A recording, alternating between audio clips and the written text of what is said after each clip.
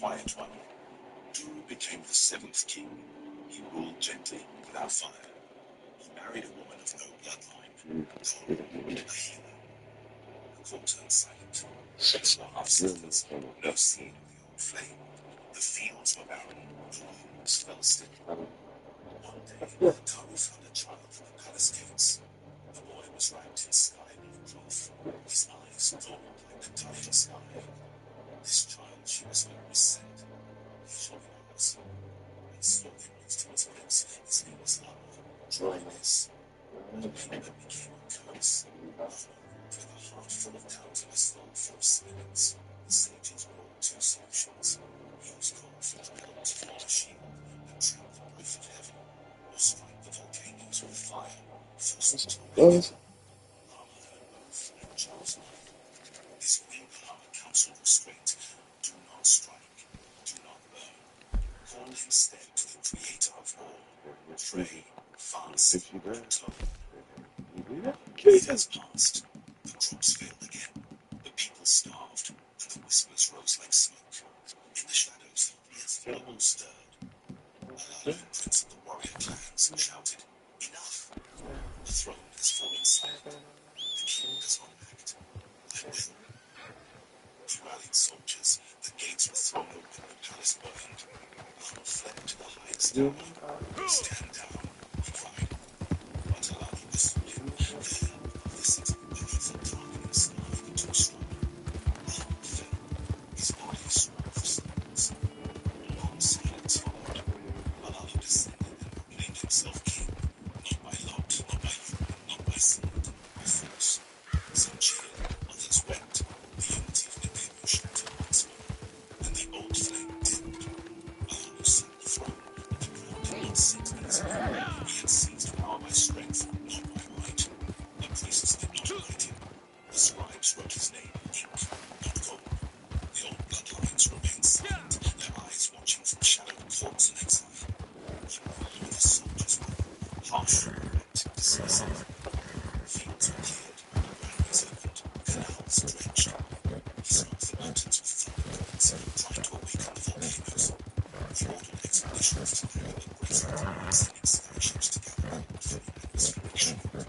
For a time, there was motion, but not healing. The skies remained thin. The air carried no memory of rain. What little warmth came from the sun now seared instead of nurtured. The people began to murmur again, not of rebellion, but of longing. Far to the north, in the house of An, a son stirred. His name was Anu, born of the royal line, descendant of An and Antu. He had been a priest and a scholar, a keeper of laws and songs. When Lama fell, he did not claim the throne, but neither did he bend the knee to Allah. Power taken by force is unstable. He taught his students. Power rooted in hope becomes the mountain. Anu wasn't the noble blood. Anu challenged Aladdin to ritual combat, as was a cultural custom in the remembrance. Anu was victor. The flame of kingship passed him. But Anu did not slay Aladdin. Anu took the throne, and the scribes wrote his name in gold. He restored the high laws, reinstated the priesthood, purified the calendar, and began again the search for planetary healing. But the age of peace had passed. The fracture had left a scar. This is big. This is huge, guys. I'll tell you for Raid Shadow Legends, I've been covering the game for years, and I've also wanted this specific champion for years, and now anybody who downloads Raid Shadow Legends today will get one of the best free void legendaries. That means they're very, very hard to get. Players play for years and never to get their hands on this champion in Tawana Rock. This is available for new downloads, new users to Raid Shadow Legends, one of the best support champions in the game. She cleanses, Good to see you. She buffs, increase speed, increase defense. She debuffs spreads, she heals. An extraterrestrial man stands on a ship deck in the Milky Way galaxy. He was once considered a god to Earth. Good day to you. He stands on the living deck of the Nibiru ship, a biomechanical starcraft veiled beneath Saturn's rings. The ship hums with ancient intelligence.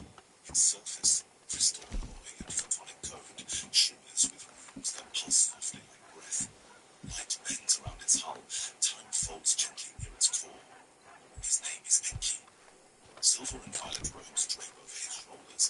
flowing like water shaped by unseen winds. Around his neck, a large lattice stone glows faintly, responding to his biofrequency. This is not merely the return of a being, it is the reactivation of a forgotten contract. A re-entry not of war, but of purpose.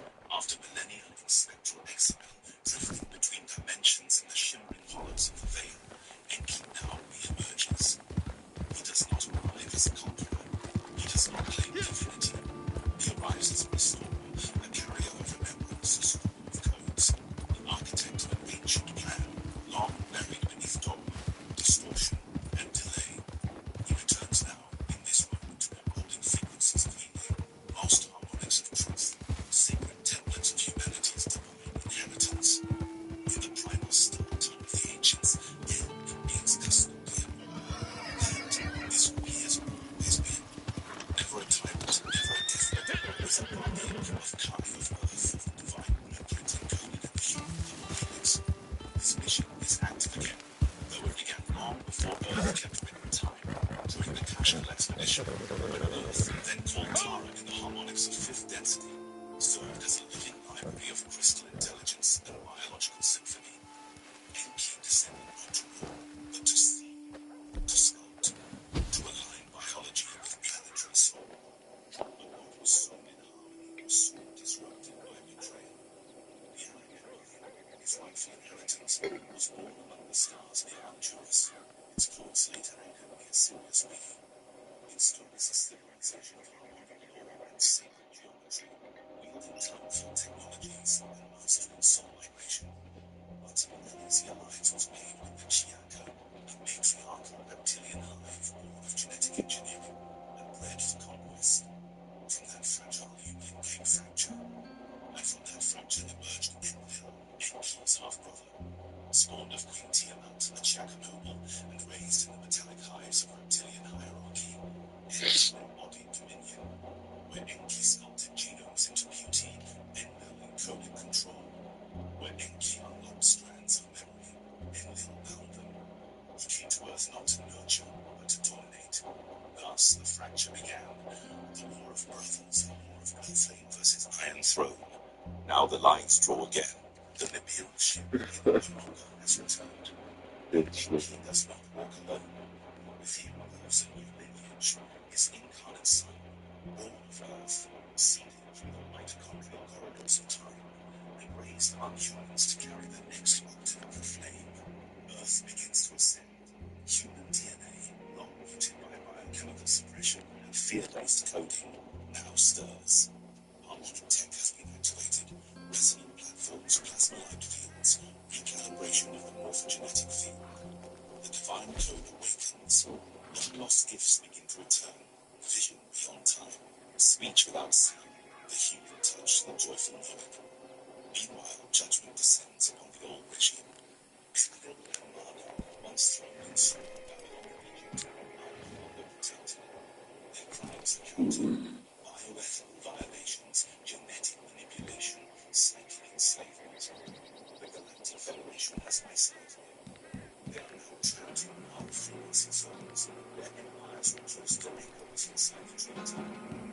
Far above, Iron still watches, the star through the elder of Enki, ancient beyond reckoning, reveals city of Leonin. The weight of millennia has stretched his will. He senses the shift.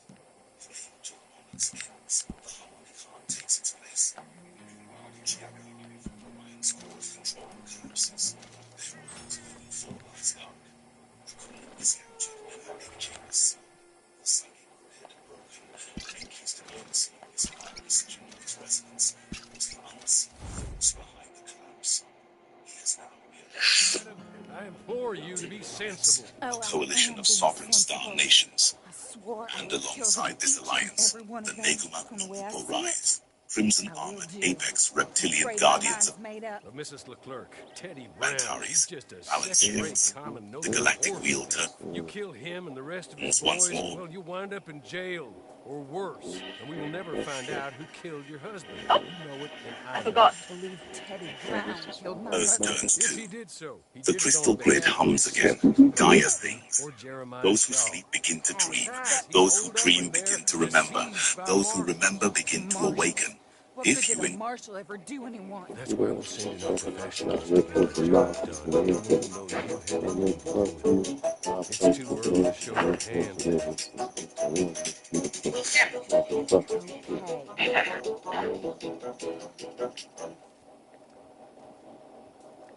You, come with me. And remember, these are the people Sling that put has you all the in jail. important national news you Tell need those at the who best concern price. yourself. No. Madam, Making this sad old stay paperboy here. oh so sad. Please. See you tomorrow! Come on. Come on, we gotta go.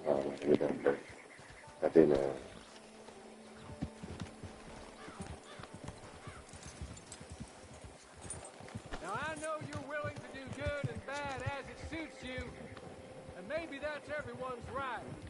And maybe it's the right way to be. You seem to live by your own rules.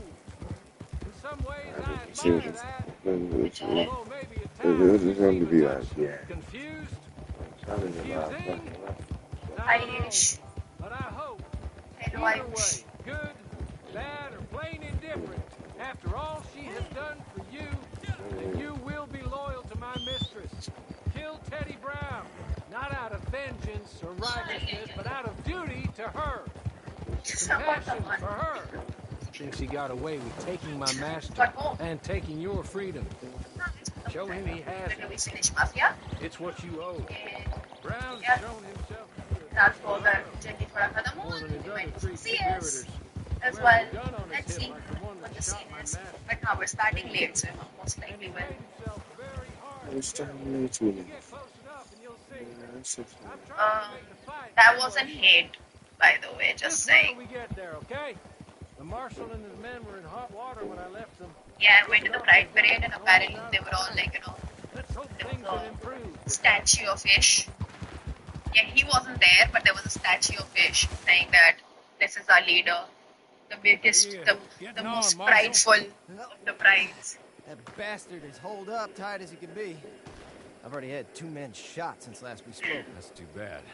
Luckily, I brought in the cavalry, so to speak. You have, huh? Yes. My associates. And what's more, I think I found a way of ensuring they don't get themselves shot. Like your deputies. Put those on. Yeah, Teddy Brown is a bad man, One of the worst. but there's folk in Blackwater, powerful folk, who asked my boss to get me to leave him alone. I can imagine. Amos Lansing and Jeremiah Shaw, perhaps? I don't know, maybe. My lord, look at you. I read about this. Australian, I believe. Always wanted to see if it works. My friends, let me take you up. Come on. Bring us Teddy Brown. Dead or alive.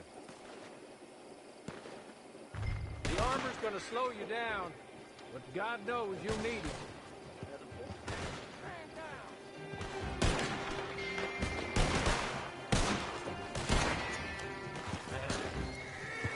Coyotes around here gonna pick your bones clean!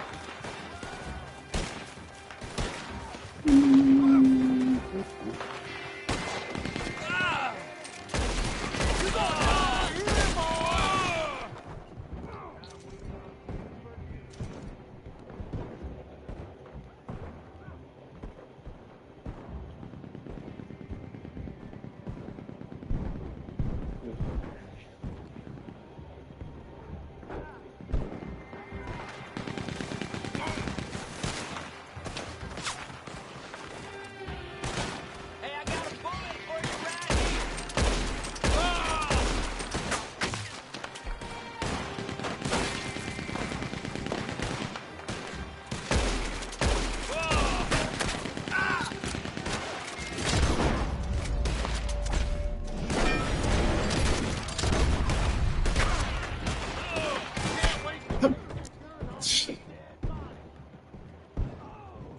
Fucking gun. I just checking.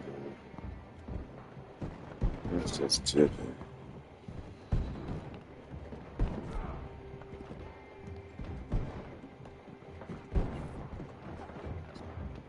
That's just chicken.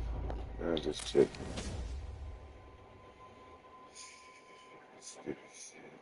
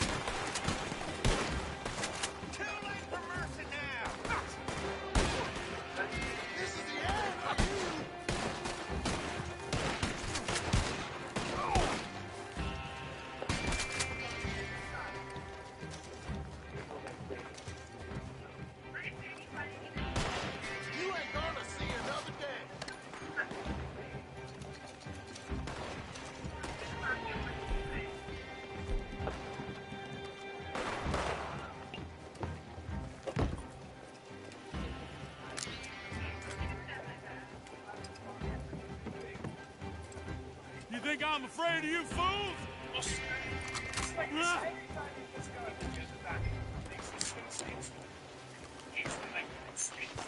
You're gonna bleed to death out here.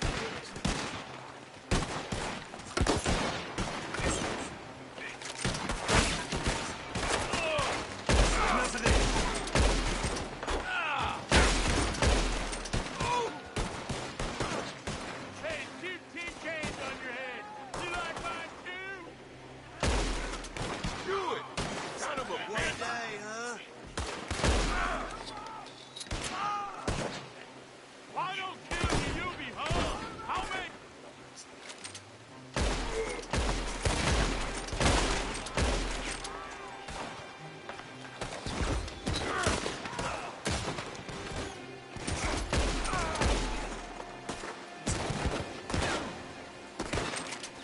Pull your face up.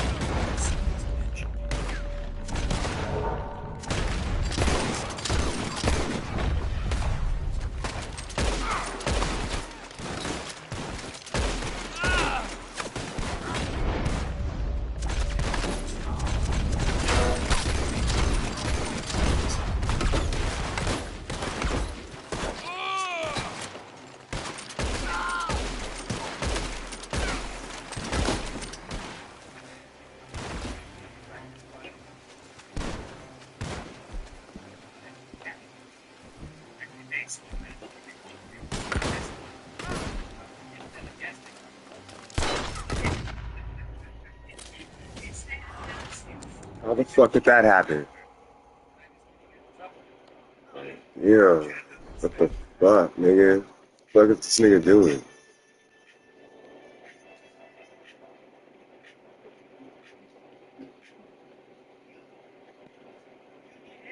Like I'm just killing nigga next round you fucking around my head, man. Nigga, that's fucking retarded. Much fun as you thought, you dumb bastard.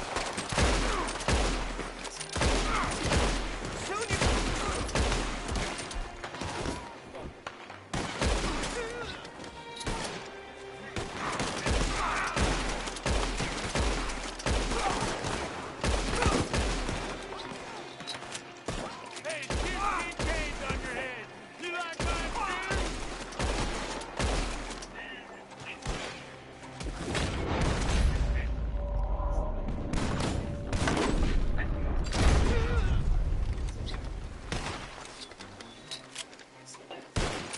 They'll hang that marshal too.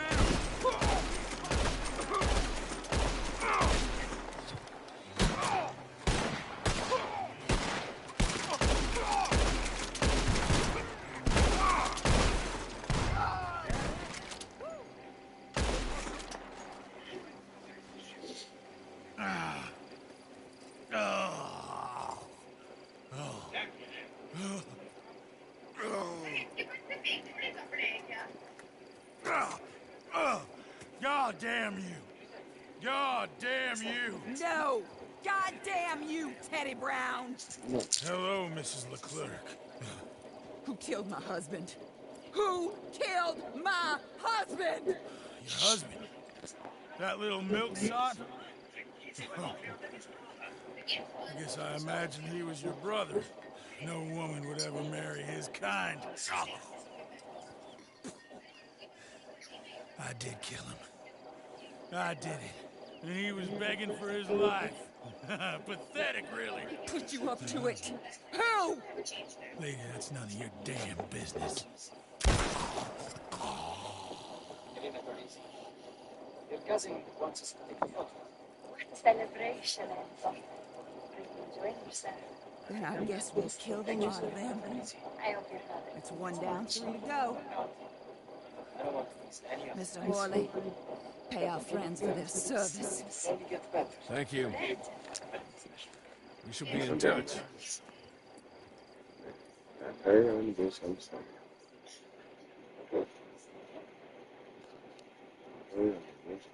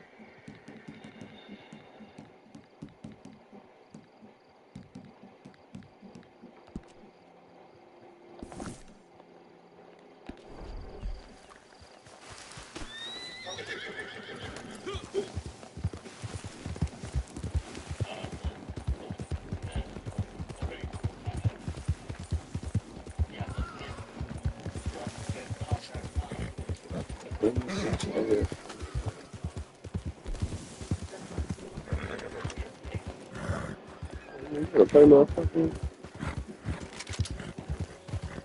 Yeah, that's good.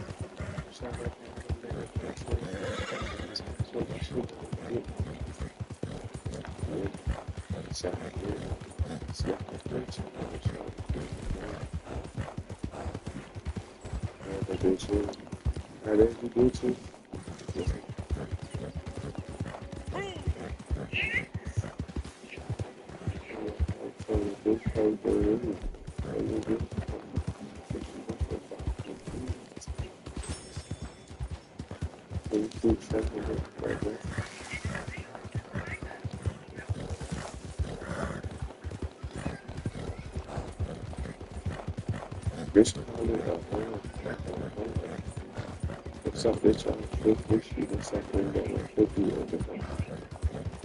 50 foot, I'm back in the school, I'm going to start that.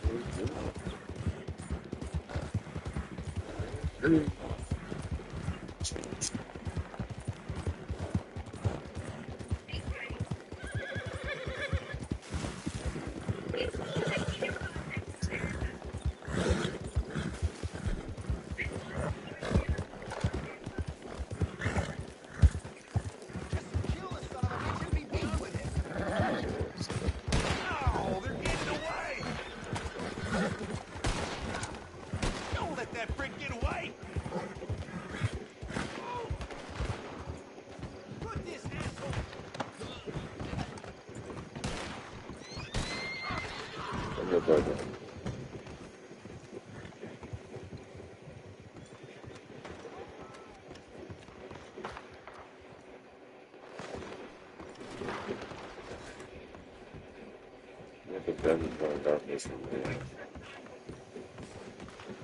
You're dead, you son of a bitch! Good to see you again, mister.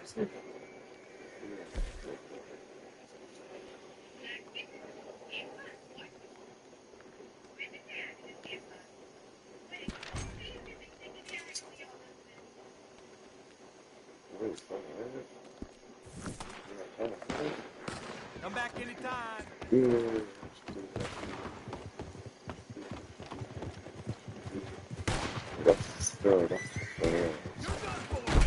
I can't say I've seen you before. And Armadillo don't get so many tourists these days. So what are you thinking? It all comes down to this.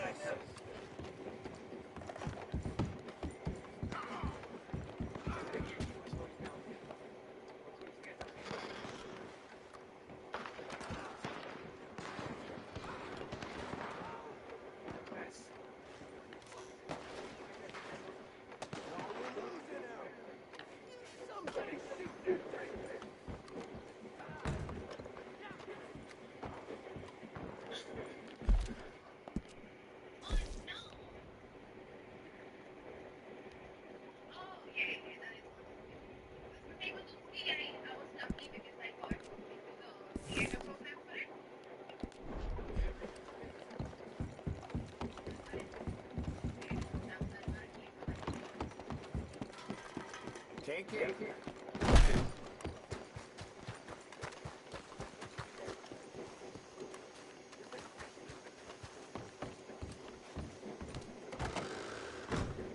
Oh, you're back. I feared the worst.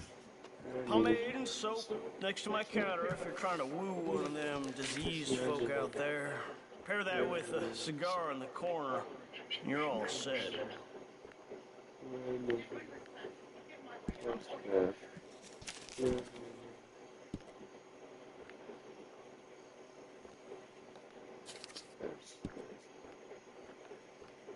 Ah.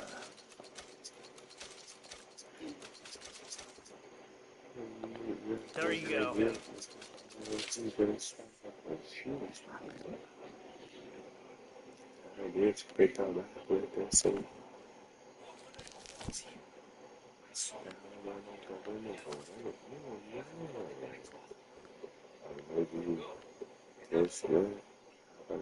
Jeez.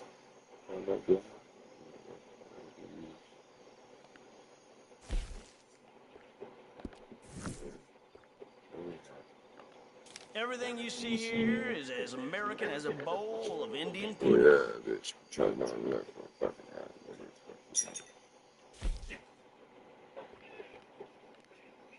That might be something you're interested in.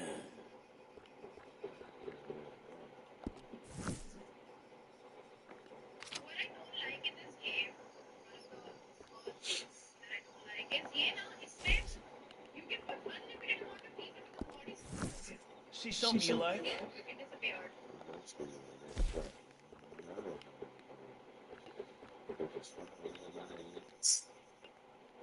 Some of the town's healthiest citizens use that.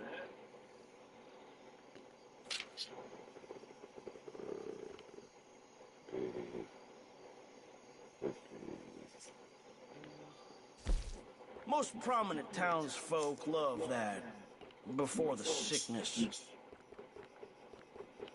Sickness, he sounded like I'm a sick nigga, motherfucker.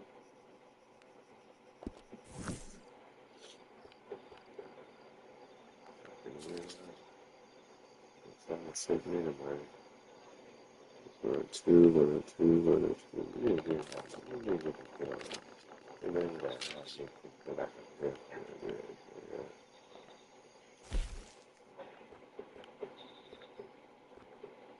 People wait for weeks whenever I have to order more.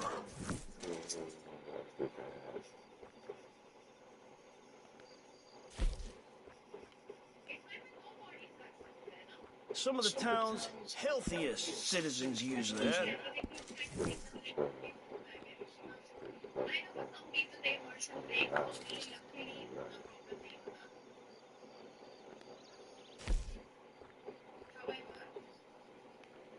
Most prominent townsfolk love that. Before the sickness. Appreciated. What's this at?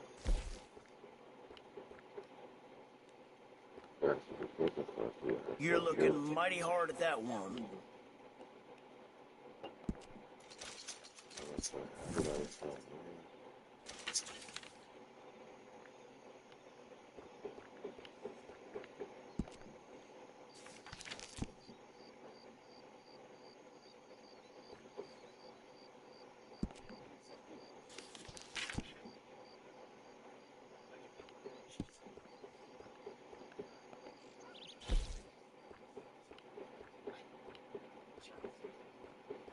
Eyeing something in particular? Or...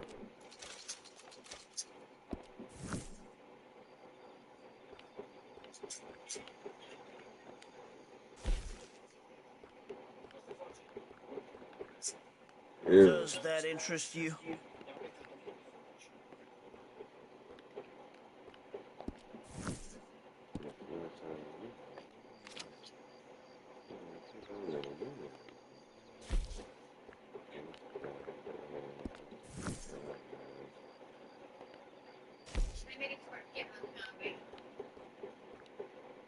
Some of the town's healthiest citizens use that.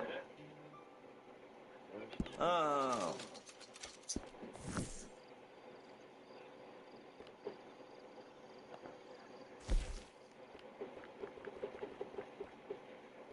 Most prominent townsfolk love that. Before the sickness.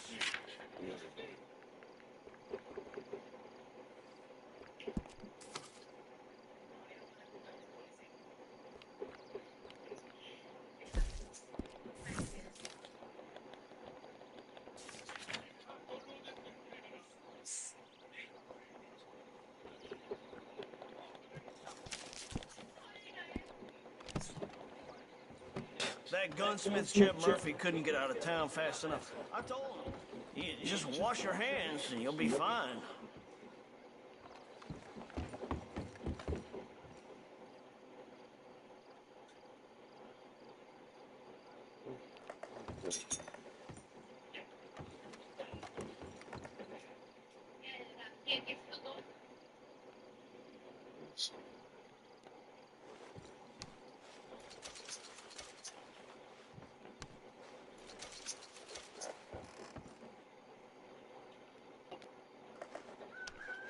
Let me tell you, I sure know how to run a shop during a plague.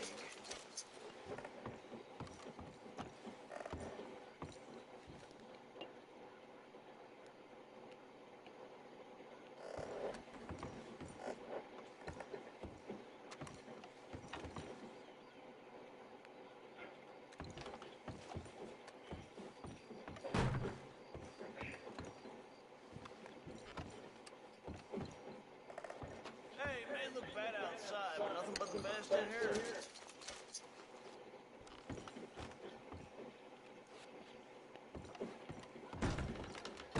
Come again.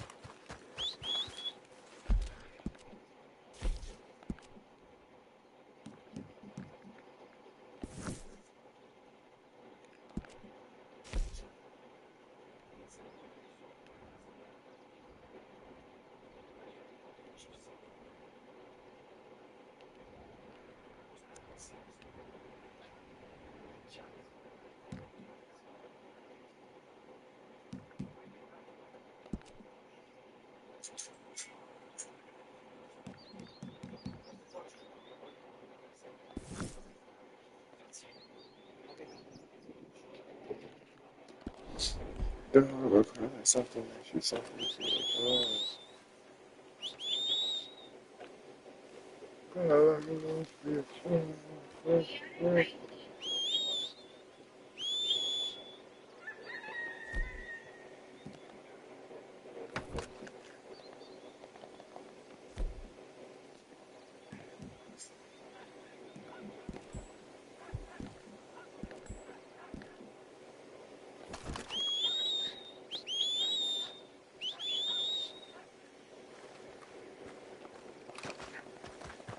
Fucking Kenny, fucking stupid ass home.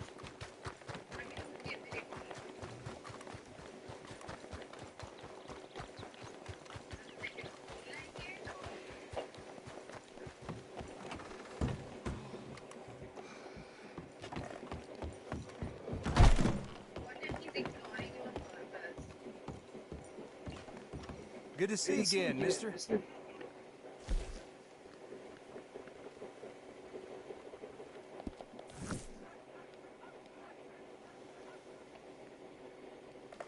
You won't meet our price.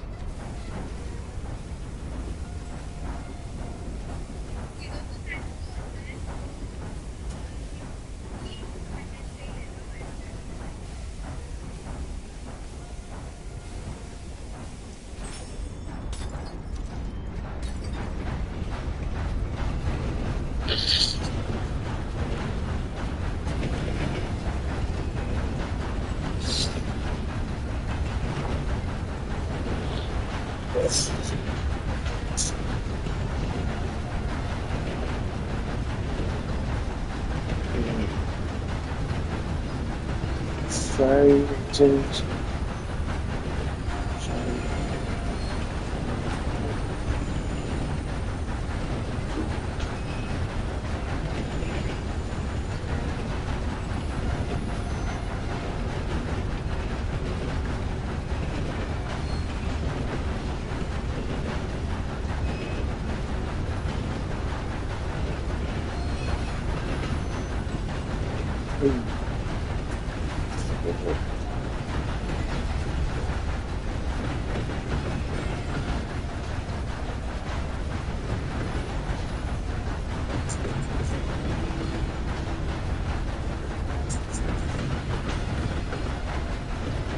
Yeah, well.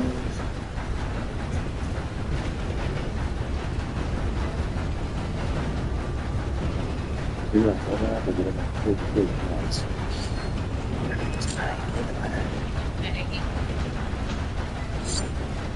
It's a big piece of 25 Maria.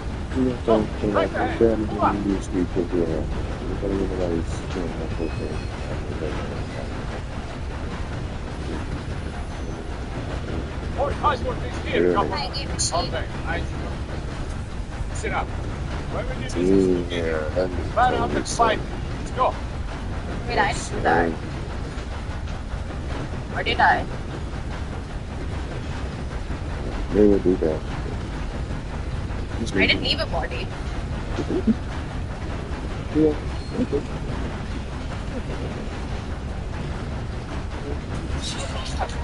It's Battlefield 6 time. King of the Hill, I know, right? Let's quit this. Be sure to like the video, subscribe if it's great as well.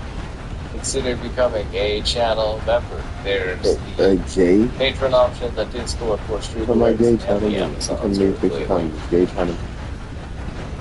It's got a gay channel, isn't it?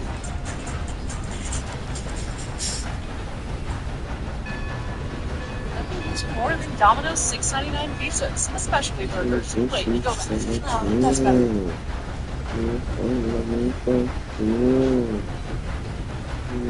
She's not up here.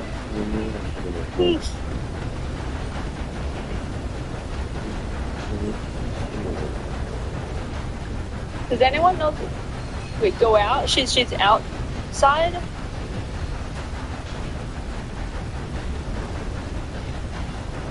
Think she's outside?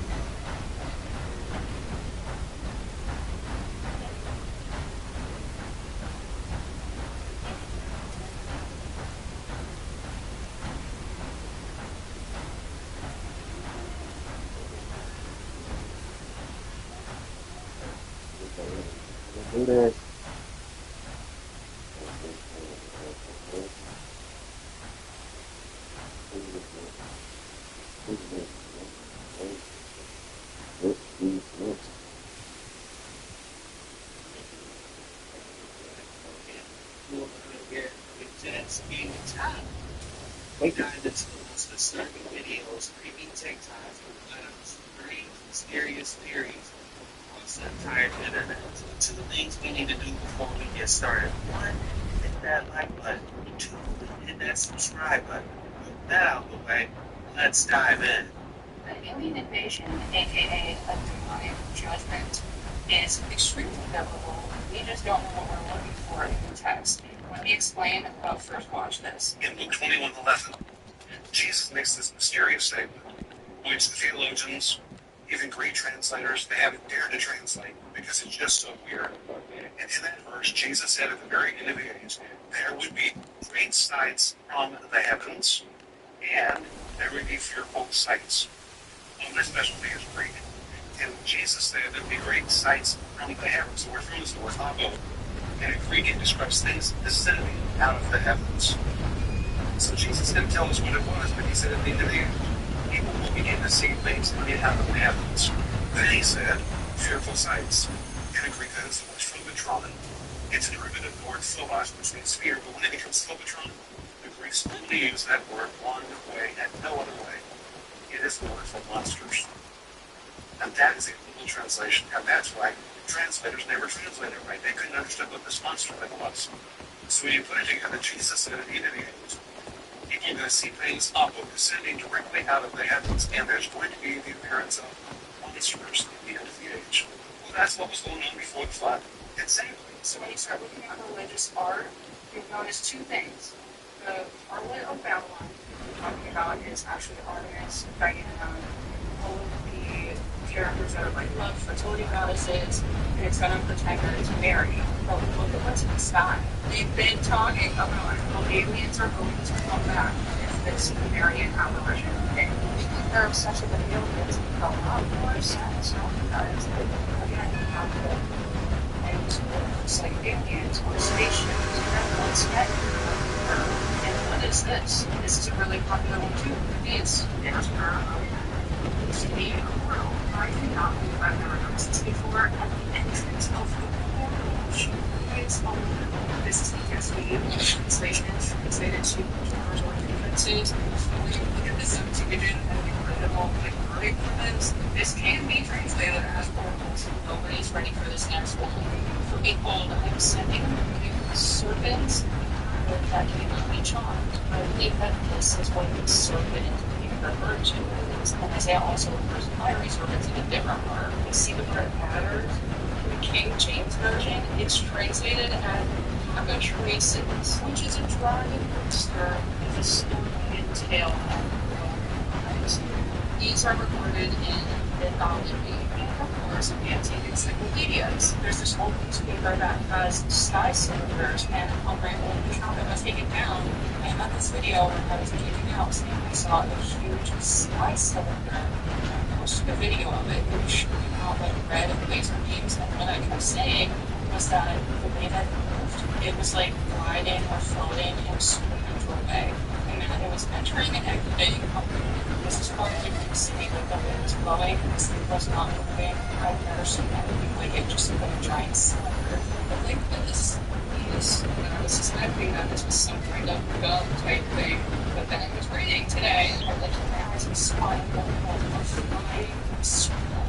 Its length is 20 cubits, and its width is 10 cubits. This is the force that goes out through the face of the land.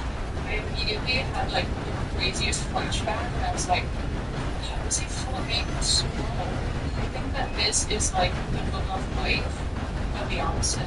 Like it's like for people that don't believe and like don't believe they're supposed to, I think that's one part of the alien invasion. So like I've always read this part of it was just something like symbolic of the heavens, but no, I think it's an actual scroll, and I've seen one I didn't even realize. I think this world is a lot different than we've been taught, and I think we're gonna see it very, very soon. For context, don't believe anything you hear or see on this video. This is strictly for entertainment purposes only. None of it is factual. Oh my god, there's some amazing stuff here. Look at this. Sticking out of the hillside are a bunch of weird brown rocks. These are petrified tree stumps. Geologists have dated these trees to around 50 million years ago. Back then, this treeless hillside would have been completely different. There's a lot of clues here to how this forest got to be the way it is. First is that all these stone trunks are surrounded by coal, black rock, a very strong signal that these trees will not grow in tree in a swamp. The second clue are these radiating in swamps, which grow out, not down. Trees weren't this.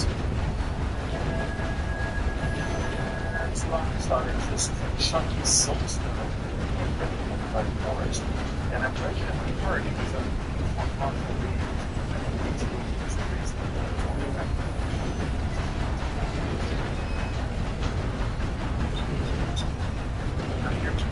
What's that?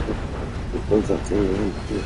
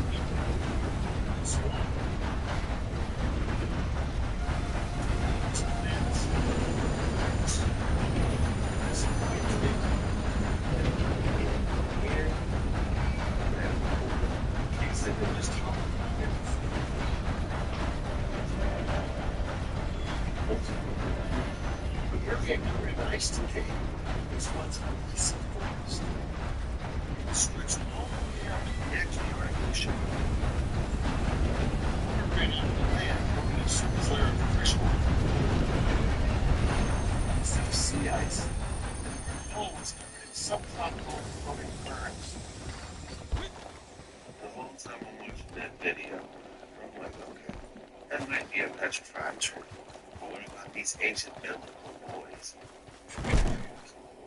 Ancient petrified tree stumps. The canopy of leaves. Touching heaven. As they fall back to earth. Destined to be petrified for eternity. Look at this. This is a giant petrified branch. Look at this. Somebody's like, oh, that's a petrified tree that fell over.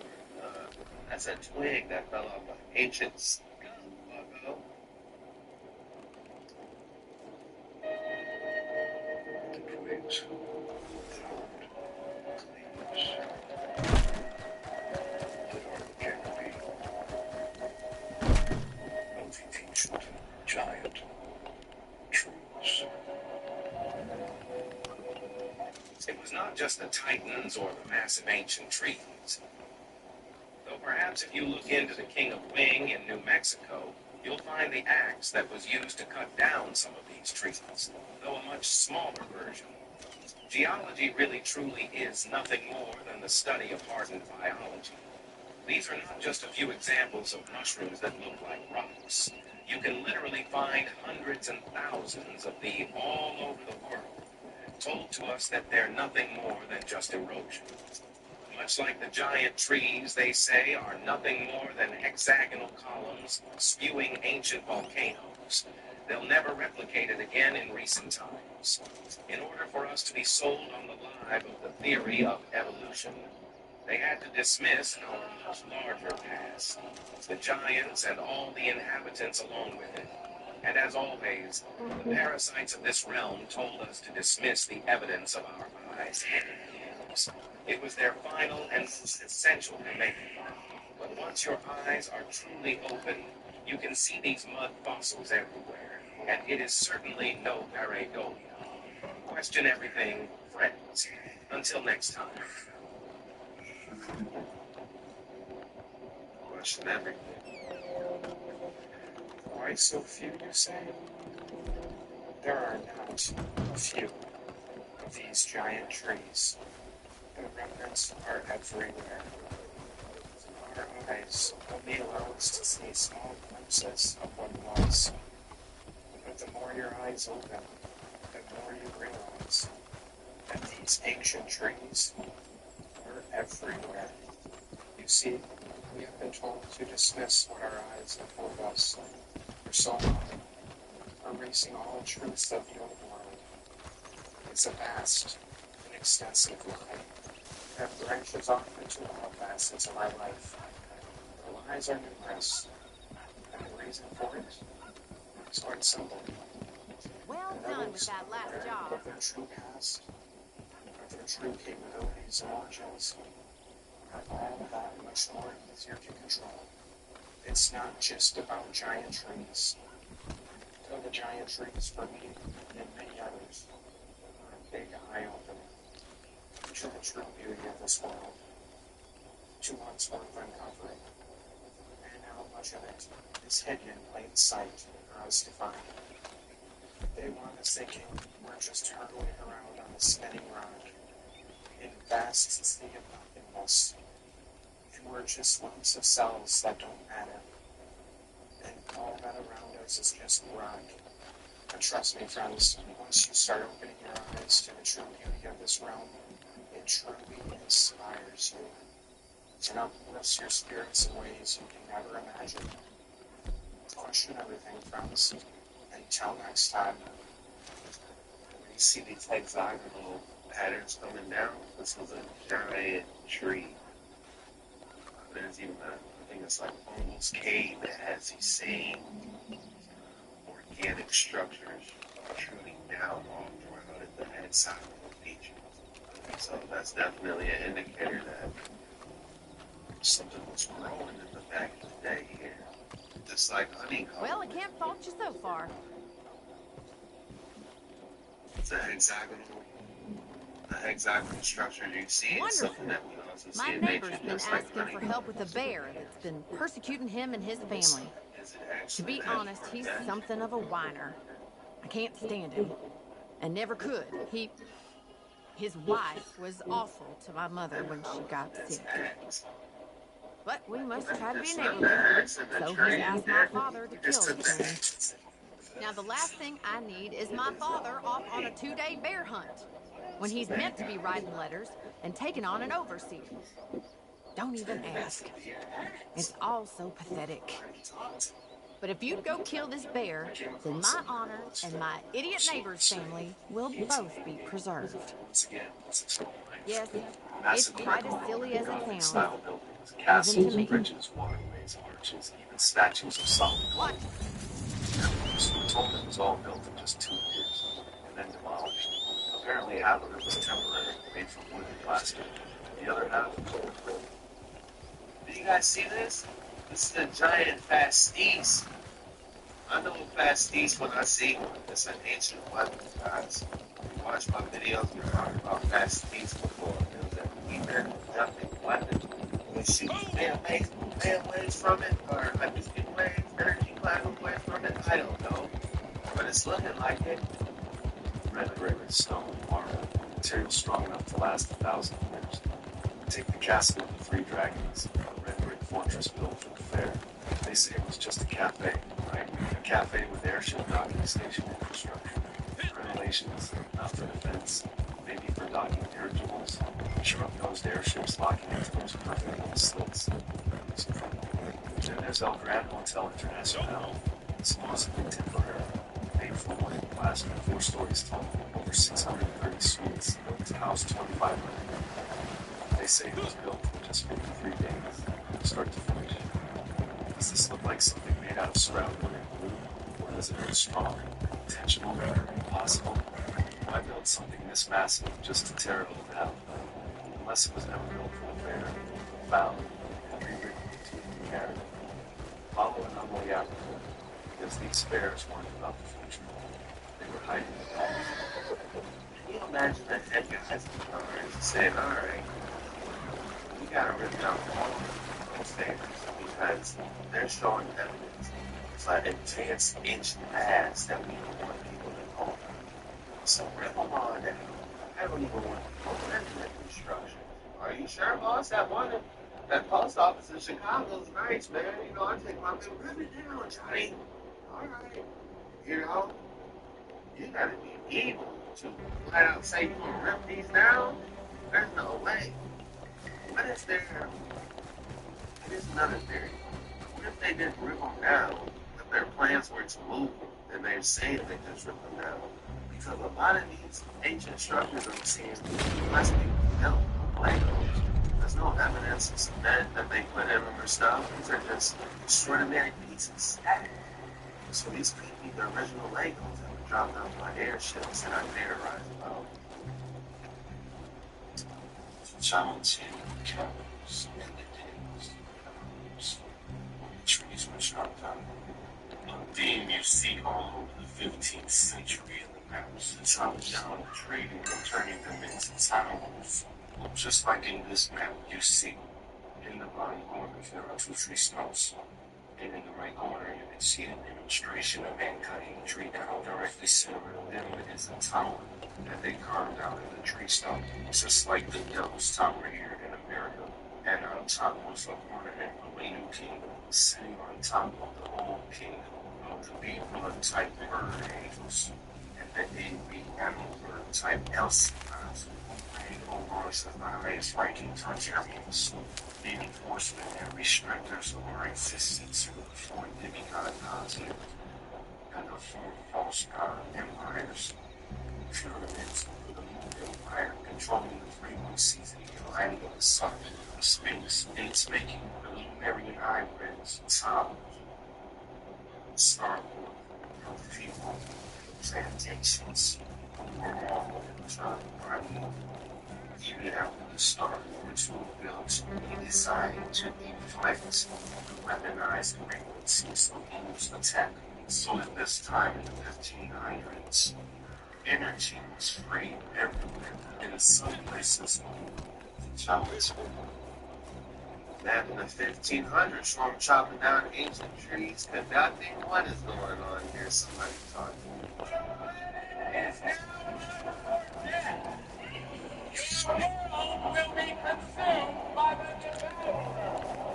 There is nothing in him to stop him, for he is the universal Lord, as essential as the stars.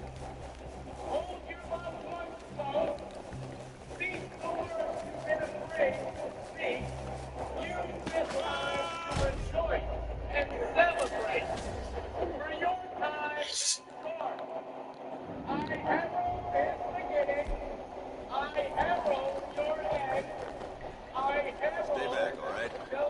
got my own business to take care of.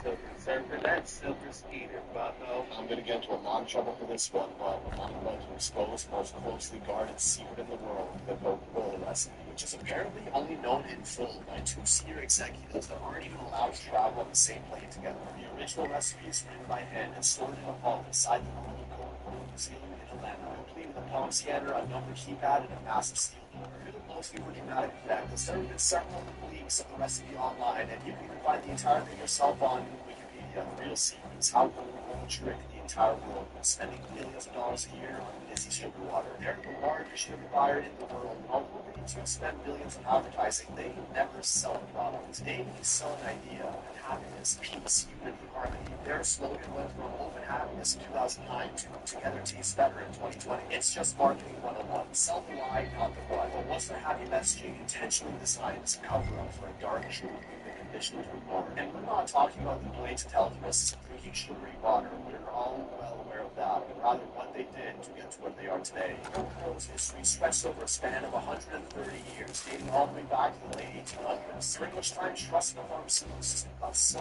low that people began mixing their own elixirs of life at home as medicine, so much that homemade health elixirs grew as a business in the 1880s, where people concocted potions using the most random ingredients with wild health claims. And there were no medical regulations back then, so anyone could mix anything up, come up with any claim they wanted for it, and sell it to others. This is where the infamous snake oil salesman term originated. People who sold miracle potions that didn't actually do anything. But sometimes they actually kind of did, but not for the right reasons. Among them was a popular medicine called the Fin Mariani, which was essentially just red wine mixed with coca leaves, which are the main ingredients for making, Scarface powder and contain the active chemical for it. A drink allegedly cured any disease, as long as you drank 3 glasses a day. Coca leaves do suppress hunger, thirst, fatigue, and pain, so there was a bit of truth to these claims. And so people who love this drink for honest reasons, but don't try to sell all this is more educated.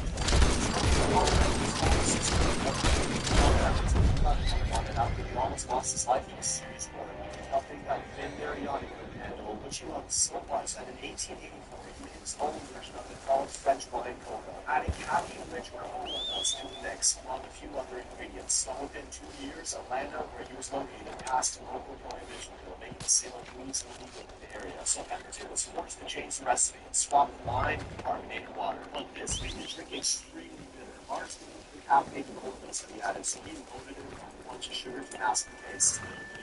This forced changes just concocted one of the most popular beverages in all of history. His accountant came up with the iconic name Coca-Cola for the cola leaves. Yes, those leaves and the cola nuts, which today Coca-Cola denies its name as anything to do with those ingredients, saying that it was just a catchy name that rolled off the tongue. As far as to say that their drink never contained the coca part in the past, which is just a straight up lie, as it's well documented the fact that it did just the first of many lies. Coca-Cola started out branded and she was eventually sold as medicine, a brain tonic, and a temperance drink that relieved headaches, ups and stomachs. And it was an instant flop, getting only $50 in sales in the first year, and Pemberton passed away in 1888, not knowing the destiny that awaited his drink. Before his passing, he sold his company for a measly $2,300, which would barely be about $76,000 in today's money-adjusted inflation, but still millions of non-domination that's coming from this sugar water sold to Ace Candy, a businessman who stopped selling it as a medicine and instead a drink that anyone can enjoy. He reinvested all earnings into aggressive advertising, slapping the logo on absolutely everything and everywhere, which seems obvious today, but was surprisingly a pretty innovative marketing strategy back then. It wasn't until 1929 that they finally removed the addictive element of cola leaves for a drink. That stuff. They already have decades of getting the base audience for life. Then they hijacked Christmas, inventing the modern Santa Claus. Fat, jolly man in a red suit and big white beard. Remember look why the colors look so familiar? That's because in 1931, Coke hired a professional illustrator to draw Santa for Christmas ads. The result was classic red suit Santa, usually seen only in Coke, which was so successful that it became the main version of Santa we still use today. Before then, he was more often depicted as a lean, mystical, elf-like being in a green or brown suit. Using this, they associated Christmas, a highlight of anyone's childhood, with Coca-Cola, giving rise to their infamous cradle-to-grave strategy. Low-key marketing their products to kids, getting them hooked young and turning them into repeat customers for as many as their adult buying years again. Then in Germany, during World War II, yes, that Germany, the Coke supply from America was cut off, so Coca-Cola in Saxon Germany created a new recipes with leftover scraps from food waste like apple fibers and weeds. So, nicknamed Fanta.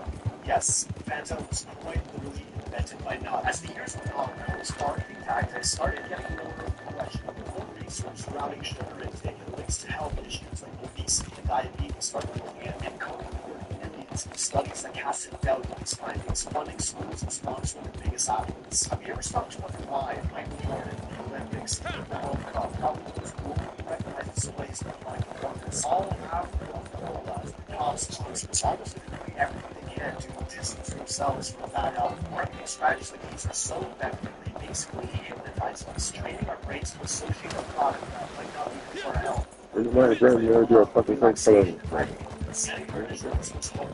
Hijacking Santa marketing to kids, outright denying professional groups, funding misleading anti-health studies, and picking up sponsors that quite honestly have nothing to do with the product. And this isn't even touching upon what they did in Mexico.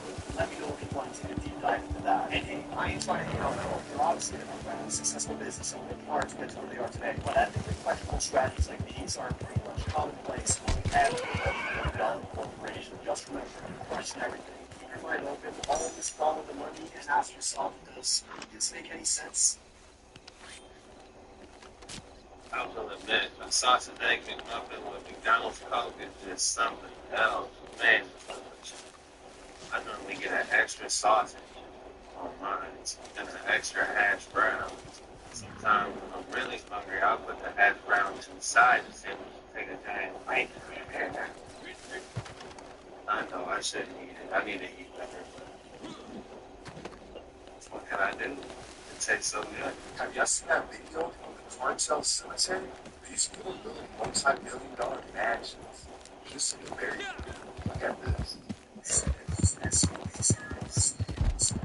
Tombs, like the tombs of Egypt for the pharaohs. Except these were two pins, and each one felt larger into the competitors. And currently is unbelievable. And the money that the cartel makes, they have so much money they don't even know what to do with it. To the point where they build million-dollar mansions to be buried for images to the people that are all from Paris, Mexico. All from the top.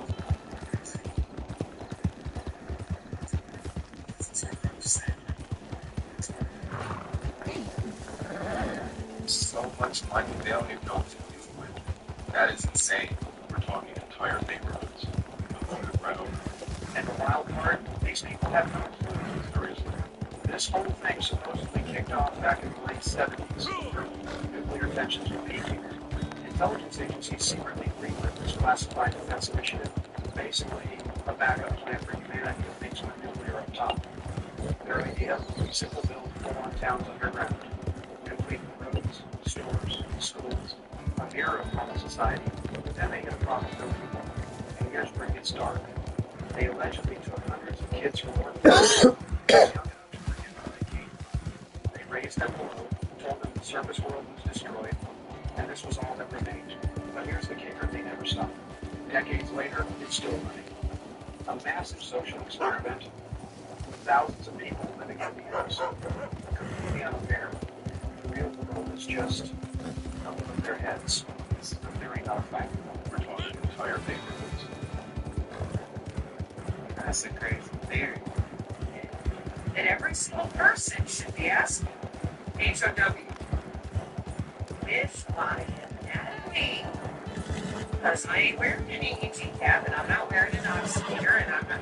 So, how are they doing it? And if I put my phone in a Faraday bag, how are you still firing for data acquisition and just self-monitoring this law? Right now today is law. How are you doing that? Contactless radar, 1971 W-band, Science Direct. 1700s, galvanic skin responses. So, my channel was a video blog with my friend. Because of the job I worked and the family I grew up with, I landed right in the middle of the biggest psychological operation. So, because of what they've been doing since 2016 forward, with all these different track and trace apps, and all these different systems of watching people react to the cue, and neural network nudging, because a bunch of them are already entities in their tissue. Organ on a chip, system on a chip, they're augmented. They're not human anymore. They're different. And that doesn't mean they have a chip in their head. They could have augmented their biology instead to react to the natural plasma of our atmosphere, but only for them. Now, how is that possible? Did you lie about human anatomy? Yeah. Does that mean that you stopped studying how to control it? No. So you had no oversight for the last 150 years playing with humans under their skin. And to this day, when I say HOW, they still have no idea. You're kidding me. No. It's that simple. The human body is electrical and magnetic. Human anatomy didn't disappear. They took it away to socially engineer their version of human husbandry, precision eugenics. Now I'm watching grown adults jam their head in the sand because they can't even acknowledge the targeting biomedical or biotelemetry for our drone systems with Pentagon law board manual directives that go back to 2012 as well. Same FCC and FDA. They're hacking our biofield. Human husbandry. Raising human cows in general. If you don't have your own biology, your own neurology, there's nothing of their system, wearables, software that you're going to do. They're 30 to 40 years ahead of you right now today, and not in your military. My projects starts from there so that they always have better equipment. I am deeply disturbed at how many people are still dancing in circles. They will take you out. You can't feel your own skin. Push erection. With cognitive neuroscience.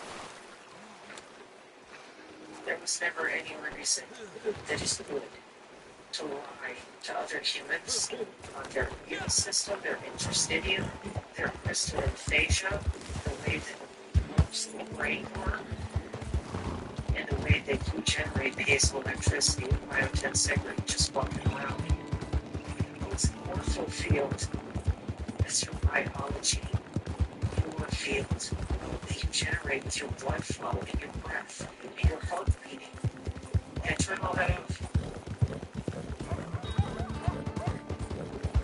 So here's my message to humans until I get back.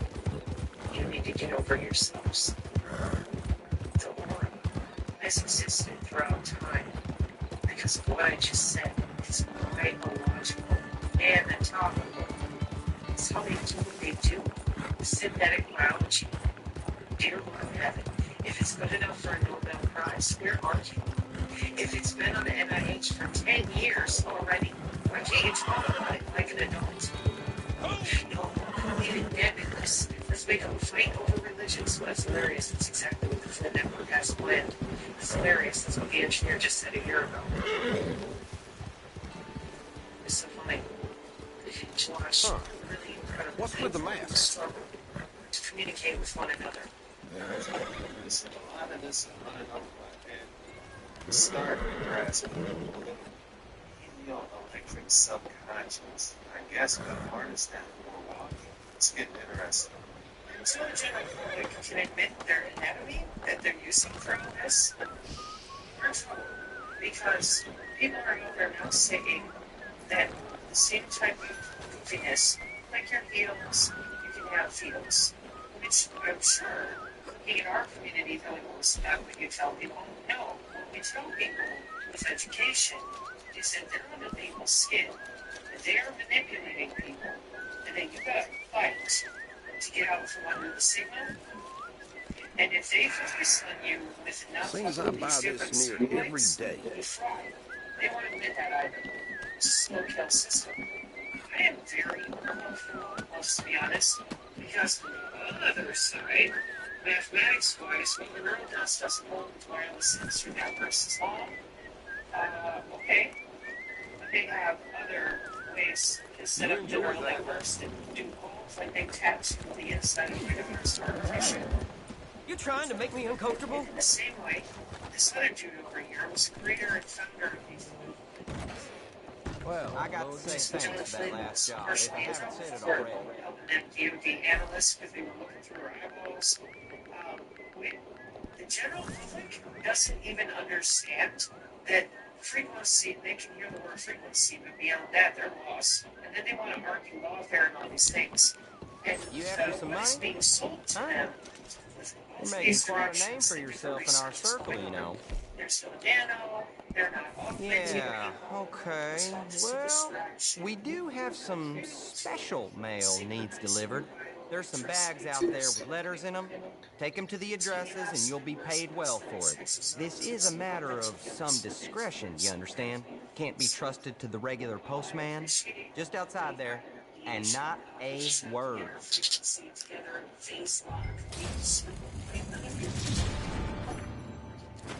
Closest that I can get, I gotta be fasting outside, enough oxygen, holding the node inlay line sequencing in my front lawn until the system physically pushed me over, cut the oxygen off, and throat punched me from the inside out.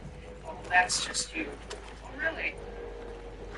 It's believe we have a counteract. I'll fight or ride with you when I'm starting to get at.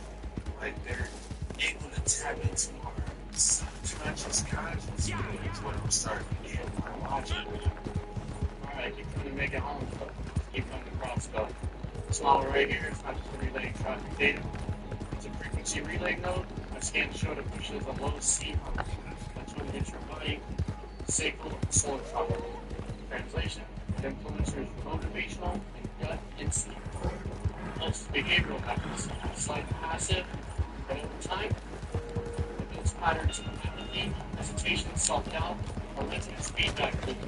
When I stand here, slide here, towards this pattern. This one right here.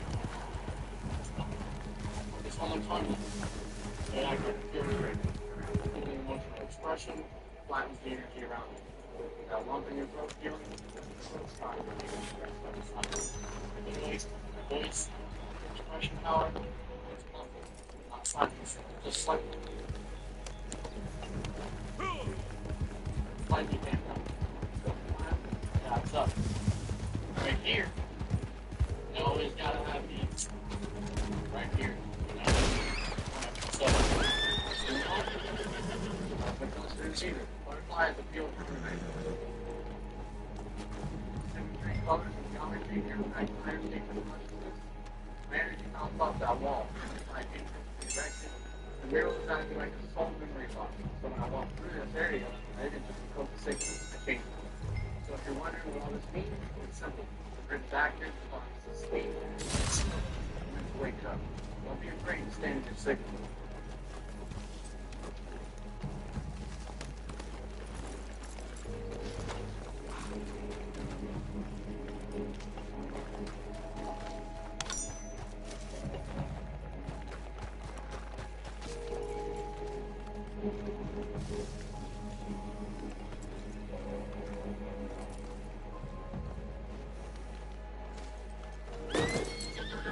So we see how the human voice has potential to create infinite things. Without a voice, we have the potential to create everything and anything we can imagine. Everything in creation spins in live rates. Everything has its own prime resonance frequency. Everything. Sound is the source of all creation. Sound as resonance is responsible for everything.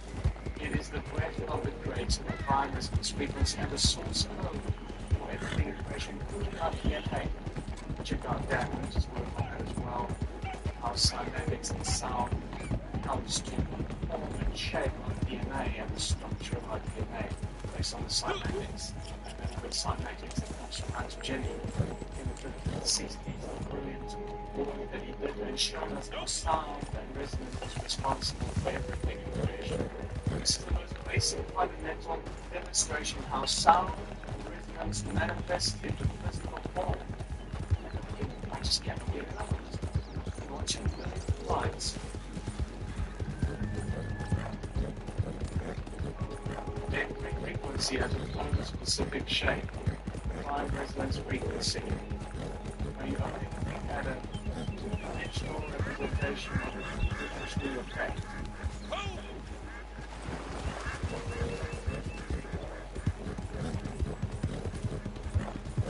This looks like someone sounds. What's the middle of me from there? This game is good.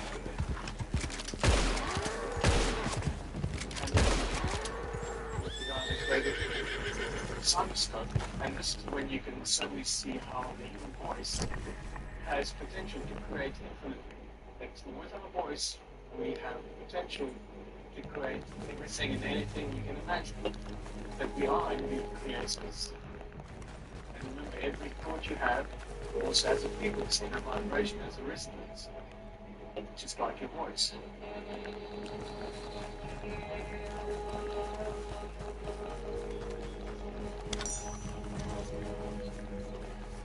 And some of these picture images of this cynoscope images show you, tell us that these sounds, the images of the sound that actually inspire religious symbols, that beautiful cross and a circle at the center of some of these cymatic photographs give us a very clear indication that the creators of the religious symbols knew exactly what they were talking about, and the source of the sound of creation is sound itself.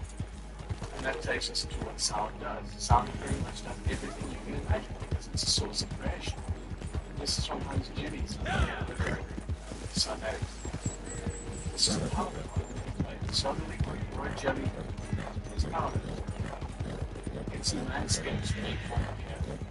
Over extended periods of time, mountains can form, valleys, volcanoes, all to do with the sound of the earth coming out of the earth. Here is the effect of vibration on a specific substance, like aluminum powder, on stones or fibers. We have a strongly uniformly diaphragm stretched paper, the diameter of about 30 centimeters, which we now excite by vibration. This causes the powder to sharpen, and the more intense the vibration, the more piles there are. If the note is louder, that is to say, if the amplitude is increased, these abrasive powder move into the center and make a kind of dusty cloud there. They are not at rest, but in a state of continuous motion. And it's going on. So we look at how these two fuse right here as influence. In a state of continuous motion. You can see each circular shape forming and continuously forming. Sometimes it is whipped through to a cloud as it is now, and sometimes it reverts to a solid dust particle form. These changes are caused by the differences in the intensity of the material. That is, by the different amplitudes.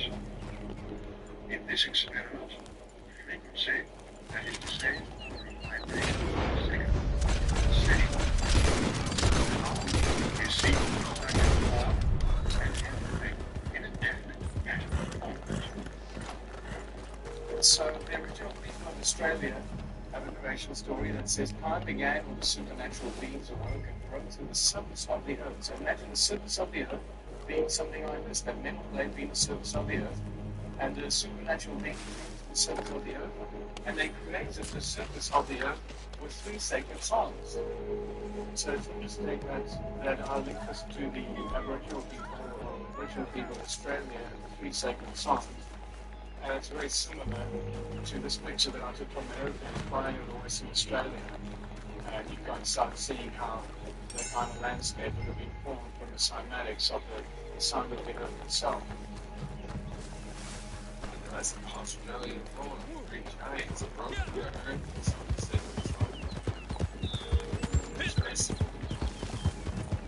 Ancient civilizations understood sound and frequency. They used it for everything. They used it as a tool, and they also used it to control the frequency. This is nothing. You know by now that the pineal gland is pretty much what represents sound. It's a receiver, it's a transmitter, it's a should be using not because medicine wheel is a cross in a circle that represents sound, that primordial source of sound, that just made of very confused and knew that sound would cure and would heal. Royal Raymond Pride, you should know by now that Jim was the man that found the Jim with sound and resonance. With the electric impulse of Minkowski, the multiple wave oscillator that has got an incredible record of sound, continues to amaze us, sound and levitates. By now, you would have seen it many times, just a very quick idea that sound actually does levitate things. This is not how the ancients used to levitate for very big, heavy objects. Very quick technique. Yeah, this is just few waves that can levitate a very light object, but it does give you the ability to imagine that sound actually levitates. John Keating levitated stuff and built sound, the whole sound in 1888 already. He did mainly reinforced with sound since 1940. Sound creates what's known as a star in a jar, or sonoluminescence. When you take a sphere of water and you expose it to certain frequencies, it gives off a very, very bright light in the center of the water, a star in a jar, which is just absolutely functional. It's all inside. It's massive. It makes you wonder how stars can be created in water. It's really more visible. And sound creates hurricanes. There, guys, you know, in 2003, that the most amazing to create hurricanes by themselves.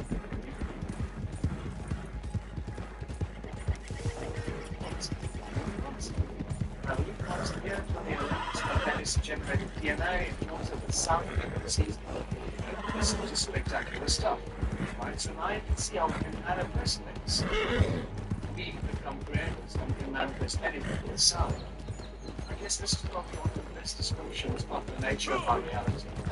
This very multi-dimensional, toroidal nature of reality. This is what a complete balanced magnetic field looks like. And what it does, it has an accretionless in the middle.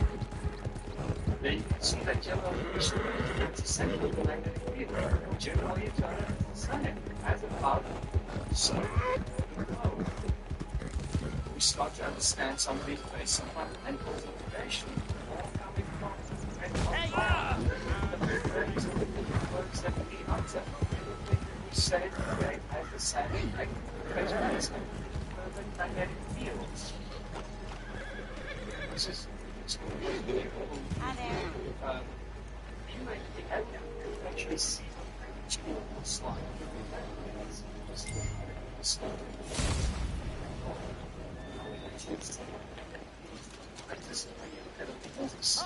So before this magnetic field inside, you can see the magnetic field. Some people form as the ley lines on the surface of the Earth. You can actually see the magnetic field.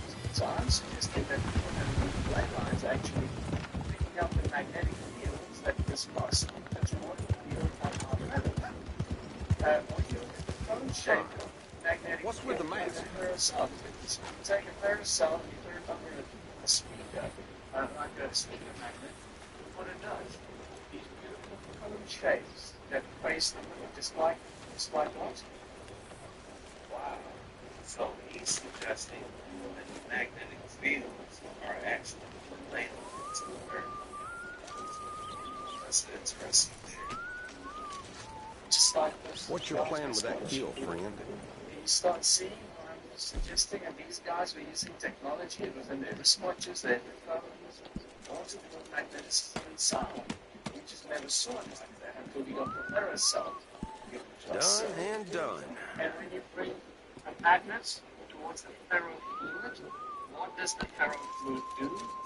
It forms beautiful colors and just stick right on the throat.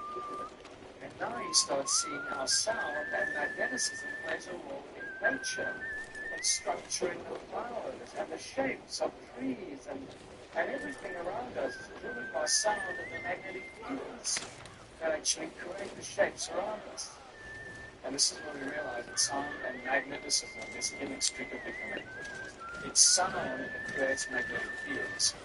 Moving magnetic fields creates electricity. It's in that order that creation seems to happen. So we don't live in an electromagnetic universe, we live in a magnetic electric universe. So magnets give off sound. We all know what speakers are.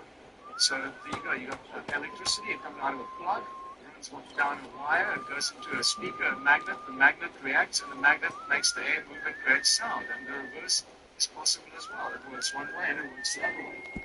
Pretty standard fare these days. Real understanding of someone's master. Everything manifests as a torus in a toroidal field, and including sound. And this is what sound looks like when it manifests in a toroidal field. Seems I buy this here every day. Manifests as a toroidal field as a torus. And this is why when our hearts beat, we create a toroidal field around our body. And that toroidal field creates an electromagnetic field around our body. They say that our heart, if you unravel your heart, it's a vortex. They unraveled it, they realized that it was a vortex.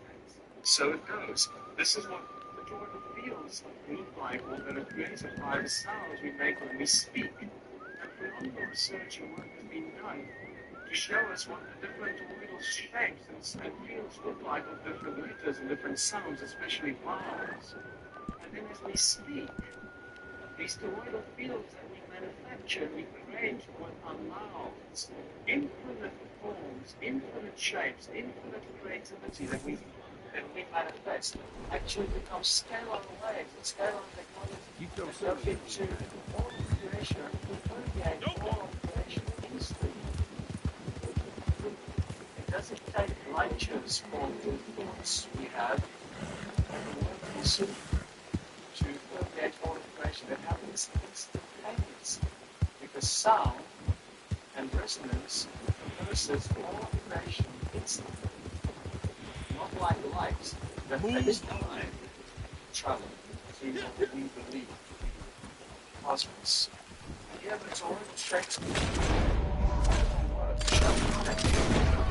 kind of structures and formulas that color actually creates, and how it manifests in different and the various sacred geometrical patterns that we become familiar with. And here's a brilliant word from Terry Bragg, and I really suggest you watch his sonic geometry documentary. It's fantastic. Just watch it. It's a half an hour long on YouTube. Watch that. It'll give you a lot more information. And you see how these shapes, triangles and shapes in nature, how they all have sound, the sound of nature around us. Every time you look at something that's carved out in rock or it's simple, and they carry this frequency, and actually when you pick it up, the image and the sound entering your subconscious, the fact that you're observing and looking at it. And so it has an effect on you. So when people say, oh, this is stupid, so no. It has a severe effect on you and your subconscious. It's not aware that it's affecting you because you're picking up the sound frequencies of that image. So keep in mind, not only your thoughts are powerful tools, but the images and the words you write are powerful tools. The words that we write, this is why the original letters of the alphabet, the 22 letters of very specific shapes and size and then forms. Each letter is actually a three-dimensional representation of the three-dimensional sound of that letter that we produce to the meaning. Now you get a better understanding of how that is possible. So, welcome. How do you do? Of thought, of language, of vocabulary, of letters, of the alphabet. You won't meet our price. I haven't gotten more work just yet. That last business is very done. Costs spells with this. Cost spells with you spelling in school. So they're actually learning to cast spells without realizing what they're doing. And this stuff is just so brilliant. When you start breaking this knowledge and this information down, you get into an understanding of the power that we have, the incredible, powerful beings that we are, because we are one with same creative source. And you're tapping into our subconscious, like how we're feeling, the sounds that are coming from our bodies, subconscious. They're hijacked by the sounds of it. You guys have a look at this, and it's funny. And this was called using modern machinery and technology. These stories are happening. I've seen certain frequencies of how this.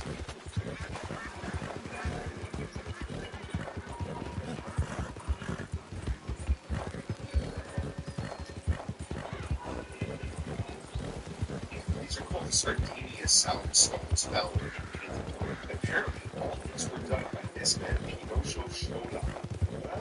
Intuition is telling me something else that's going on. You guys have a look at this. You guys have a look at this and tell me. Interesting. I mean, it wouldn't be hard to think of a song with straight lines like that. There's no room for that. That's what 400%. We have got to keep the laws of nature, and these in turn are the laws of God, or the magnetic will fail. It can fail because of physical intemperances, reducing temperature and reducing power.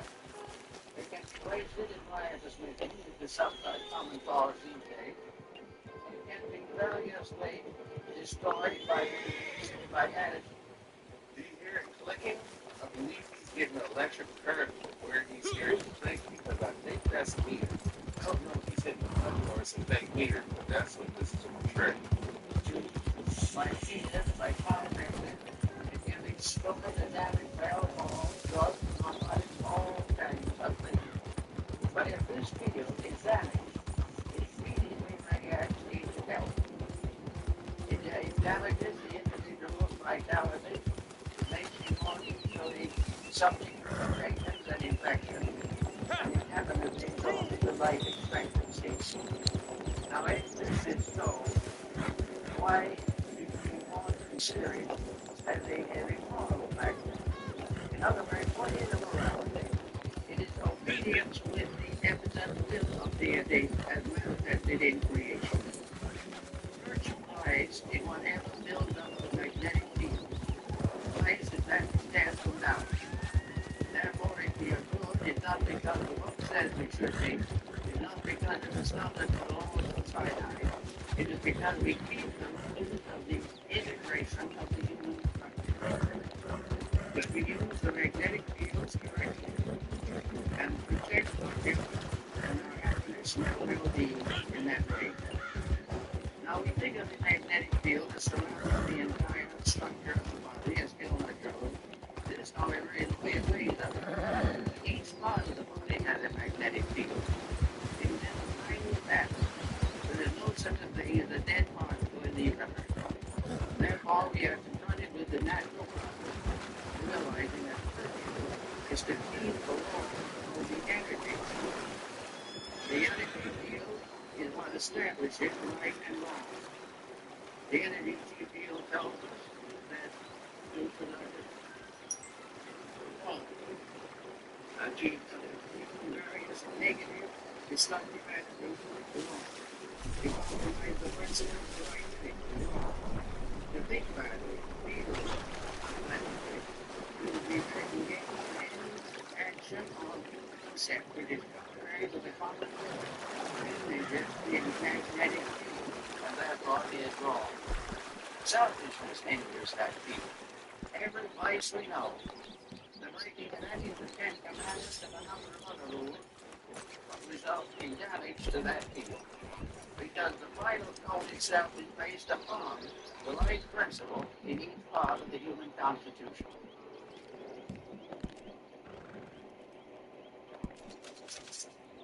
What you're seeing here is proof that your body is an electrical circuit. When placing your hands together or your hands with someone's together, it completes an electrical circuit. This raises your frequency because your body's electrical circuit is now flowing through you. It's the real reason why people hold their hands together to pray. It stems from an ancient method of meditation to release your energy amounts of hemispheres. The whole body is an extension of the brain. The brain's a computer controlling the body through electricity. Placing your hands together balances the yang energy of the body, the left and right hemisphere of the brain. Why do you think constant spells over the food to raise the food is so inside of the food, everything is vibrating. Moving place inside of you will affect your energy levels and vibration. Anything if you're in a bad state of mind and emotions. Every cell, every tree, every object you see, every magnetic presence. Magnetism is the creator of the physical world. You also have to be a magnetic field that you speak with, what you think with food you eat, what you drink, conjugates towards the health of the magnetic world. The field is damaged, you become sick. It is believed that the field shows illness from your physical body shows illness. Think positive, stay positive, feel positive. Detail natural life through magnetism. Protect your head. So, don't surveys.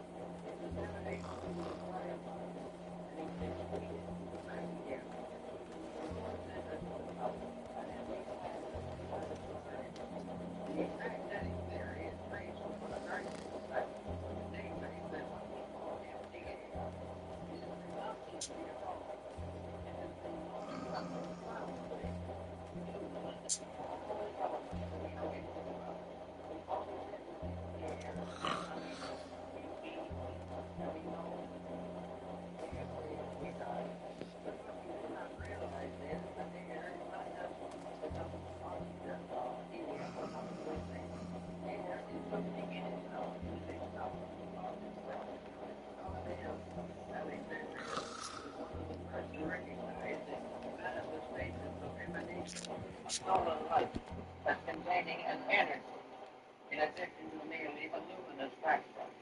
The study of the magnetic power of the sun will be more or less clearly understood by studying the system. Interstellar, spring, and these things have all to do with a magnetic factor in the air.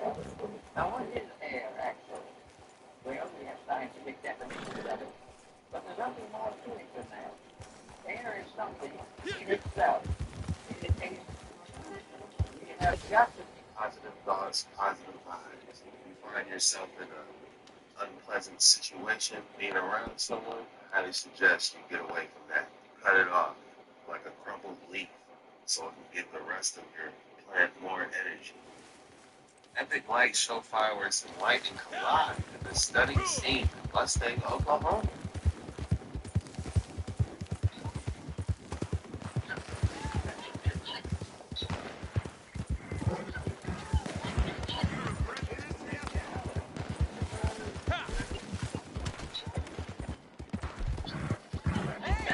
It's like Mother Nature said, I see your fireworks.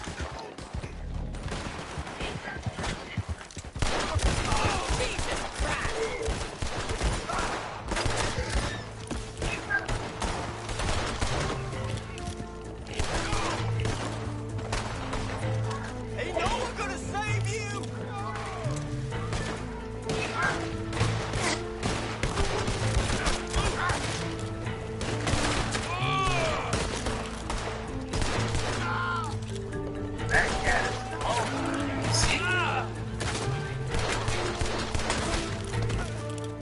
I'll get you for that! Don't send you to hell, man!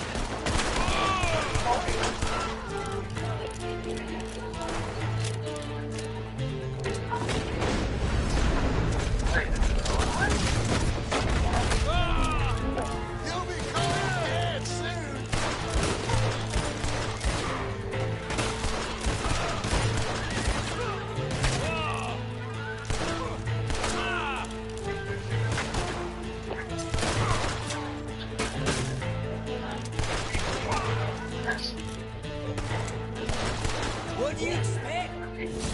I've never seen a cat so tired of my nice that cat.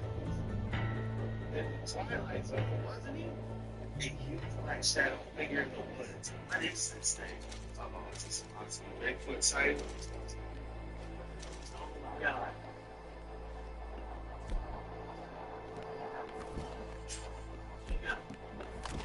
Did you see that?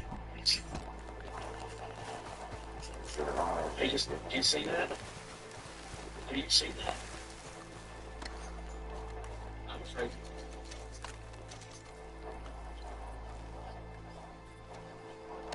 Oh my god.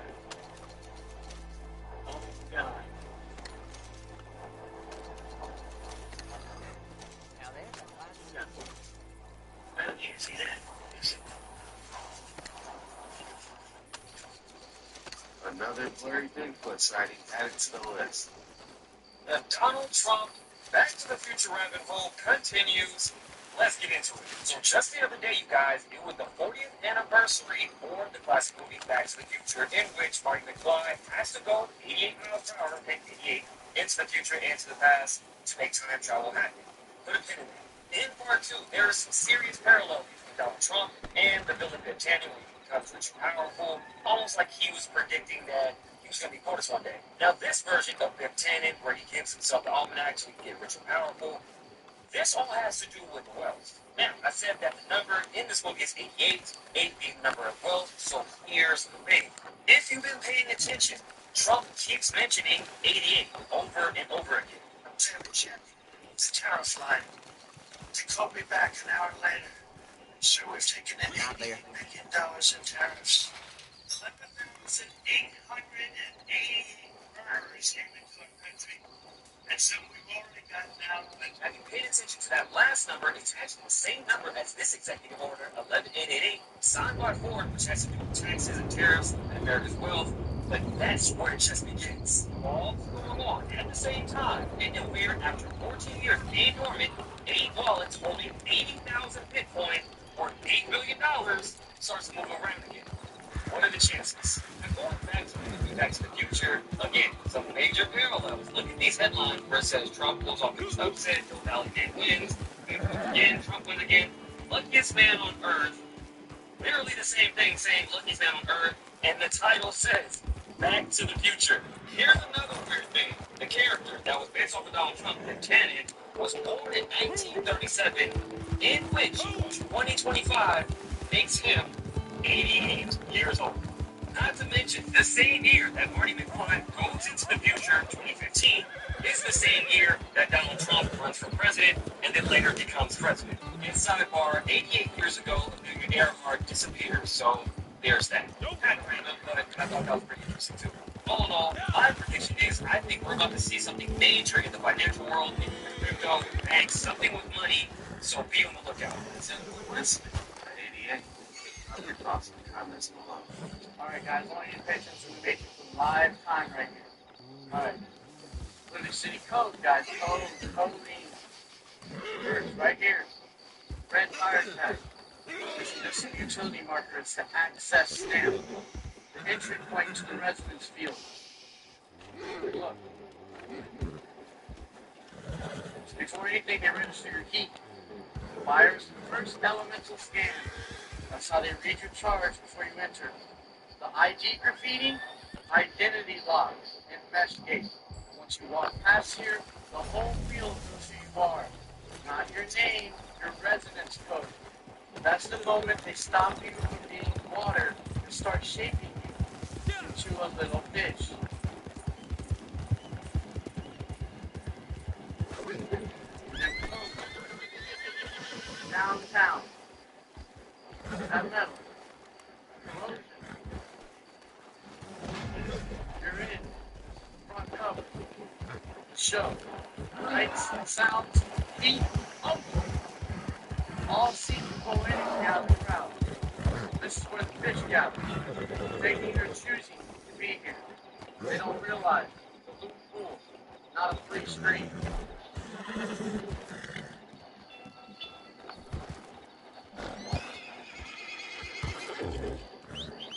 Now, y'all guys can break all this down if you want.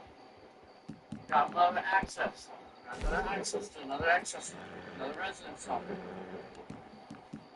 Look. Tap. Tap. Sanctum. Roasted.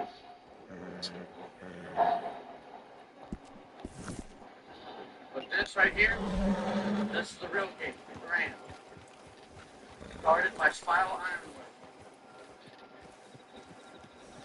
That ain't just for show. It's an antenna grid. The metal catches and holds your frequency. Now look up.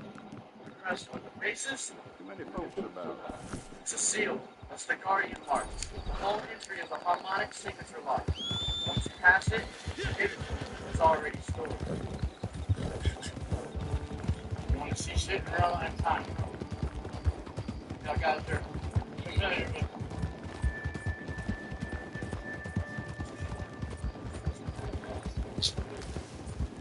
Let's see.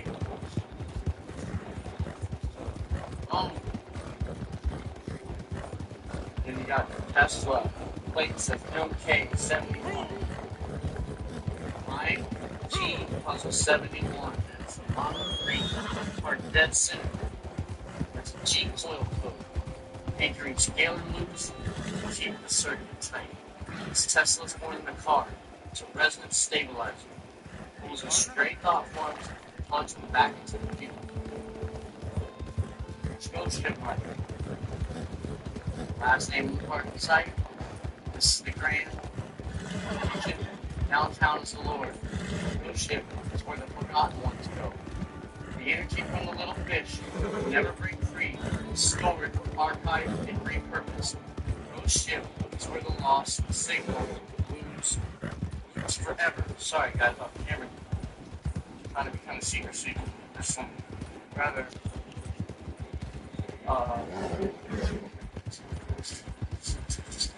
tell what them people are at. Alright. Now, UFO. Slap next to a detour. This is the decay code. When one fish starts seeing the pattern, the system tries to redirect. UFO. Is he trying to break out the matrix? Traceable frequency output. They hide real structures behind this kind of false disruption. Detour is not traffic. It's strange this fucking place. On these brains. Ties into this building. We've been here before, right? We already know how this works. Right? You see that metal band across the top too? The whole place is held in metal band. At the scale of containment loop. The band holds the whole building's harmonic resonance. It keeps the signal tight, bouncing it through the structure like a tuning fork. Everyone walking under it, stepping into the field. Stay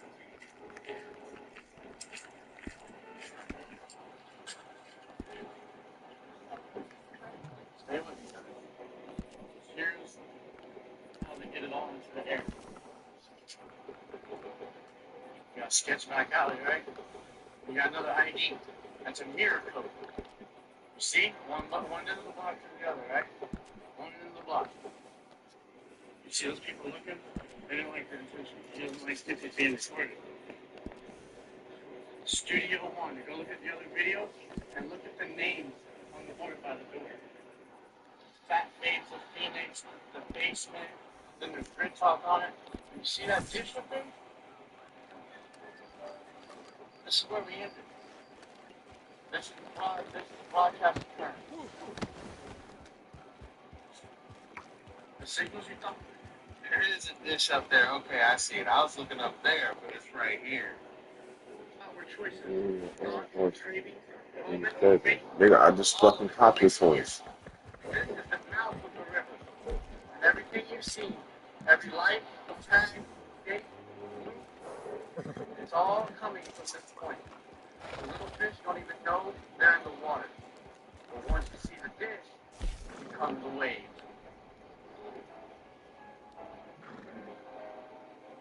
It's like there was subtle symbology in real life that's showing him that they're trying to steal our subconscious thoughts, is what I'm getting from this. Or they're trying to direct our subconscious thoughts. That's all we have in today's video. If you made it this far, the code word is Super Friday Night. We'll drop Super Friday Night in the comments below and let's all know you're real and you made it all the way through the video. Super Friday night.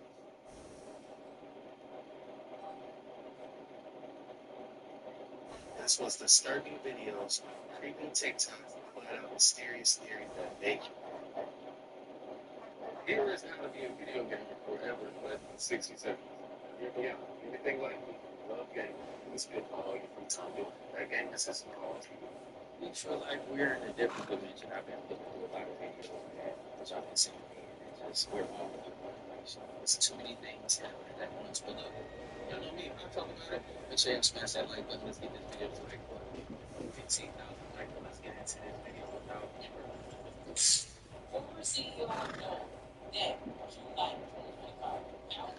Reno Foods dead June 19, 2025. Bernard Lavender, CEO, billionaire philanthropist, dead June 14, 2025. Frederick Smith, former CEO of FedEx, dead June 21st, 2025. Billionaire Tansky, dead March 16, 2025. Billionaire Robert Shapiro, dead May 2nd, 2025. Now, can you tell me what's the goddamn point of being a goddamn gunslinger if folks don't pay up if they ask? The Cornwall Company, they knew what it would cost to have me as a friend, and now they got me as a foe. So I need you to head on over there and take out anything that ain't strapped down. Break it all apart, and maybe then they'll think again. You know where they is. Get on over there.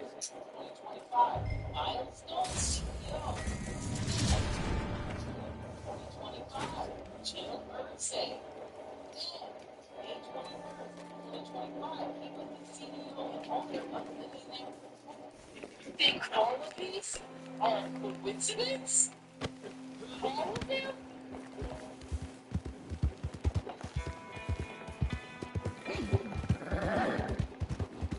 So, something like you see here, it's all of the billionaires that the world goes into chaos. We're talking about $1 billion Hawaii compound with massive underground bunker. We're talking to our civilians that nuclear detonation is a decontamination solve. Full story of the supply. This really satisfies me. Shelter, the matter and water inside a solar power and every entertainment facility within all conveniently preserved so they can even experience what it's like to suffer. And its most powerful people are unshared. How can they protect themselves if something goes wrong? Opportunities are being installed. That's this is our speed when we're to the top side being lives. Somebody wanted to break into your home, and they got to the door, and they would have to get to the free next skill door we can go into. And I don't want to stress you, but I said yes, 20.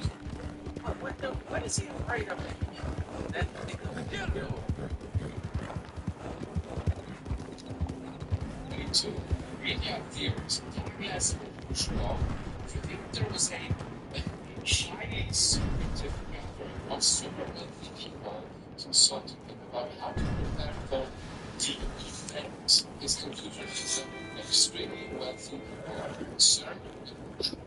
That is what will help them face more difficulties. It's starting to make me that's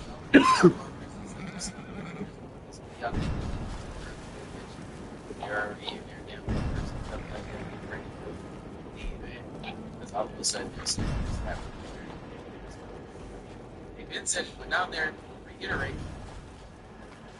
that they're leaving or not. I wonder if they're playing the latest trap. You know what I'm saying? Right here, just listen to our pay. I don't know what I'm breaking. Look.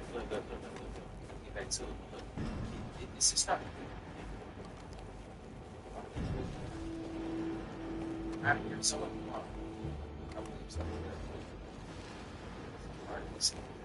there.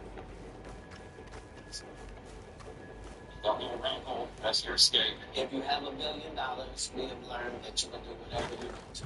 I mean, Elon Musk himself has said that he's interested in colonizing Mars because he wants to ensure the survival of the human race in case of a catastrophic event.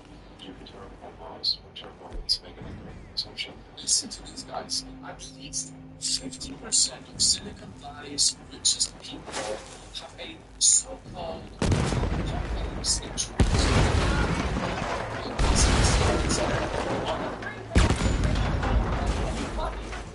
You good as dead. Don't you wonder why we seriously named one of the real estate trends of 2023?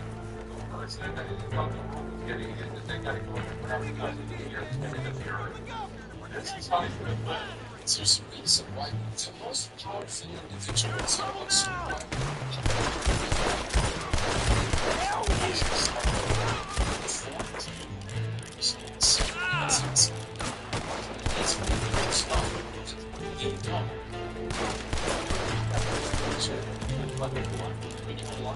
Go ahead! See you in hell!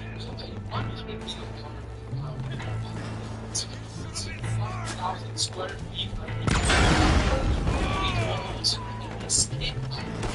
just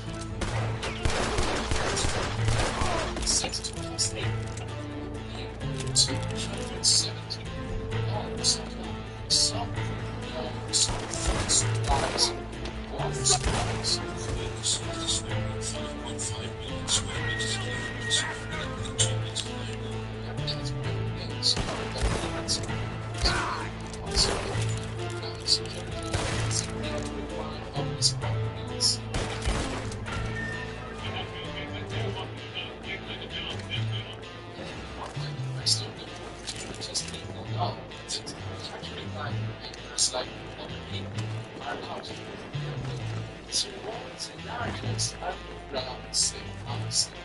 Instructed to expand on the same environmental works at any price. This is security without sacrifice. We refer to without compromise. I'm gonna end you! Defense system.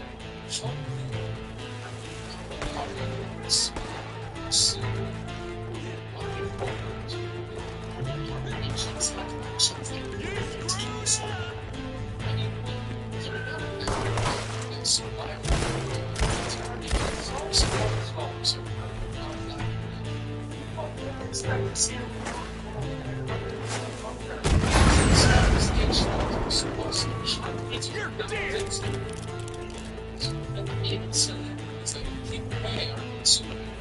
Kill that bastard!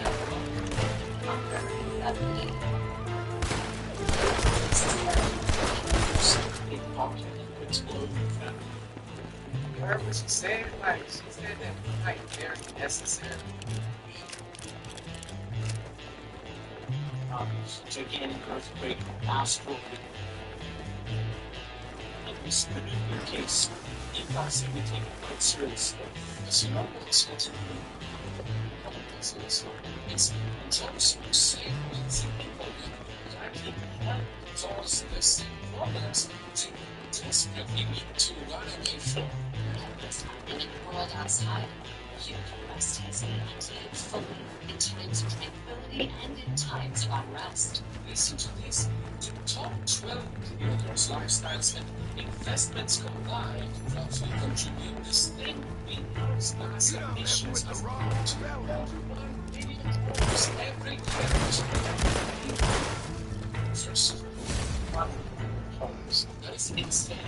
So the aim of the rule is not by the rest of the people can only give us the richest of the rich will need to be rescued by their fancy helicopters, enter their highly protected fortresses, and continue to enjoy luxurious lives as if nothing happened. And the irony would be that these already safe, already protected people have never been the ones that needed such extreme resources in the first place. You better stock up on your survival food again. It makes you wonder, what do these aliens know that we don't? From space travel to reversing aging to mind uploading, truth is completely provable or not. The billionaires cause a lot of issues in the world to keep finding out ways to escape the horrors of our current reality.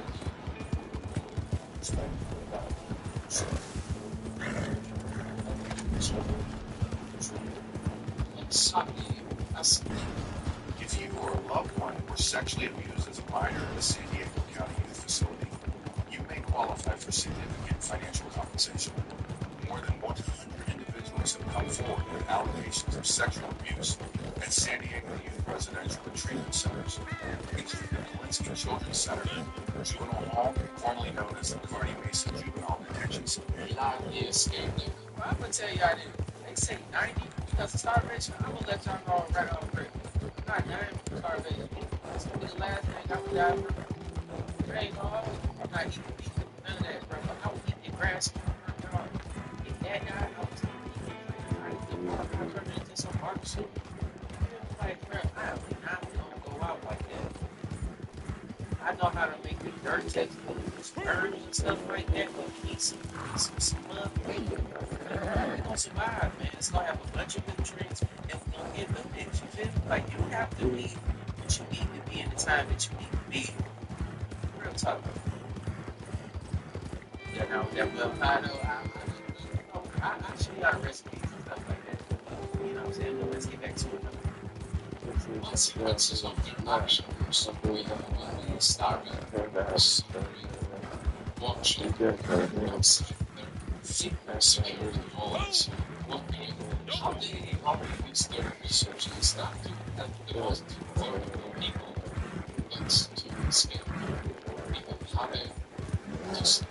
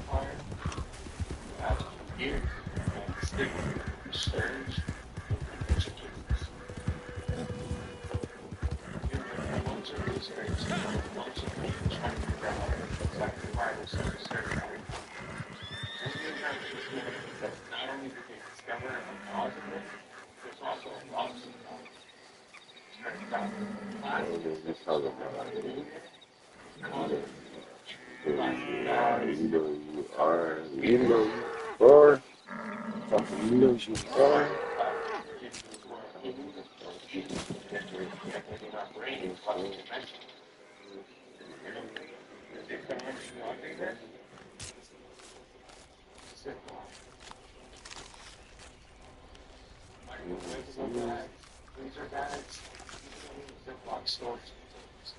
These are actually a little list of exactly what they are.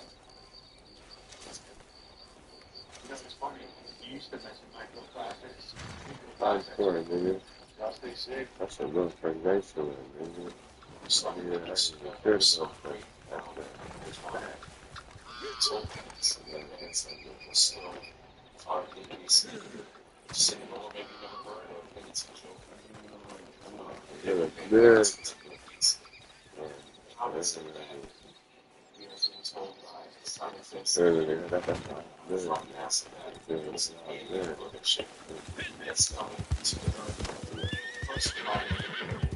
Now they're saying that instead of now they're expecting lessons. Dr. Calvin Ross was one of our guys.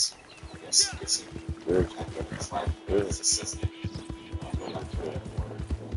She told us first today when Dr. Ross said, Thomas did that last deception, alien deception, it's not repeating any of it. But here we are in 2025. Hearing that aliens are coming, and they're going to be here at some time. And it's again, so funny how everything has to come to you went to state solution video, aliens are coming in September. I wonder exactly what they know that a lot of people don't know, but a lot of the Christians who are awake are aware of. So guys, The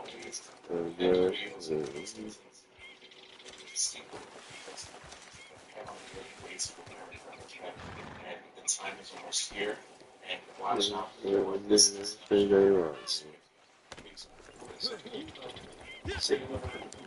Sending letter out to Germany about saying that we're not very certain what we're going to do.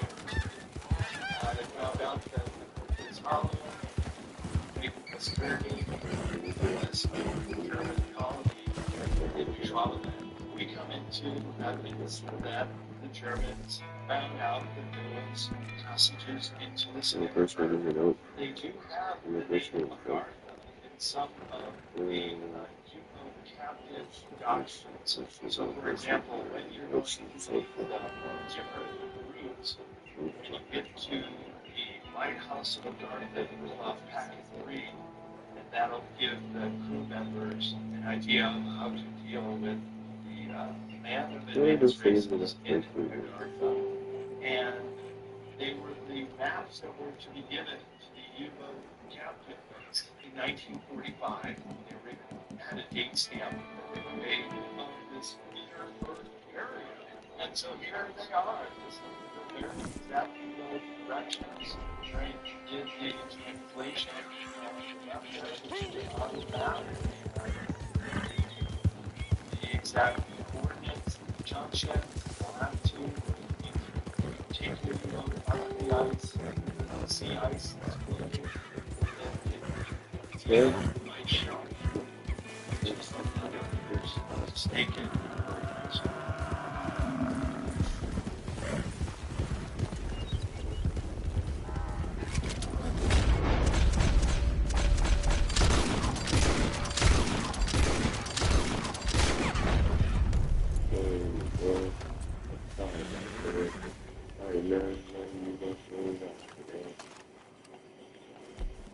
It's really? I can see you.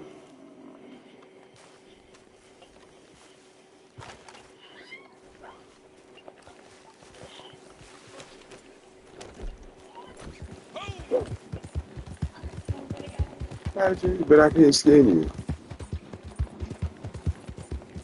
Say it like go ahead. And whatever. See the things fiber.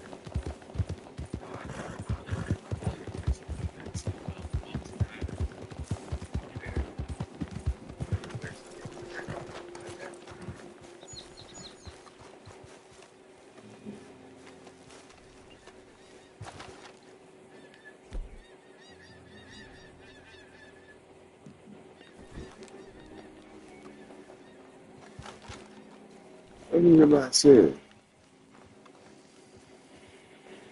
And that's why I can't stand them. That's what I'm saying.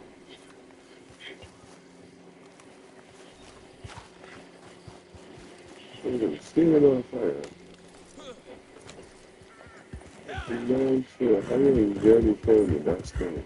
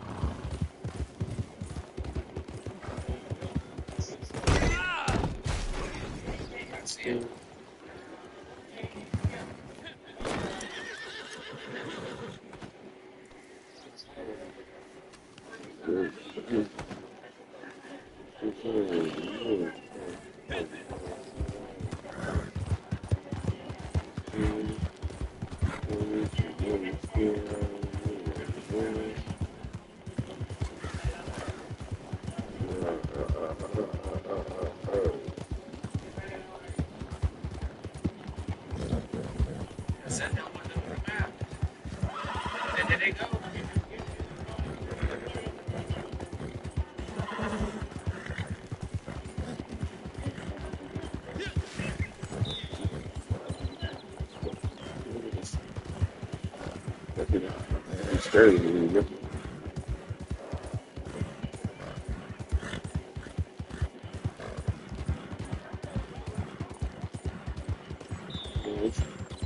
It's on new challenges. New challenges. Keep it.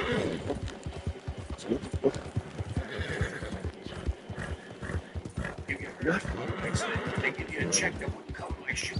That's disrespect. Case Connect, you don't just settle, you settle the score. 30 seconds, they say in your case, tell you what you're owed. They pay.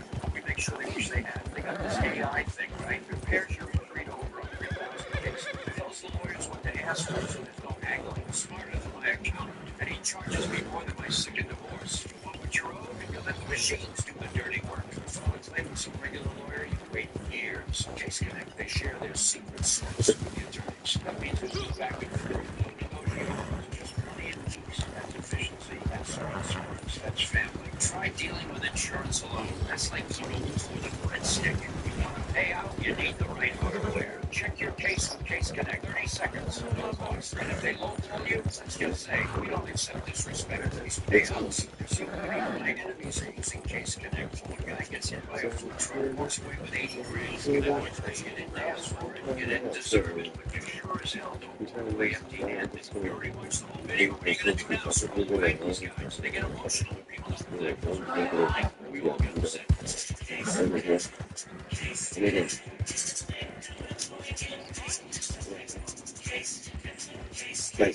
What's your problem? Yes, I'm fine.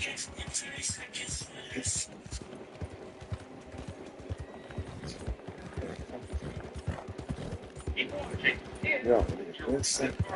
Wait. Huh. What's with the mask?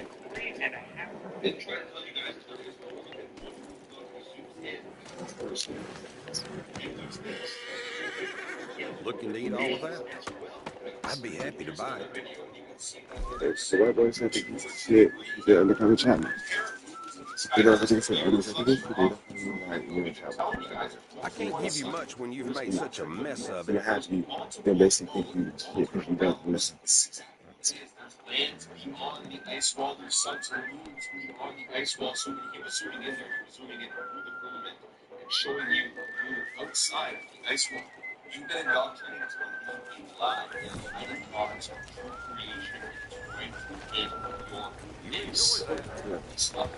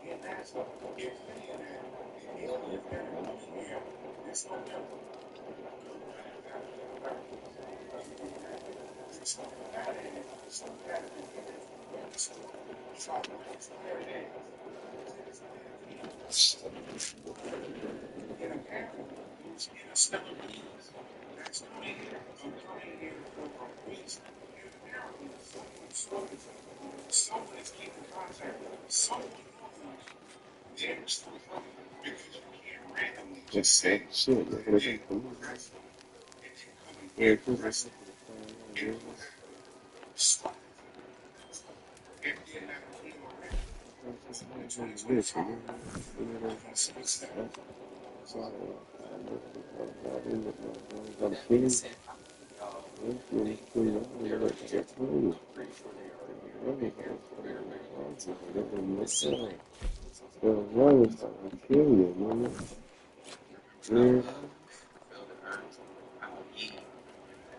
Was going back to get his people and bring them back to him to have it the earth to bring their flags. It's crazy. Then they had that same like metaphor in another where you can see all these things coming in. Like the super they bring it in verses together. It's crazy. They had like one of them you had those other fit and they were trying to take y'all check those things out for yourself. It's eerily simple. Or just it's not easy because of the color of their skin. It's something that's I'm a little bit very curious. It does feel like we are in a different dimension. How many of y'all agree with that? I mean, they could just change the password with that dude. I'm changing the password. I don't know. I enjoy watching these videos. Let's get back to it. You think you're fine after a car accident until this happens. Most people don't realize accidents that seem Seems like that dude's better put away.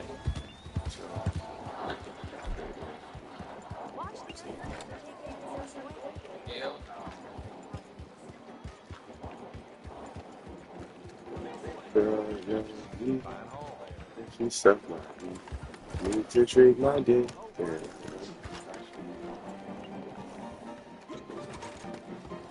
Handsome man today.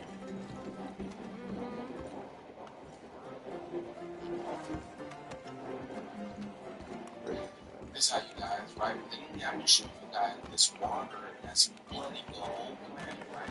But it's not coming from the rain. And I told y'all this thing is coming up from under the ground. So I got a whole bunch of people saying videos of water coming up from under the ground and where they live. Hello there, sir. Don't think I've seen you around here before. This girl's house. Check this out. This water's coming up from under the ground. And peep how it's not even raining, y'all. There's no water coming up from anywhere else but the ground. Alright, so that's gonna show you just sent me this from Ohio last night, man. This water is coming up from everywhere, y'all. Remember they said the water is coming, bro. So I gotta build on top of land, build on top of land, on top of land. So what's under there? You know what I'm saying? There's no water in the earth coming. That's what I use in North Carolina. This girl was walking her dog and she saw the water puddle in front of her house. She thought it was a neighbor's sprinkler. Come to find out there's a crack in the road, y'all. Look at this. What? There's a crack in the road. This water's coming up from the ground. Look at that. This is leaking. That's Canada, y'all. This is Canada. I mean, if you guys remember the new U.S. Navy map of what the United States is going to look like, it already shows the areas that are going to be water and more spending. These are the very I would say that we're in for a very round. Yeah, let me know what you guys think about this video. Like, follow, share. So let's get to the video. Clearly, that could be from the pipes working underground and stuff like that, just small incidents, but I mean, I would pay more attention to what's happening on a bigger scale. I'm seeing the weird storms, crazy amounts of water in certain areas. That is concerning. This right here needs to be an episode. Situation.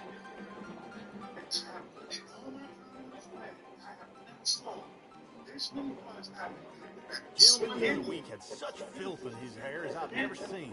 I had to wash my hands in vinegar afterwards.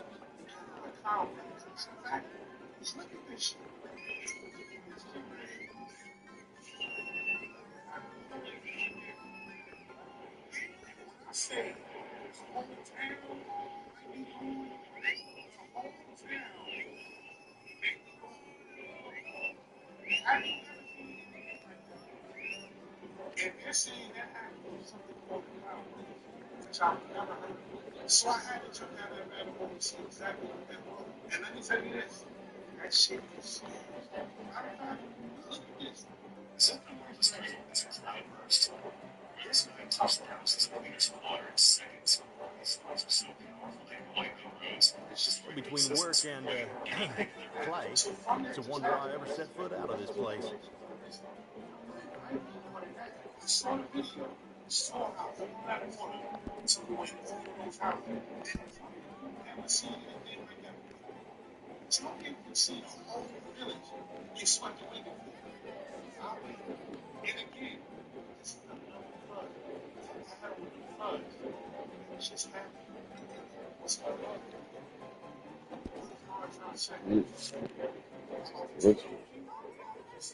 You know, I do my best work. No but it's like to be somebody and no one even talk about you. Funny.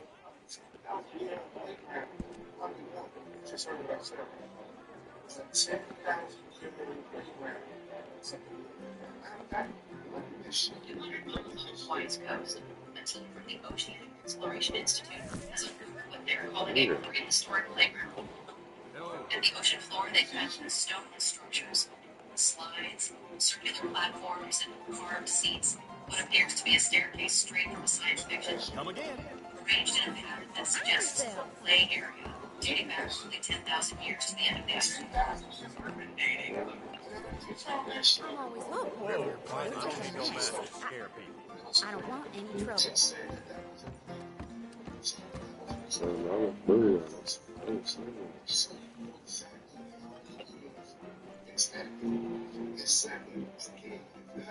Why are you eyeballing me? What the hell's wrong with you? You don't ever do nothing.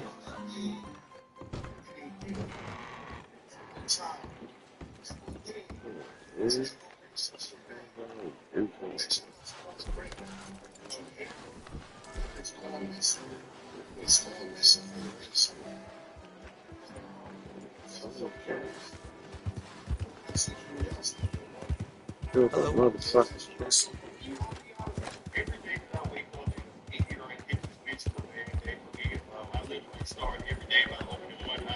See if the world is ablaze. When it ain't, my shit's still moving here.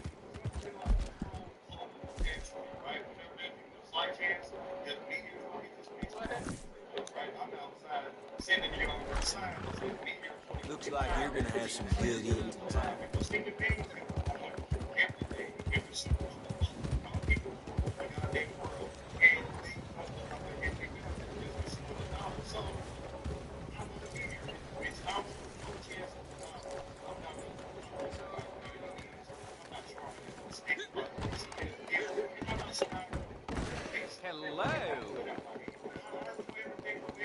Hello there, and welcome.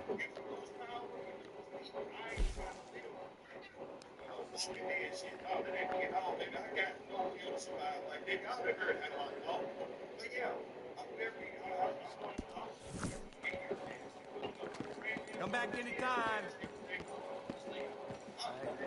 You are quickly becoming my favorite associate. We don't have a moment to lose. A caravan has been robbed. Before I could tip anyone off about it. They got it coming through Cumberland Forest. So if you head up there now, you might find them in time. You get it back, there'll be money waiting for you. Move your behind already.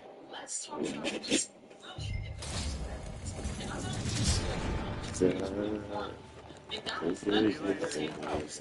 there.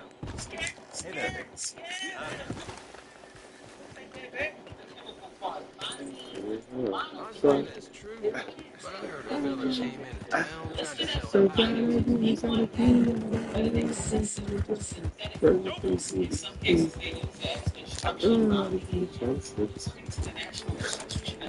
synthetic additives like that are common in ultra-processed food yards have the shelf life and the texture. They ain't got nothing to get out. They're linked to gut inflammation, liver destruction, and in some cases, carcinogenic responses. Especially with pure other artificial foods. We just eating on artificial foods. These foods are engineered for the taste and addiction, not the nourishment. And when we feed this to our kids daily, we're not just filling their stomachs, we're flooding their system with chemicals. Their bodies were never designed to process. It's time to break these cycles, y'all. You can't just keep going to McDonald's. If you don't know where to start, that's where I come into play. I'm now offering you guys a consultation call that's going to help you move away from processed food. Read the ingredient labels confidently. Create realistic scope of holistic spots. And start transitioning your family towards real nourishment and equal. You can tap the link in my bio to book your call today. Let's build a blend and a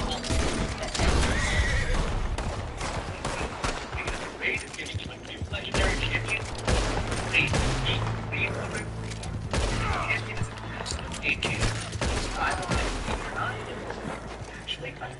You're just another dead man to an O'Driscoll. Tank, and you can only survive in tough situations. He's a team I'm that's gonna be based champion shooting and corpse in a moment. That's a rubber tank with a smack button. One button forcing your enemies to attack everyone, giving the rest of your team let's evolve and continuously attack of all enemies for 2 turns, helping your entire team to see less damage. And it's passive. Whenever an ally loses more than 10% HP, place an extra shield up to protect that champion.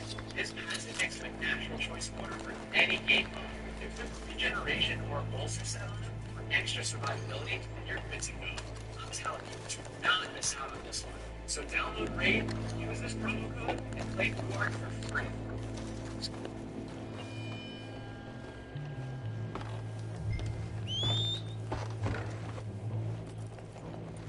It's a beautiful day, and all of a sudden, wrecking ball boom! Anything could be a shutdown. As a won't last long. You may build empires, and then no landmark is safe. And get ready for revenge. But be prepared for surprises. Sounds cool. Play now.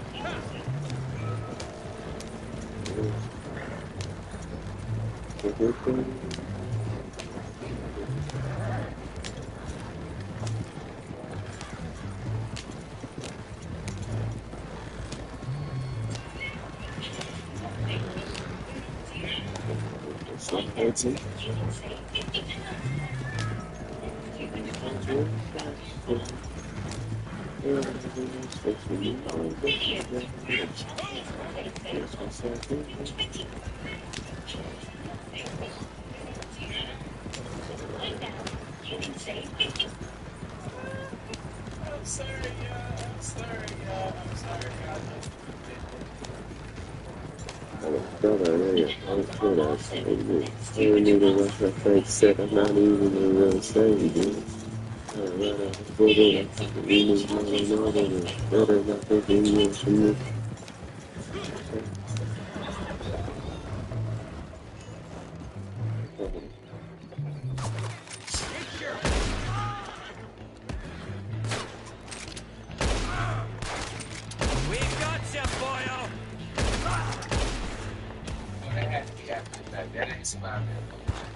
ain't no damn way. That's me.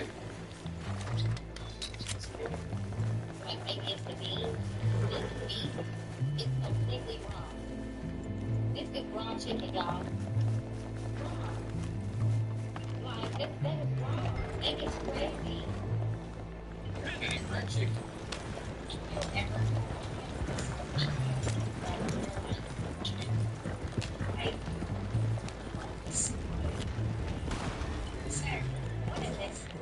Try to make it a good.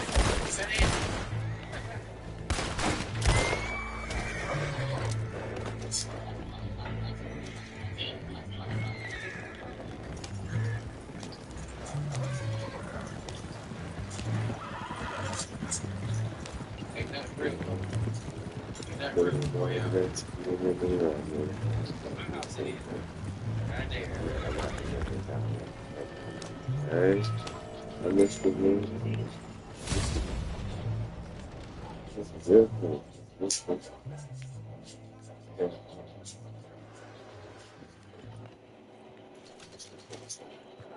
I thought this was gonna be over. It's still showing stuff. Wow.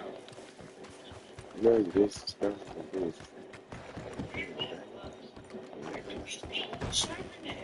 Wait a minute. Is that who I think it is? Yeah, nigga. Been a long time. So, what are you aiming for today? Yeah, it's cool. Why don't we enhance your gun? See how much more it can do.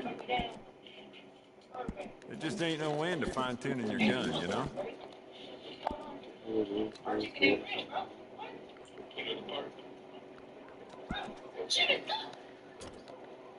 Bet that piece could use a personal touch now that you've had it for some time.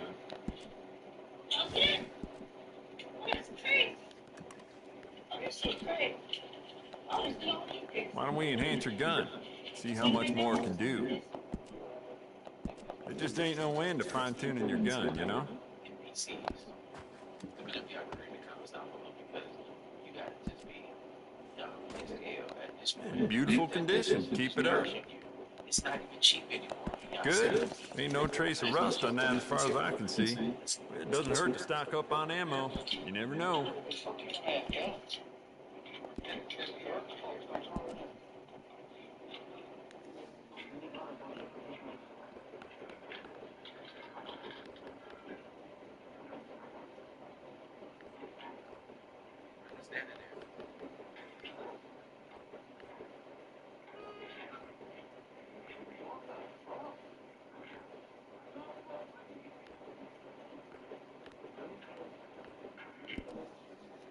You know what I'm saying? Yeah. The more bounty posters that go up, the more people flock to my shop. Plenty of reason for that, Valentine.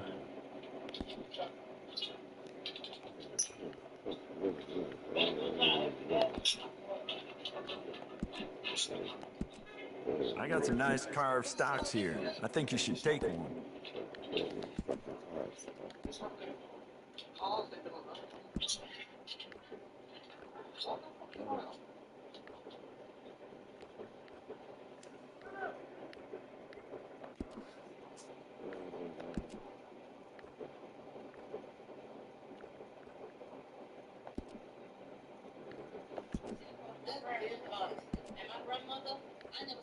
Well, with Valentine connecting the west to the east, they get a lot of passing folks stocking up on bullets and weapons.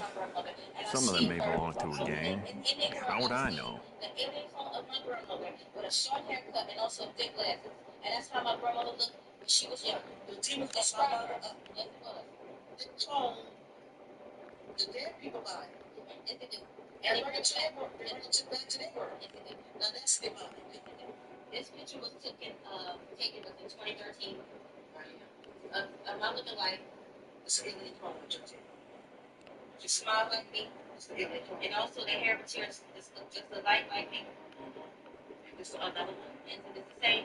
If it weren't for all the bounties running around New Hanover, I'd be out of business. But this is what they do. It's really yes. And you don't know. It's being redeemed. Y'all better wake up and see. It's time to wake up. This is what we've been saying. They fall out of line and also have sex with a baby. So you're not getting it. Now, J10 have a clone You keep treating that like your own child, all right? Good on you. His child. He was a human being because his name was Chad. And the alien called him Jantel was an alien. And he called him. So the girl, she's a girl, right? They're young. She might be 17. Thought about upgrading your stock? I got some nice ones. She gonna get home to this video. But she know your face. You know my face, that she recognized my face, that you want her. And one of the celebrity bloggers told me that she said she seen her at I spoke to LAX Airport and she showed a picture, said, hey, he said, look at this anti-president, but that's my mother. I'm like, okay. You know, that's why I say if they shock anyone, especially they better know who it was, but you know, don't say that. Now, even as much as in this world, and I said it from the first video, that the calling out body, you don't know who's who. That means you can be in one state and the other. That means you go a distance, so you still don't know who that the aliens would actually call in your body in another state and you're in another state somewhere. And that means those people come into contact with an alien call of your body. I heard people say, I got another twin. Which one you talking about? You're talking about an alien twin. That's the twin you're talking about. You're missing it. Now, since you know that these spiritual beings and what they're doing and what they come on this earth and how they deceive every human mankind on this earth, it's just to be revealed out of the prophet and the man of God and all us that surround and experience these things. Wake up. Wake up. Wake up. It's time now. It's time now. It's time because you just see the eyes of God that this is real. It's not that they are spiritual demons. They are spiritual demons. It's not fake.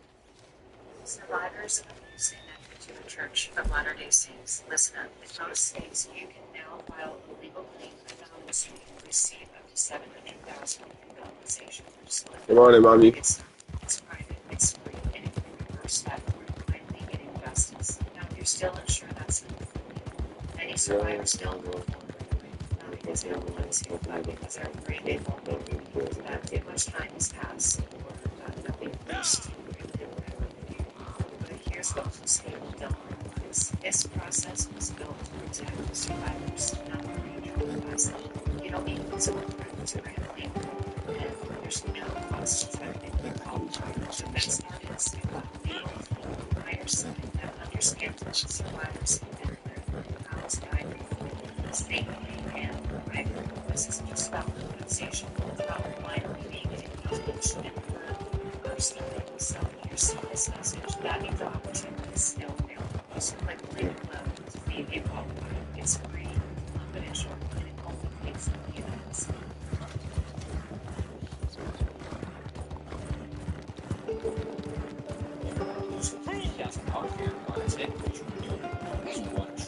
Check this out. It turns out insurance companies use AI to calculate the lowest amount that they can pay to respect the amount you're actually supposed to be paid before they pay it out. It takes 30 seconds to appropriate answer these questions. See exactly how much it is worth.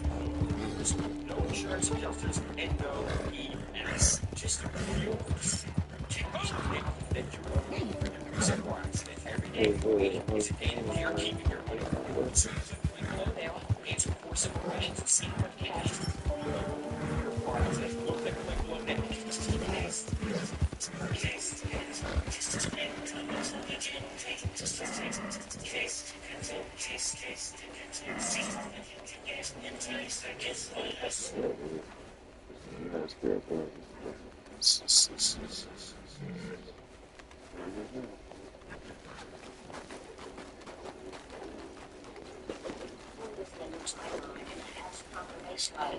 Don't fucking.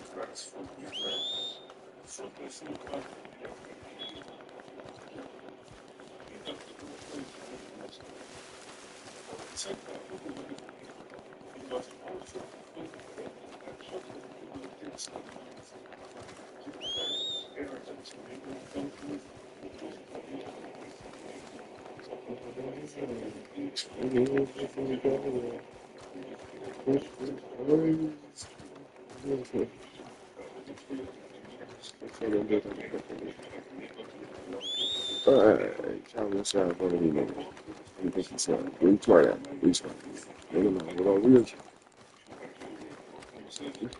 Good.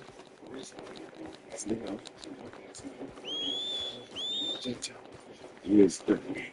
See.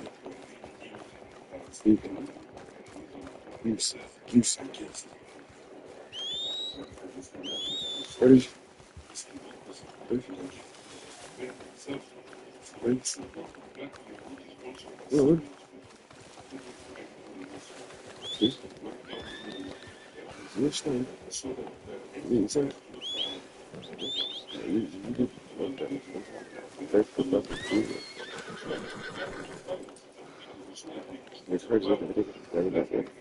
People got more inside than motherfucking deep. And basically,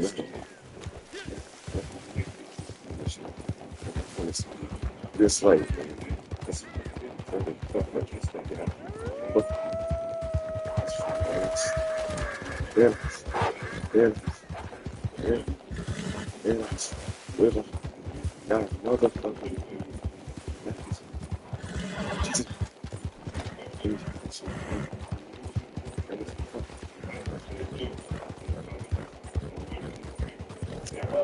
I'm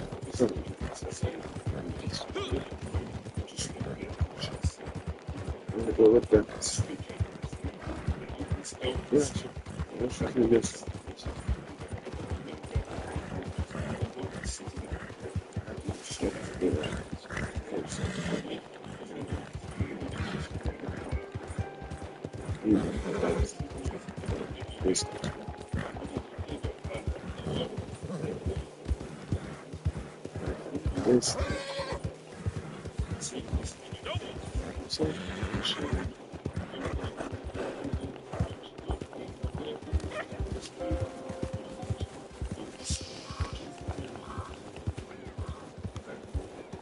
Would you rather get your money early or wait for payday?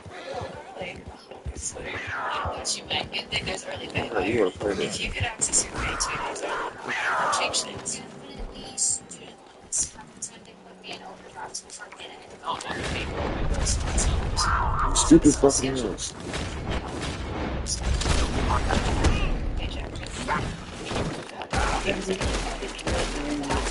No. This used to be white. No, it didn't.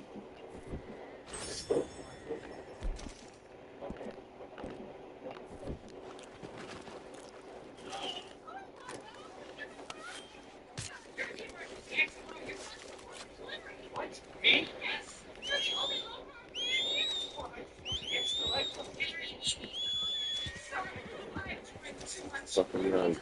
Good. I mean, you're the only full-time player here who got a free thing on free.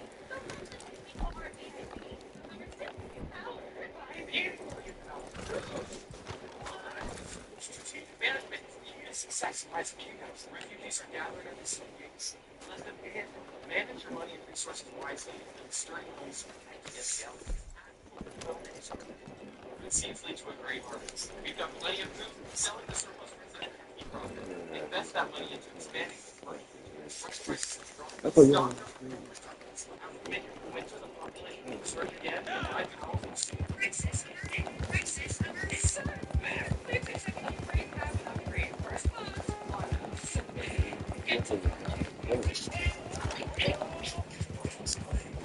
That's good.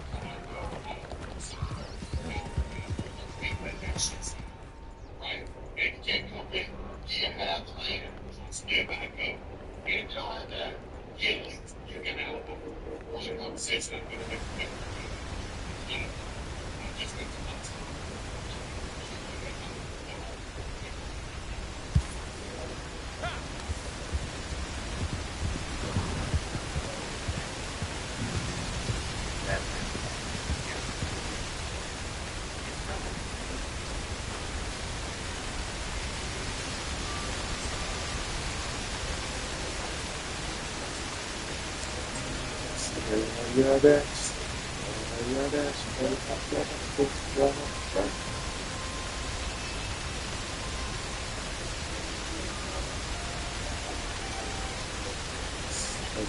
Okay.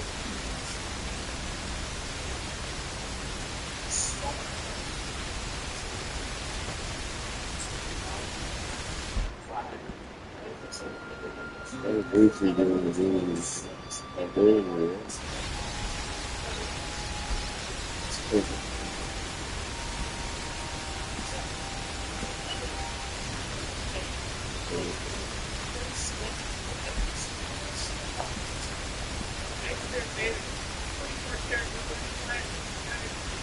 You ain't got enough things.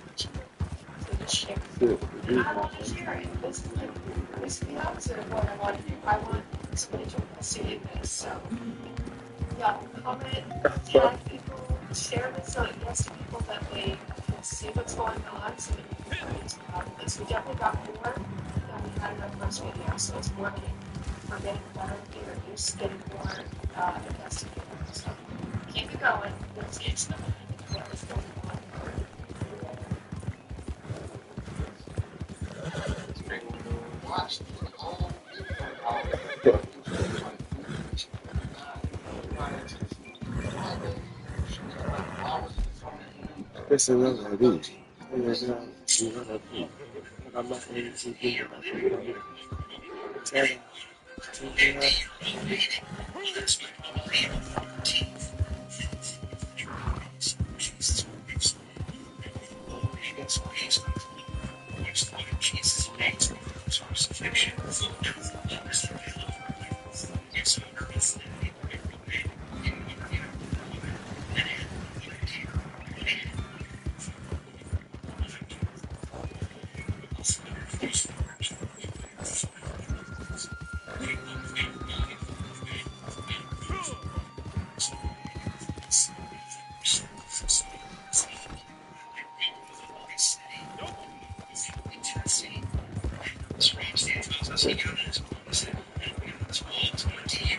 What are you doing? You know that's why I beat the straight shit out of you. First,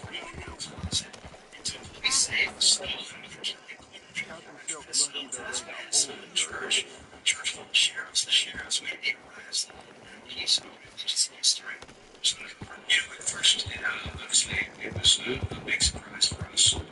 That something like this would, be in East Tennessee. Maybe you'd expect to find something like this in a museum, or maybe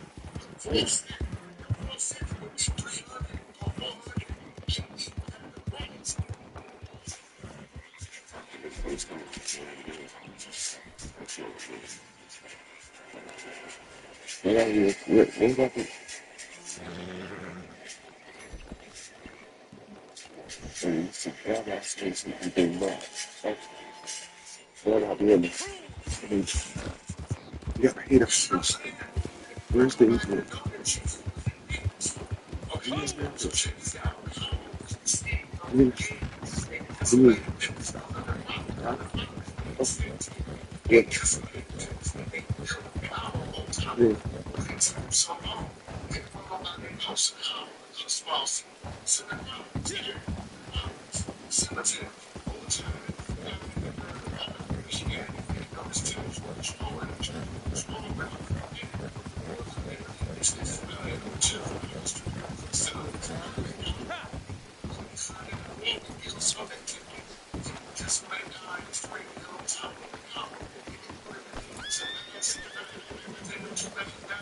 Talking about it?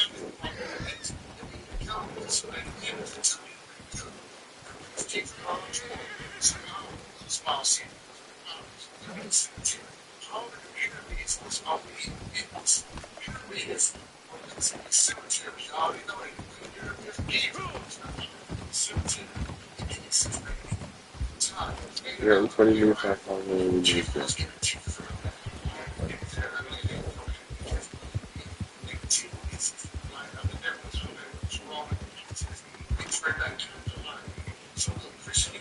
That's the fucked up and shit in the room. Any nigga out here paying their for anything.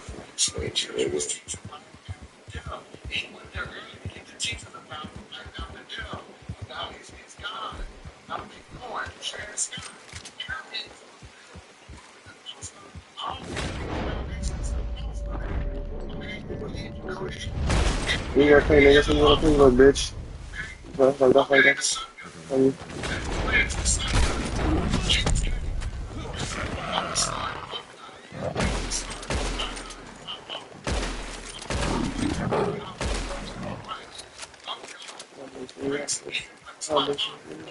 that. Motherfucker. Scary. That's so funny.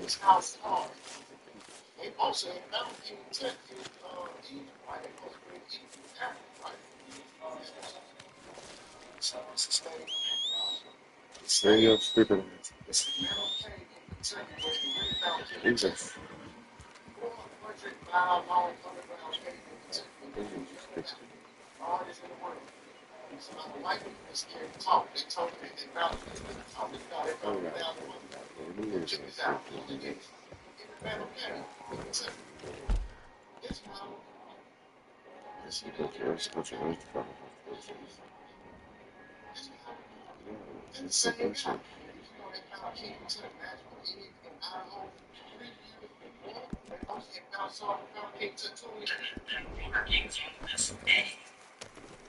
King Tut's high priest signature inside of me, and a cartouche of his name on the other.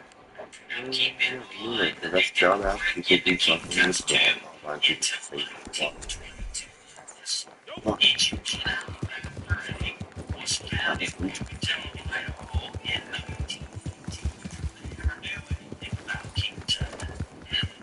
Look how big they've been attacking me.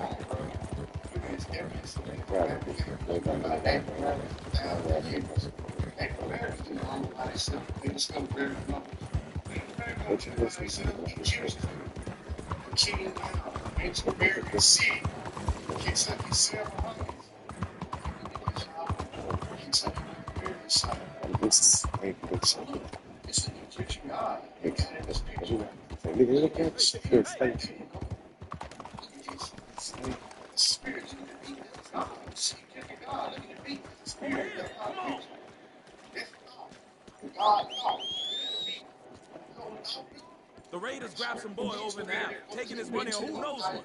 You look like you could do something about it. Oh, good. I couldn't just leave the fella like that after I saw it.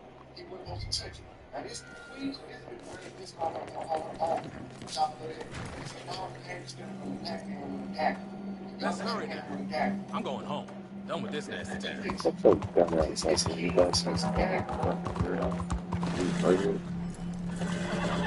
We have regular board meetings, like around big board tables, and we're all gathered together, and two extraterrestrials come, and they sit on one end, and we ask them questions, and they tell us what's been going on. So, there is one fundamental aspect to working with the extraterrestrials. They absolutely insist that humans have to understand their composite nature, that the physical body is not who we are. The physical body is just nothing. It's like a clothing that you're wearing, and then you're actually inside that. This planet is being run as a prison by a group of extraterrestrials who they oppose. Like all the ones that we work with, the bad ones, they have written agreements with the United States government, or apparently with other governments, to allow them to operate here on Earth.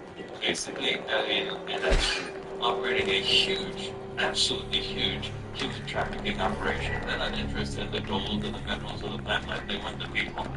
And they want the beings that are inside the people, which are what we call is someone who is for the purpose of being.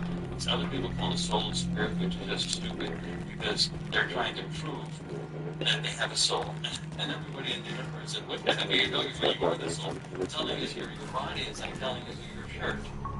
And humans have been caught in this system. This is upgrading bitterness because people can't get out. When people die, they see the light. You've heard this story, Sylvia. They get once. Maybe strong magnetic pole. They get to the light, there's after the electric pole. It's going to be horrible. With capability, with the capability that qualifications are the entire galaxy. And they are. It's also good for an AI comes in and it's talking. It's a council that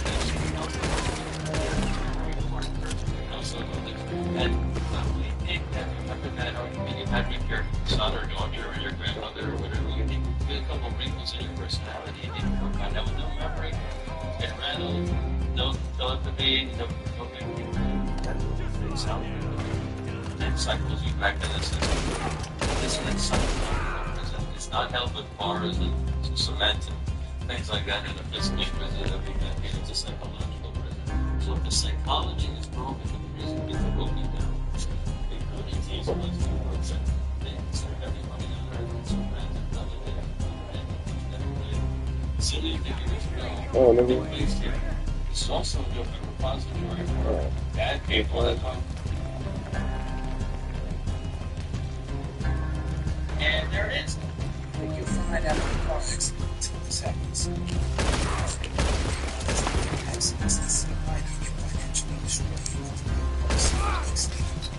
If you've been in a car accident recently, you want this, maybe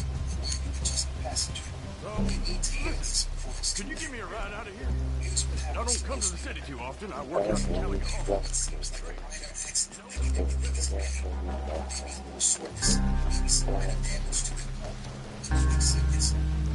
Reality is, the medical bills start coming in. The car needs more repairs than you thought. Does it work because of lingering pain and appointments? Some people, it seems like a small world becomes a financial nightmare. Here's what nobody tells you in those first few days after an accident. You actually need a huge check from the accident scene later. You were just passing your boy and you explained. Most people never realize this because they're focused on just getting back to normal. They don't understand why an accident team will tell you to seek compensation, not just for obvious damages, for things you might not even think about. Because again, an accident had to happen fast for you to qualify for our program. And that's you. This program is designed to help accident victims make it back to that last. Hey, this ain't the time for a break. Accident victims are trying to work as fast as 8 days. Talking about just accidents so she almost just a small airline condition. Accidents. Weeks later, she was able to go on getting paid. Multiple doctor visits and car problems. She had noticed an issue. Jessica slept on her program. She learned she was entitled to $100,000 for what she thought was just she received compensation for 3 days. Here's the reality. Insurance companies are counting on you making your accident as a serious pursuit compensation. They want you to focus on the minor and medium damage while ignoring all the other ways the accident has impacted your life. This program goes through all of that. They know exactly how to calculate the true cost of your accident, including medical expenses, lost wages, ongoing treatment, pain and suffering, and impacts you might not have even considered yet. Even if you think your accident was minor, even if you were just a passenger, even if you walked away with your life, you could be entitled to substantial compensation. Take advantage of this program responsibly. Just head to a few more questions about your accident. It takes about 10 seconds to change your financial situation. Someone instantly tell you that you qualify. Not my problem. Christ alive! No, no, no, no!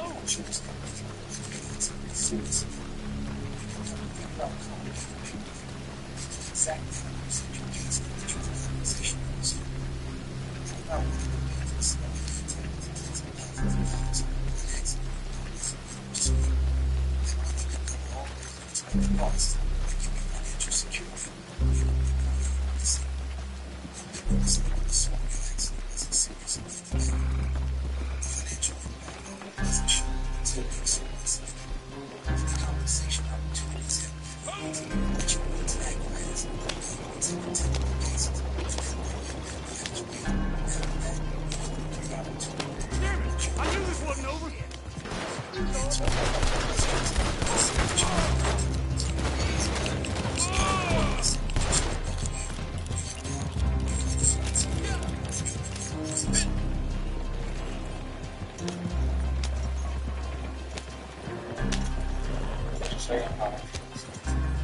Alright, so step one, what you're going to want to do is from your getting Thought the break week were bad. Alright, hit lows, prior, this one,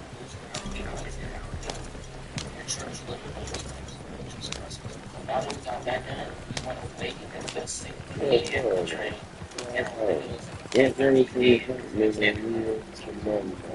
They confirmed Sierra and Italy confirmed at about 12:40 this afternoon. We had a full live. There's a tendency to explode in front of the atmosphere was captured earlier today. Dear God, minutes from silence. If you can hear, just say it. Because meteor that hasn't. Where the keys coming now? Oh, here. Okay.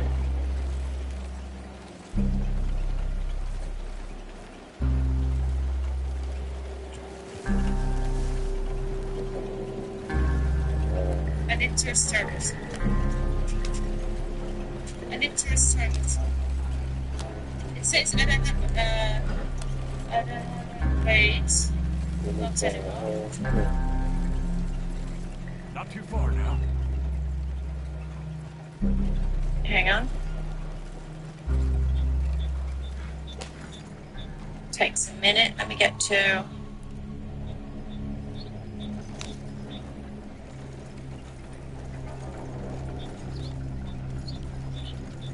It won't let me do full screen.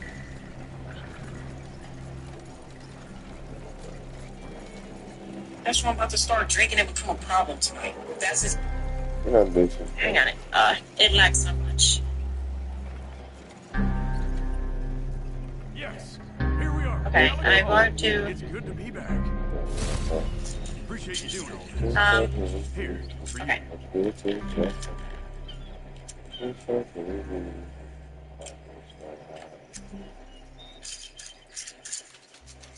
Right, I'm Maria.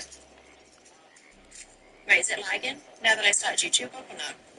If you're bragging, it's a real niggas wanna be talking.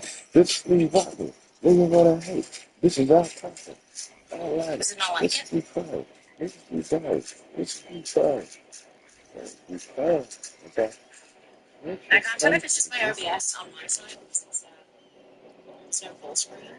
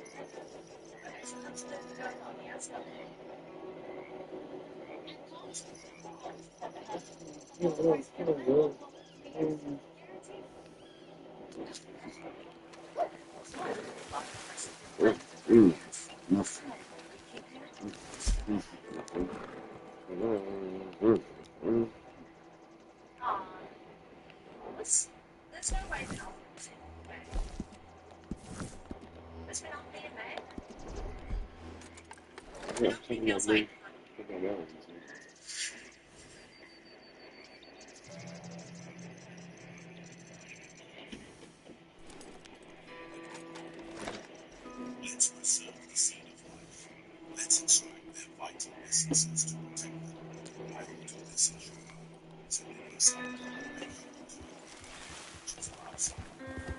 So are others waiting anxiously for the flight.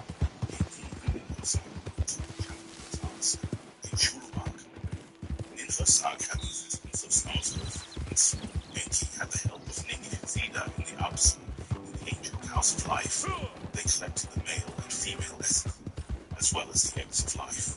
These were paired, males and females. They preserved them in both the Alps and city of Shurubak. And then the trumpet sounded and the alarms went off. Ninuta announced the thunder on earth. Why on earth are you doing in the celestial ship place, the Anunnaki gathered to the flood.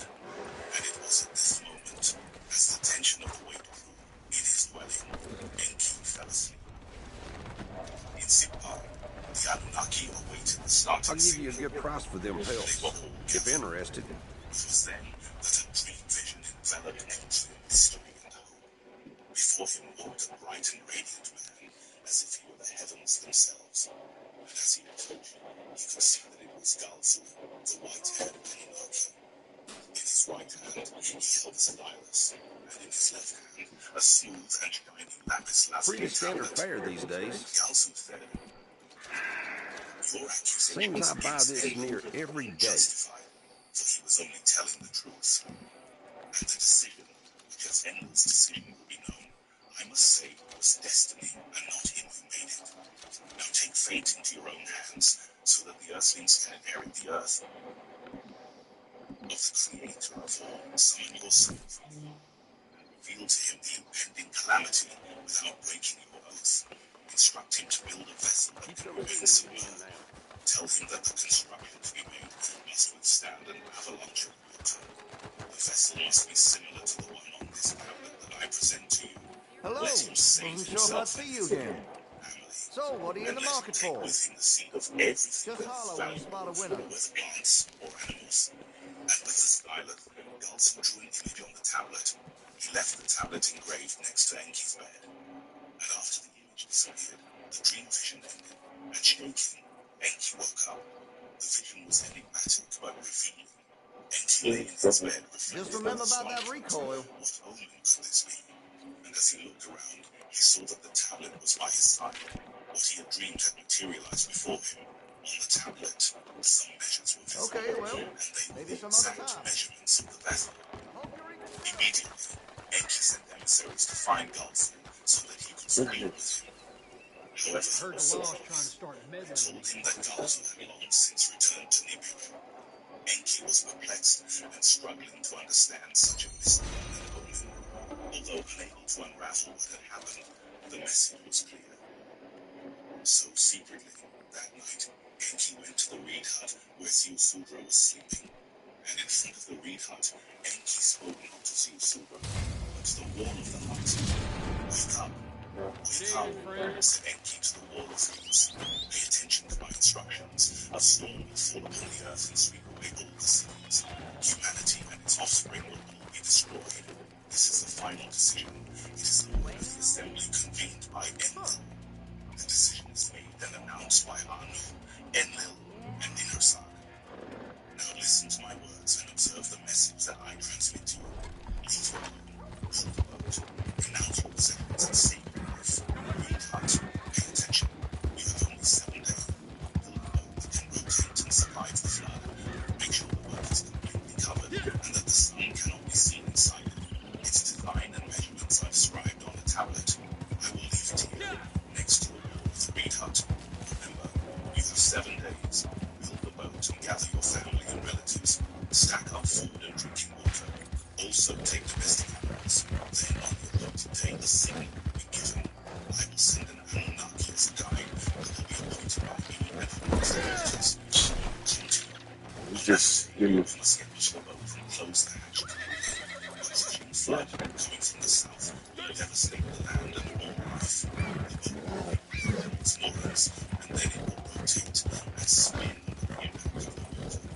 The echo of Enki's voice will ring in Ziusudra's ears when he was awakened by his words. Enki was hiding behind the reed hut and speaking in front of the wall. His message was clear. A terrible storm was approaching, and the destruction of all humanity was imminent.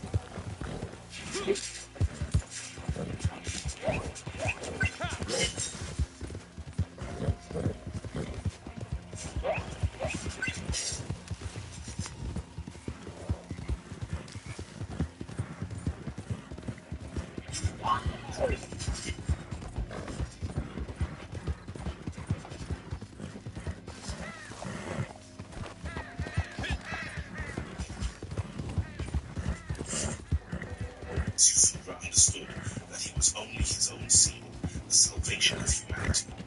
Ziusudra was paralyzed with fear and fell to his knees, begging to see Enki's face. But Enki refused. He had explained everything that was missing, and made it known that Ziusudra had seen his face. As he died. And then, continued Enki, No! What did you...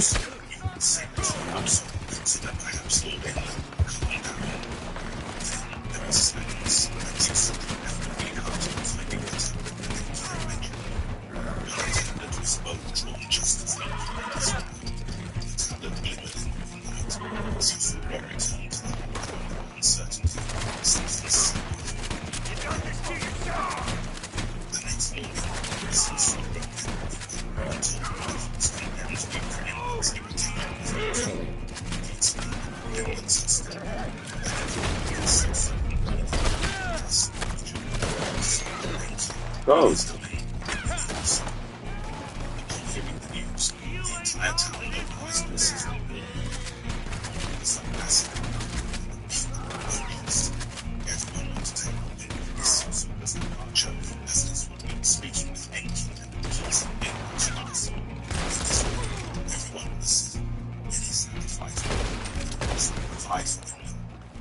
While some carried wood and helped with construction, others applied pitch. Susura called for all who desired to seek the protection of Lord Enki in the Absolute to join the Ark. Some artisans heeded his call, and then 6 days passed. It was on the 7th day, the day of the deluge, that Ninagal, the Lord of the Great Waters, Enki's envoy, arrived. He was one of the great Lord Enki's sons, and carried with him a cedar wood box. Susura invited Ninagal aboard. The vessel was massive and well-equipped to withstand the imminent storm. So, Susura and Ninagal waited for the 7th day. In the sky, the stars heralded the March of Leo. This was the 120th Shah. This was Susura's 10th Shah of life. Suddenly a dark cloud appeared on the horizon, obscuring the morning light. At that moment, a strange shadow of death covered the earth. Thunder rumbled and echoed across the planet, while lightning illuminated the skies. Insipa, you thick thing, depart, depart, he shouted to the other Anunnaki. The gods rose in their celestial ships toward the sky. Ninagal, Enki's Anunnaki envoy, could see the storm approaching 18 leagues away. Lock the door, Ninagal shouted to Susura. His cry echoed throughout Shurabak, announcing the arrival of the greatest storm ever seen. The heavens opened, and a terrifying roar rose from the depths of the earth. Susura and Ninagal opened their ears to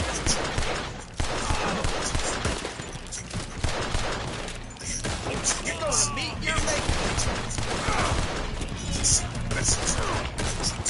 The construction was completely sealed. Force, but inside the vessel. The deluge began with a deafening roar, and the whole earth shook. At the bottom of the earth, the plates shook with thunder winds and moved violently. The ice broke and was dragged by the invisible forces of Nebulo's network. Huge blocks of ice collided, fragmenting the icy landscape. Suddenly, a gigantic wave rose, and the sky seemed to touch the sun. The fields were in the roads, and the waters to the north. The waters reached the lands of Absalom. From there, the wall of water advanced towards the inhabited lands of Eden. When the wall of water reached Shurabak, the moorings of the ark loosened, and the vessel was swallowed by the waters of the sea. Zeus and Ninagal felt the vessel being thrown around, as if they were in an aquatic abyss. Outside, the walls of water swallowed those who could not take shelter. The ground vanished, and there was only water on all sides. Before the day could end, the wall of water gained strength and speed, heading towards the high mountains. The Anunnaki observed the earth as they circled in their celestial ships, pressed against the outer walls of the ships. They were anxious to see what was happening on earth. The waters had covered everything, and the world they knew transformed forever. Nikosin cried. She was desperate with what she saw. She said that her creatures were drowning. Inanna also cried, lamenting that everything on earth had turned into trough. The Anunnaki and the other gods watched with humility and admiration and the power of nature. Some spoke of the fruits of the earth. Many desired the pleasure and taste of fermented fruit juice, but it was no longer possible. The Anunnaki consoled each other, certain that everything that existed before was destroyed and had turned to mud. rattling from the swarm swept through mountains and all lands with boats on the speed. After the huge wave that swept the planet, the floodgates of heaven opened, and a torrential rain flooded the earth for 40 days and 40 nights. The peaks of the great mountains and small islands and vast sea that the planet had become. The flood followed by the torrential rain had modified all the landscapes of the planet and transformed everything into a beautiful planet, reminiscent of the ancient Tibet. However, in the course of the days, the water began to recede little by little. As in the beginning, the waters joined their basins, and 40 days after the start of the deluge, the rain also ceased. Only Tsusuda's vessel, built under Enki's guidance, had survived. Save me the shoe leather. Come get your reward. Breeze on his face. He discovered that the water had receded, and that he was now drifting fast and infinitely. Tsusuda observed the destruction and lamented the loss of all humanity and all other forms of life. Tsusuda said, "No one survived, except for us. But there is still no solid land for us to walk on. Ninagal, the Anunnaki indicated by Enki, led the boat towards the twin mountains of Arata, where Tsusuda hoped to find solid ground. Impatiently, Tsusuda released birds to check for any signs of life and solid ground. First, he released a swallow, then a raven, but both returned to the boat. Finally, he released a dove, which returned with an olive branch in its beak. Tsusuda had discovered it. There was solid ground in the dove. Thus, a few days later, the boat settled on one of the rocks. Tsusuda opened the impenetrable door of the boat and stepped out. Once again, he felt the gentle breeze and saw the sun.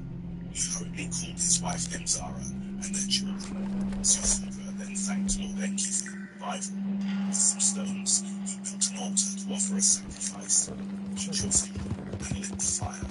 And on the altar, he made his offering to Enki, his lord. At that time, in the skies and sheltered by their celestial ships, the Anunnaki observed the waters receding little by little. Enlil looked at Enki and said, "Let us make use of the more ships to descend onto the peak of Arata. Let us observe closely. Let us review what happened and what needs to be done." Thus, Enki and Enlil descended on the peak of Arata, while other Anunnaki, aboard other celestial ships, continued to circle the earth. Upon landing on solid ground, the brothers looked at each other and greeted each other. It was then that the smell of Tsusuda's sacrifice could be felt. "What is this?" Enlil asked. "What is the smell? Where is the fire coming from? The smell of roasted meat. Did someone survive the flood?" Enlil was furious. He stared at Enki with great anger. Enki responded suddenly, "Let's go where the smell leads us and find out what happened." Then the brothers entered the swarm of ships again. 82% of people in the U.S. don't park their cash in a high-yield account, which means they could be missing out on thousands of dollars each year. Robinhood Gold is offering a 4% APY on your uninvested cash, one of the highest in the industry. Only 18% of Americans use a high-yield cash account. Only 10% of Americans have an IRA, and 9% have a brokerage account. That's insane. With Robinhood Gold, you have a 3% match on eligible contributions into your IRA. You can even take advantage of real-time professional analyst reports and NASDAQ levels data. Make sure you are part of your future with Robinhood Gold. Sign up now for just $5 a month. First 30 days.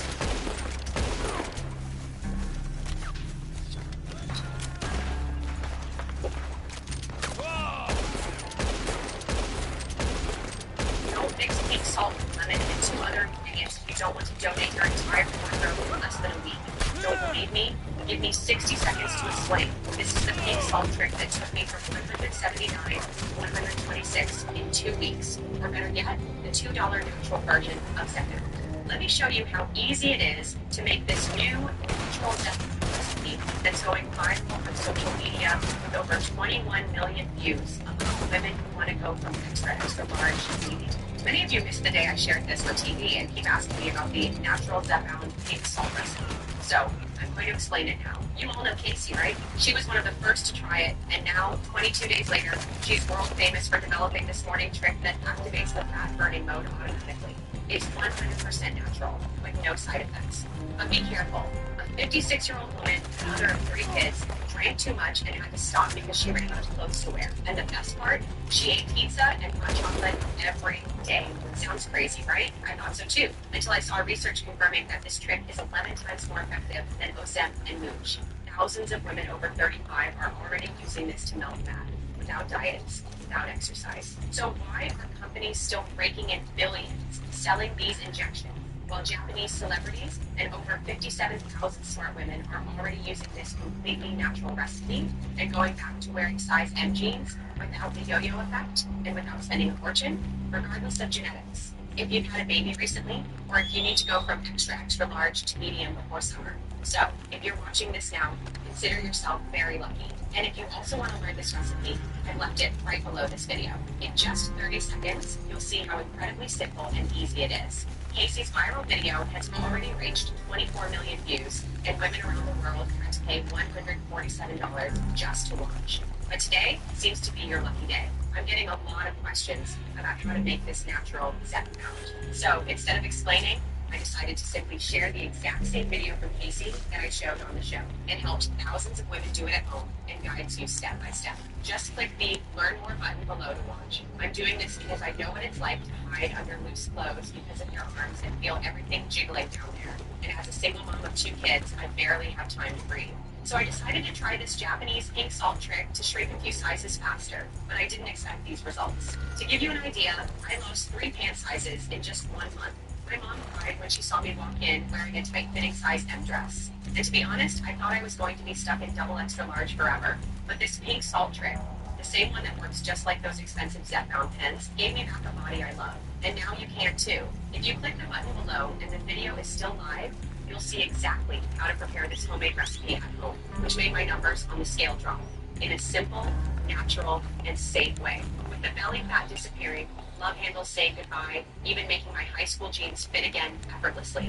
And my friends, even those who had joked about my weight, pay attention in the first 30 seconds. That's when everything makes sense. And shortly after, she teaches you the recipe step by step and how to use it to melt 3 kilos in the next 24 hours. The video also reveals the 3 simple ingredients hiding at the back of your fridge that can make your metabolism take off like a SpaceX rocket and keep the yo-yo effect away forever. And the healthy villain that's secretly making the scale go up while you sleep. You'll be shocked when you find out what it is. It's already reached 21 million views. So if you're wondering why everyone is talking about this, just click the button and watch while it's still online.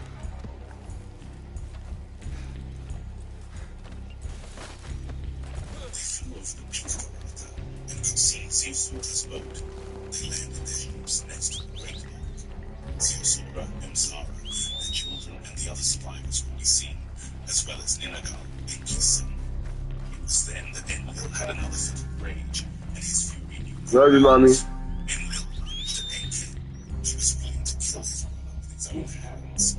It was then that Enki revealed to him the greatest of secrets. He is not a mere mortal, he is my son, Enki shouted, pointing in the direction of Zeusura. For a brief moment, Enlil doubted what Enki had said, and then he accused him. You have broken your oath. No, said Enki. I spoke to a real one. I did not speak directly to Zeusura, and I did this only because of a dream vision, said Enki. Enki then told Enlil about the dream vision he had, and what Galzu, the emissary of the creator of all, had told him. Ninagal, Enki's son, called out to the other Anunnaki, also heard the account of events. When Ninurta and Ningursag heard about it, they did not feel angry. Ninurta said that the survival of humanity was the will of the creator of all, and he said his father, Enlil. Ninhursag, in turn, vowed never to allow the destruction of humanity again. She spoke these same words while touching her crystal necklace, a gift from her father, Anu. Then she added, her words, the annihilation of humanity will never be repeated. Enlil softened his heart. He realized that the survival of humanity was inevitable.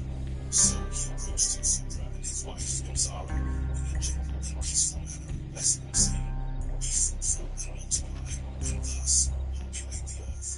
Thus, peace was sealed between the Anunnaki and the Earthlings. The clans of Enki and Enlil had come to a conclusion. Zeusura and his family survived in the Ark, whose construction had been guided by Enki in a dream vision in direct contact with a message from the creator of all. That was the end of the olden times. The olden times had begun with the first landing and ended with the flood. In those days, the flood had subsided, and the Earth's surface was gradually being revealed. The mountains remained untouched, but the valleys were covered in mud and sediment.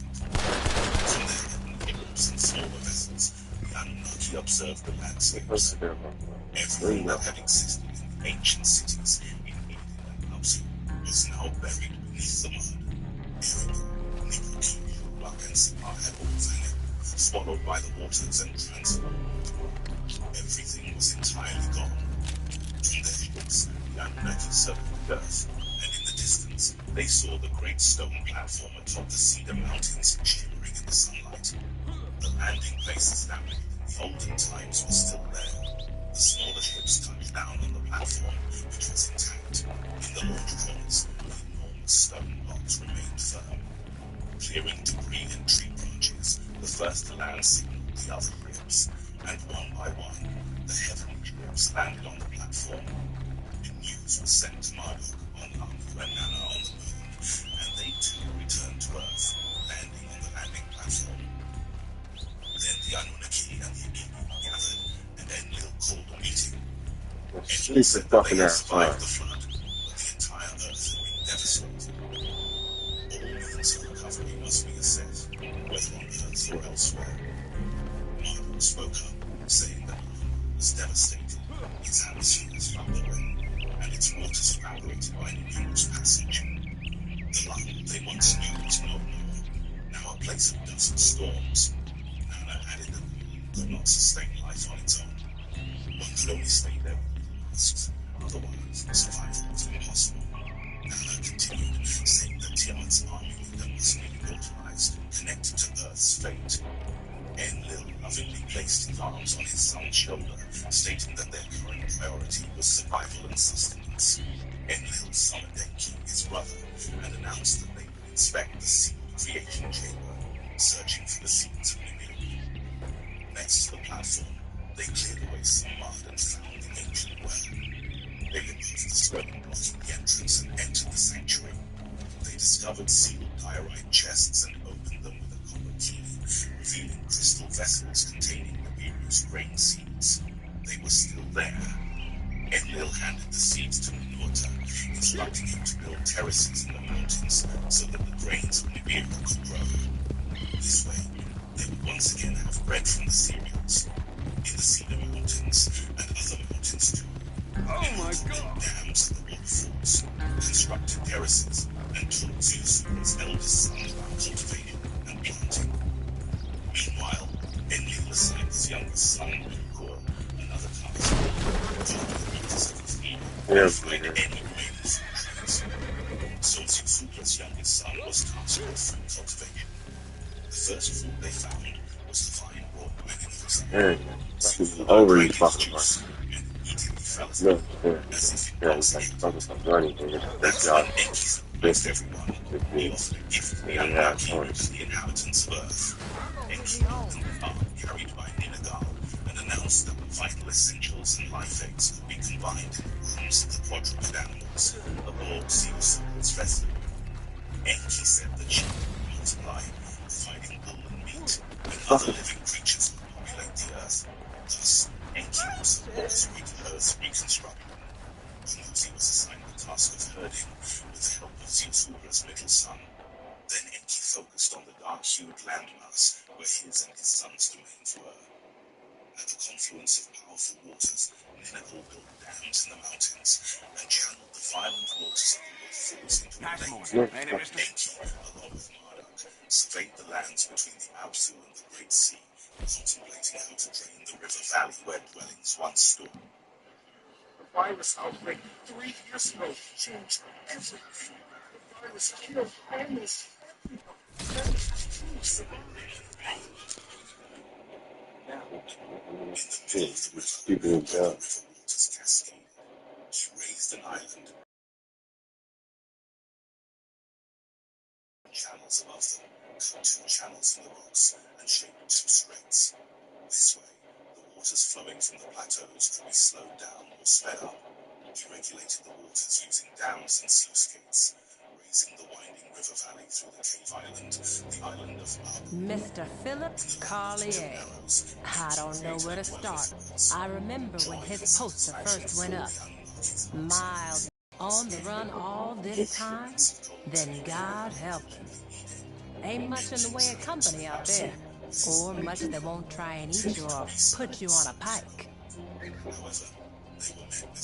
Got to ask what years of that might have done to his mind.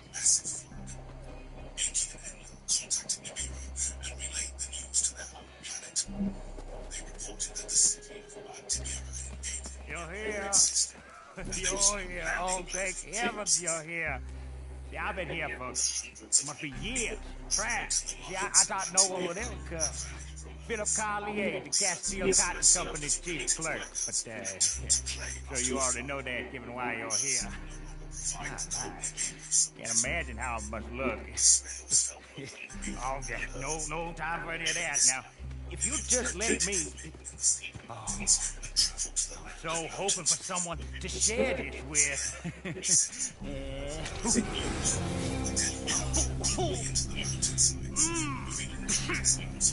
What the fucking stupid shit is that? Really feel for that stupid shit?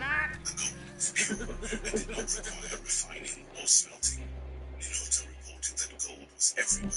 Enki and Enlil hurriedly traveled to the distant land of mountains and marveled at the discovery. Pure gold that needed no refining or smelting was abundant. This is a miracle. Enki told Enlil. What was done by Nibiru has been corrected by Nibiru. Enlil responded, the invisible hand of the creator of all allowed life on Nibiru. Oh, there you are. And how will they be sent to Nibiru? That was stupid, because the bitch nigga so fucking scared. Like, what the fuck, man?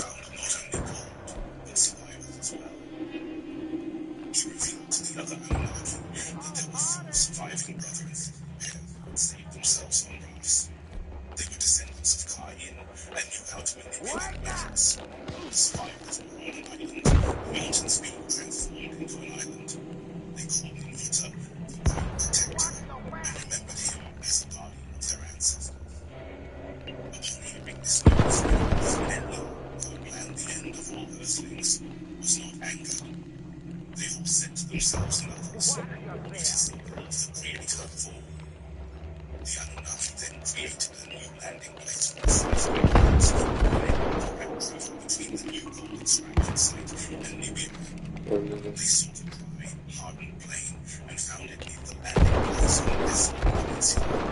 The site was flat like a calm lake and surrounded by white mountains. To facilitate flight navigation between Earth and Nibiru, Enlil suggested to Enki that we produce the celestial passport. Like, nigga, he's like, you have to be that fucking dumb. I have to be that fucking dumb just to fucking be that fucking retarded. Then Enlil measured the distances of the heavens and marked a grand design on a tablet for everyone on Earth to see. It was decided that the landing place in the Cedar Mountains would be part of It's a nightmare. Next, Enlil measured the distance between the landing place and the place of the troops, designating a new location for a new mission control center at the center of Orion. Nigga, come on, bro. He selected a suitable Where are you, bitch? construction of a stone platform, similar but smaller than the center. The stone was carved inside and out to house a new link between heaven and earth, a new navel of the earth, a new earth center to establish the function of Nimrod before the flood. The landing shortcut was anchored in the north between peaks of Amata. To mark the landing corridor, Enlil needed 2 more sets of twin peaks to define the corridor's boundaries and ensure ascent and descent. In the southern part of the desolate peninsula, a mountainous area, Enlil chose adjacent twin peaks where he anchored the southern boundary. However, where the second set of twin peaks was needed, there were no mountains, only a plain above the valley flooded by waters rose from the ground. Ninjas suggested to the other Anunnaki, artificial peaks can be erected on it. So on a tablet, he drew the image of smooth peaks rising to the sky. It is to be done. Let it be. Enlil approved.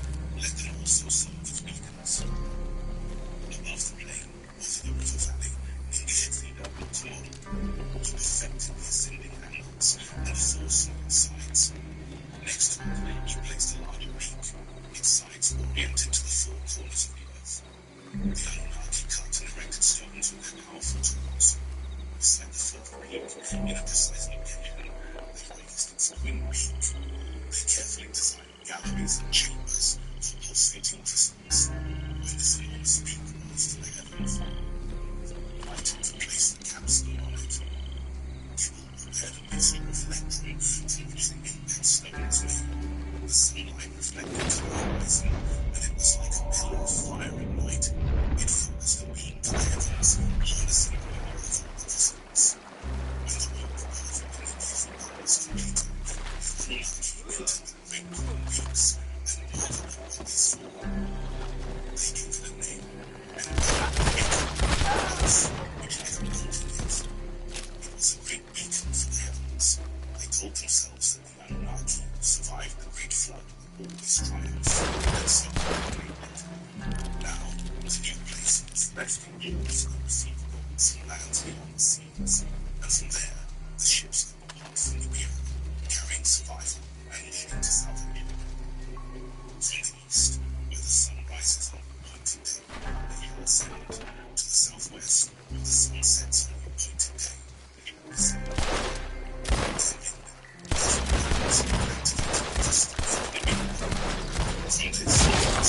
Lights began to flicker inside, and a captivating hum broke the silence that had been on Earth.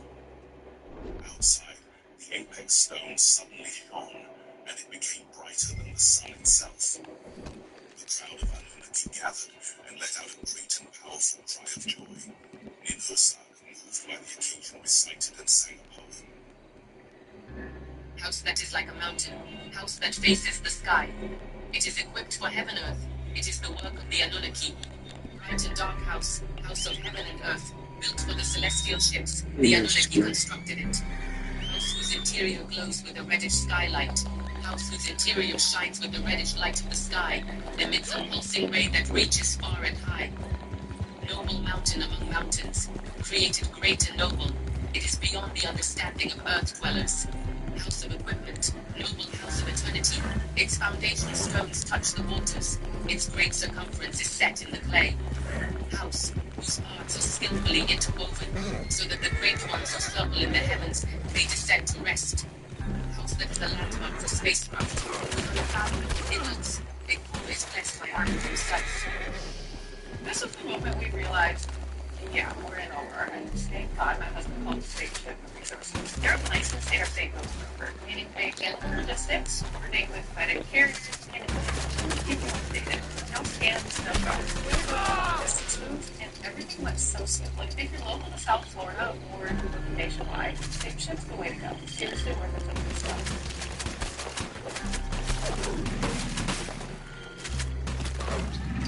If you or a loved one was sexually abused as a minor in San Diego youth centers, including the Valencia Children's Center, Juvenile Hall, formerly known as the Kearney Mesa Juvenile Detention Center, the Youth Transition Campus, formerly known as the Juvenile Probation Center, Rancho del Campo, Camp Barris, or the East Mesa Juvenile Detention Facility, you may qualify for significant financial compensation, even if the abuse took place decades ago.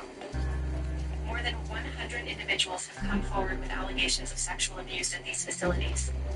These claims span back decades and have prompted legal action and growing public awareness. If you or a loved one experienced abuse while in a San Diego youth facility, you can now potentially report the incident and check for potential compensation.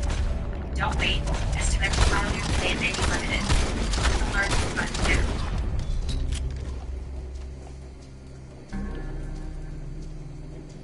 At the end of Ninhursag's exaltation song, the Anunnaki continued celebrating their remarkable work. Enki suggested to Enlil, we need to think of an answer to a puzzling question. When in future, someone asks, when was this wonder created? Let's go on and see the mountains announce the of the world. With the full thread of the creature of Ninhursag, the designer of mountains, and Kansas, celestial ships. Yes. And for what purpose it was created. Enlil agreed with Enki's words and said, you two must once again be the commander of the place of the celestial ships. Let the lion look precisely to the east, to the image of Ninhursag. Thus, took Kara's ship, and then celebrated the image of Ninhursag. It was then that 3 words of discontent. You promised me dominion over the entire earth, but now command and glory are granted to others. I am left without plans or tasks. Artificial mountains rise on my former plains. In the image of the lion Marduk's words angered Ningiziga, as well as the other sons. Ninurta and the rest of Enlil's sons also raised their voices, demanding domains in their names. All demanded lands for themselves, and earthlings were rewarded them. Ninasar spoke up before the others, saying, "Let the celebration not become a dispute. The earth is still desolate.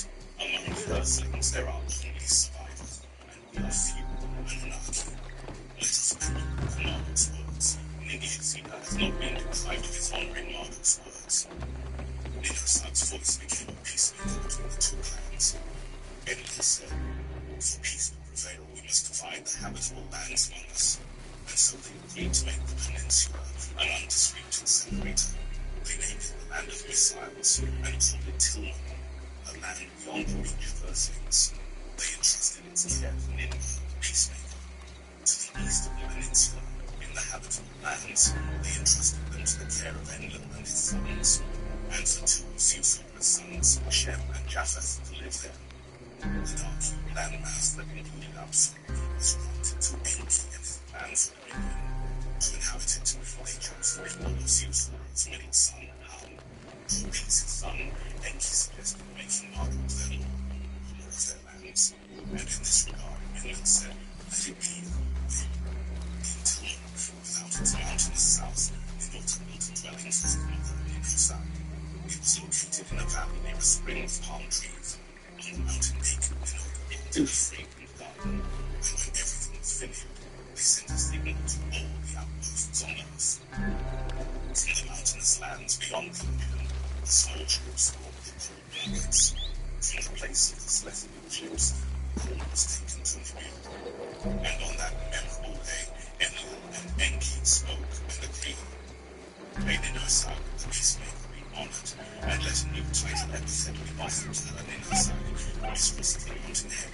Let it be another of her names. It was the first hour since the great deluge, and tensions were simmering amongst all who were house of Amulot. The sparks flew, and Marduk boldly claimed to the Dark-Shield land and all its realms. The jostling for territories escalated, and Ninurta, thrilling the harmonious voice between the 2 clans, was bestowed the title Ninurta, her prime name being Ninmar. Thus, Ninurta is hailed as the Earth's peacemaker. The Anunnaki in Monaco sang praises of her very being. Ninurta sang with grace and finesse, steel was order amongst them. Gold was ferried to Nibiru, and in the wake of celebrations, ambitions and rivalries went on. The earth was slowly but surely sprung back to life, enriched by seeds safeguarded by nature. All flourished anew, like the earth and renewed vigor. Yet amongst all treasures unearthed, remnants of humanity were the crown jewels to the Anunnaki. It was reminiscent of yore when the primitive worlds were forged. Now the Anunnaki, fewer in number and varied, yearned for the toil of civilizing human hands, and so unfolded the first Shi'ar worlds of the future. However, peace was created not by a tussle between Marduk and Ninurta, or a direct struggle between the clans of Enki and Enlil. Turmoil erupted when Marduk's very own progeny, aided by the Akiji, the son of peace was Ninurta. Considering the Egyptian context within the Anunnaki story, it's necessary to clarify some points. Seti, the offspring of Marduk and Sarpenit, is the Egyptian god Seth, and will henceforth be referred to as such. Ace, another son of Marduk and Sarpenit, will from now on be called Osiris. Asta, daughter of Shamaz, Isis, Nibat, also daughter of Shamaz, will be known as Nephthys. After the name Horus, Enki will be Ka. These are Saturnas and Asta.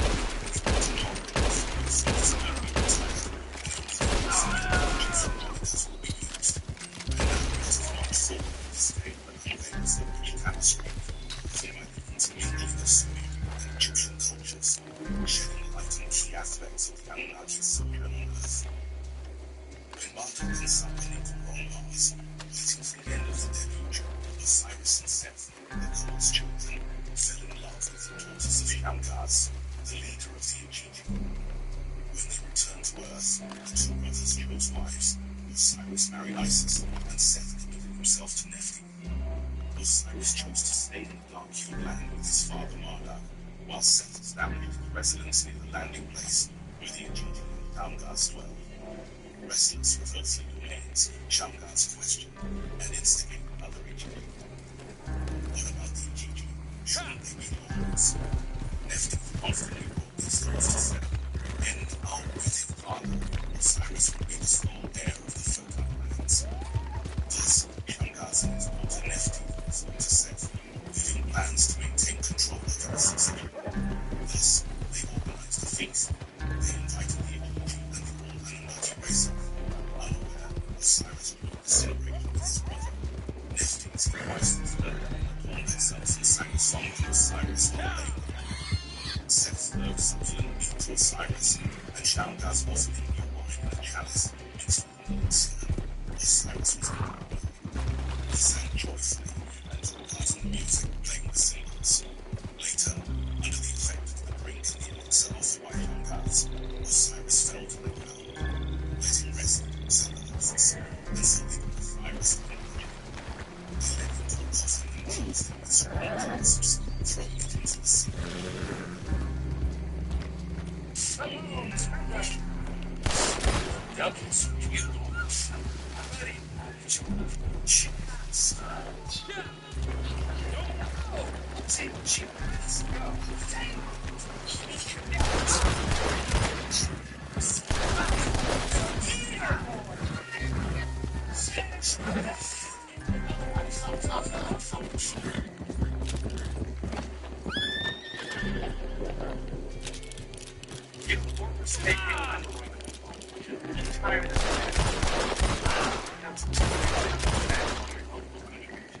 To your IRA, tax relief for money for $10 for just $5 a month. Sign up now and get the first 30 days.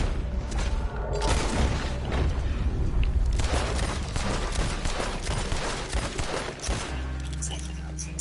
This is not to refuse for the death of her husband. Osiris was found by the seaside of the dark. His lifeless body lay inside, stiff and true. The rest of life Look that ass up. devastating to his bodies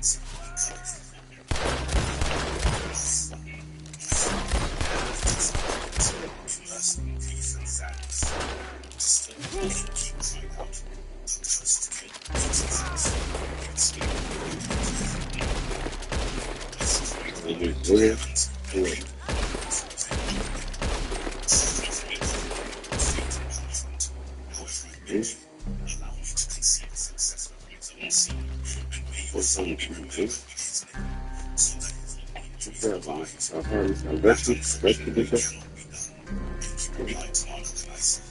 Isis was perplexed and deeply troubled, deciding to challenge the odds. Before long, Osiris was wrapped in preserving sanctuary. Isis was seen cunning, disrupting the essence of life and natural cycles. Through this daring act, Isis had saved the air and avenged Osiris. Before Enki and his sons, before Marduk and other Anunnaki, Seth proclaimed his word. I am the sole heir and successor of Marduk, and thus I am the lord of the land of the Primeroth. Seth also found other paths and ornaments. After the battle of the Tilman area, Enlil summoned his 3 sons to a council, concerned about the recent events, and said to them, in the beginning, we created the earthlings in our image and likeness, but now the descendants of the Anunnaki resemble the earthlings. Cain killed his brother, and now Seth also killed his brother. Prophet's enemies, the descendants of the Anunnaki, have raised an army of earthlings and metal weapons for the seed of the Anunnaki have been placed in their hands.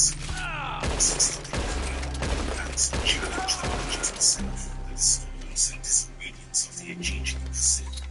Enlil continued in a bellicose and perplexed tone, under the dominion of Marduk, the peaks of the lighthouses are hidden. They are besieged, where the Aegidi protect the landing place. Thus,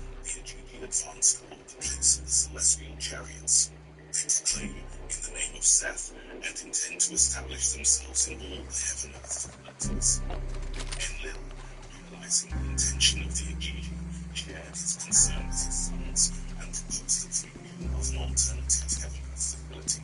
Enlil wished to establish it in the land of Nota, beyond the mountains, and to see it surrounded with earthlings he trusted.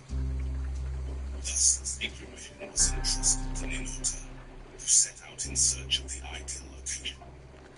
Mountains beyond the oceans, next to an immense lake, Ninota established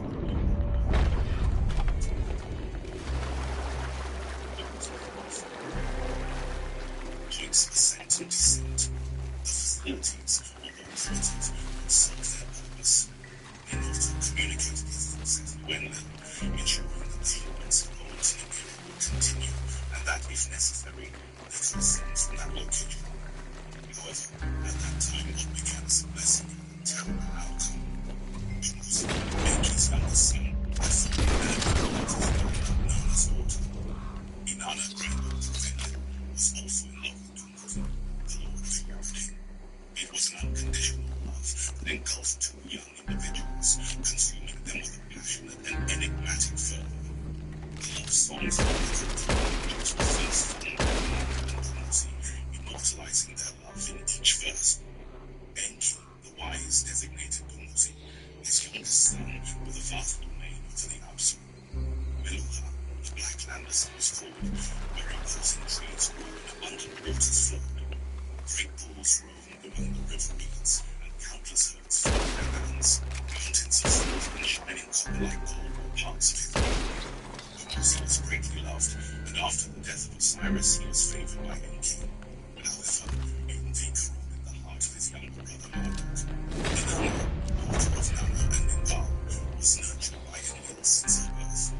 Her beauty was indescribable, and she competed in martial arts with the Anunnaki gods. She learned about celestial travels and celestial trips from her brother Iti. The celestial ship of her own was presented to her by the Anunnaki to navigate the skies of Earth. After the flood, the planet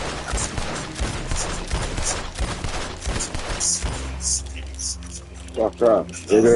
Not playing with you.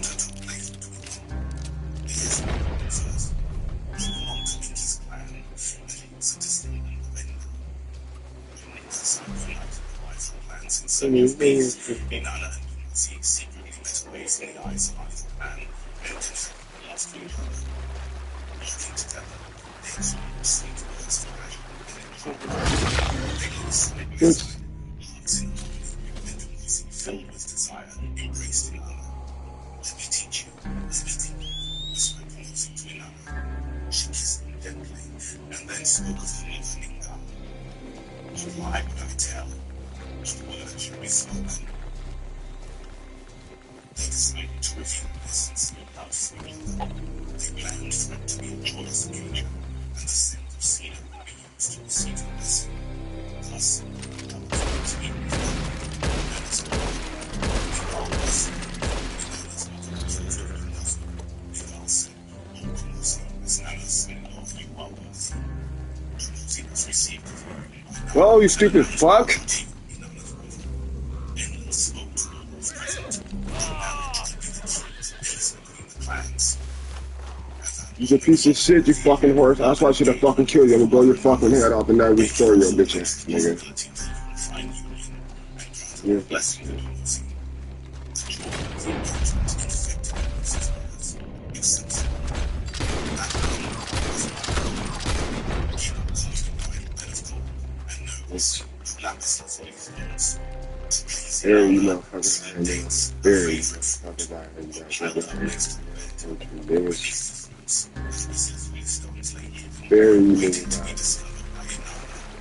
According to tradition, one of Dunkuzi's sons was tasked with perfuming the dressing room. That sister was given Inanna, and the requisite meant the one to be healed. There was a Inanna beat. unveiled her king's aspirations to perfume love, There was a beat. to give Inanna. She envisioned a grand union with Dunkuzi, the great Anunnaki, would ascend. His name would be for mothers, and she would become his queen. Together, they would rule and bring rebellious nations under their control. Dunkuzi would be He granted power and governed the Nihil's family. Inanna, startled by Inanna's immense ambition, reported the visions of the Fuck you, bitch. Inanna's ambition and the idea of new government diplomacy were an affront to him. Soma confided the secret plans of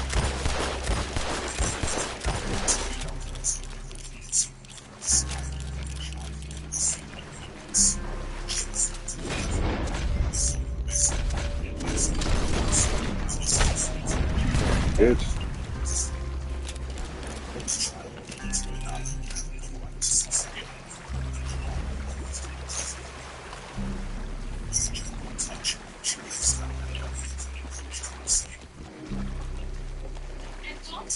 We're always a step ahead.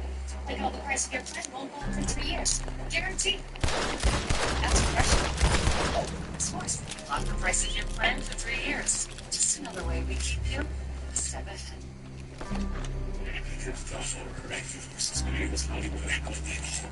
The fuck up and leave, nigga. Get up.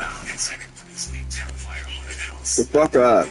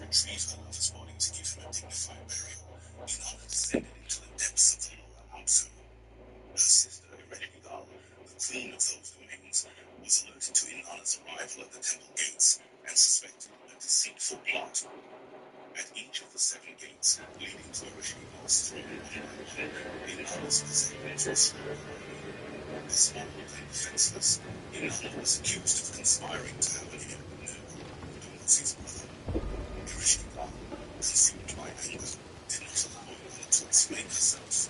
She ordered her disciple, Mountar, to unleash 6 terrible diseases upon her sister. Inanna's disappearance in the lower absolute alarmed her parents. Nana's thought endlessly, in turn sent a message to Enki.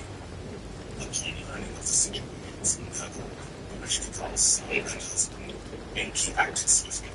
He fashioned 2 emissaries from the clay of the Absolute, beings without blood, immune to the rays of death. He sent them to the lower Absolute with the mission of bringing back Inanna, whether alive or dead. When they encountered Ereshkigal, the emissaries caused her bewilderment. Unable to discern their origin, the Queen asked if they were Anunnaki or beings of the earth. Mountar attacked them with magical weapons. The 2 remained unharmed, and so they reached the lifeless body of Inanna. It was hanging on a stake. The emissaries created by Enki from Pulsator and Emitter. Then they sprinkled the blood of life upon her and placed the plant of life in her mouth.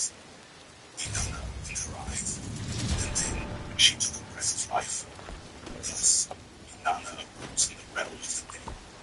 As they prepared to take Inanna back to the upper world, she ordered them to also take the lifeless body of Lucy. At the 7 gates of the lower house, Inanna's adornments and utensils were returned to her. She instructed the emissaries to take them to the Black Land, where they should wash him with pure water, anoint him with sweet oil, and dress him with red flour, placing him on a lapis lazuli slab. There, they were to carve the resting place in the walls and wait for the day of rebirth.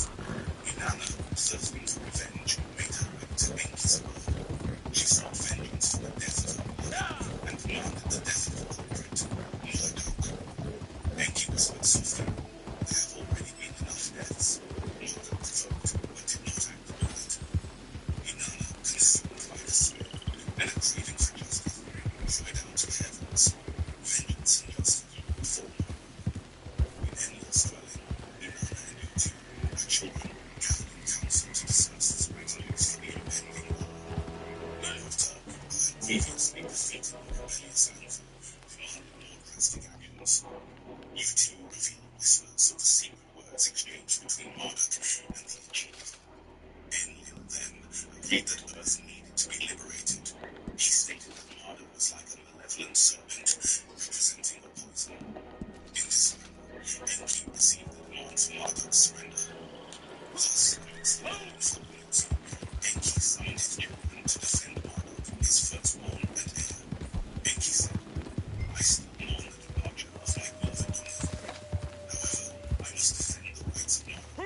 Despite the painful injury by Marduk, nothing will die by his hands." And thus Enki declared that Marduk would be protected by him. Evil and Ninagal answered their father's call, while Nineveh developed I'm gonna see you hang for this. and so, from parallel philosophy to the natural methods, the battles, from the descendants of the prophets, until the Anunnaki, all of them, engaged in a conflict that extended beyond their original world.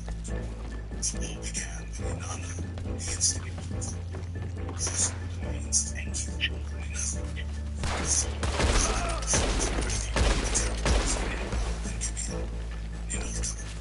I'll make you suffer! Somebody please help!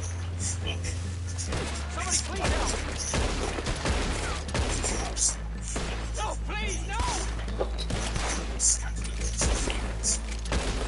Oh, God, no! Damn it! Help! You're ready to die!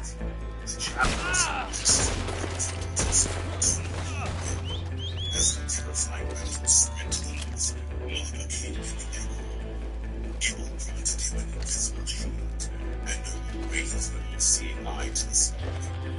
With a brilliant weapon, he now lets You're making your face! and the brightness of Inanna's weapon damaged his right eye. He remained continuing their plans to rescue beings beyond time, and through the mountains. The Anunnakis and Aztecs clashed and started a great battle between the mountains. Aliens sent weapons of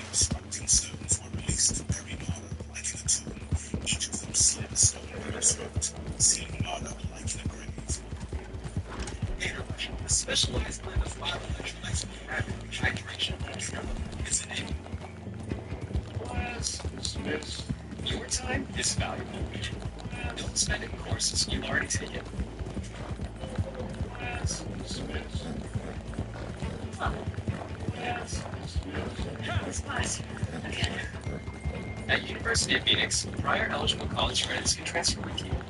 It's saving you time. Plus, there's a scholarship just for transfer students.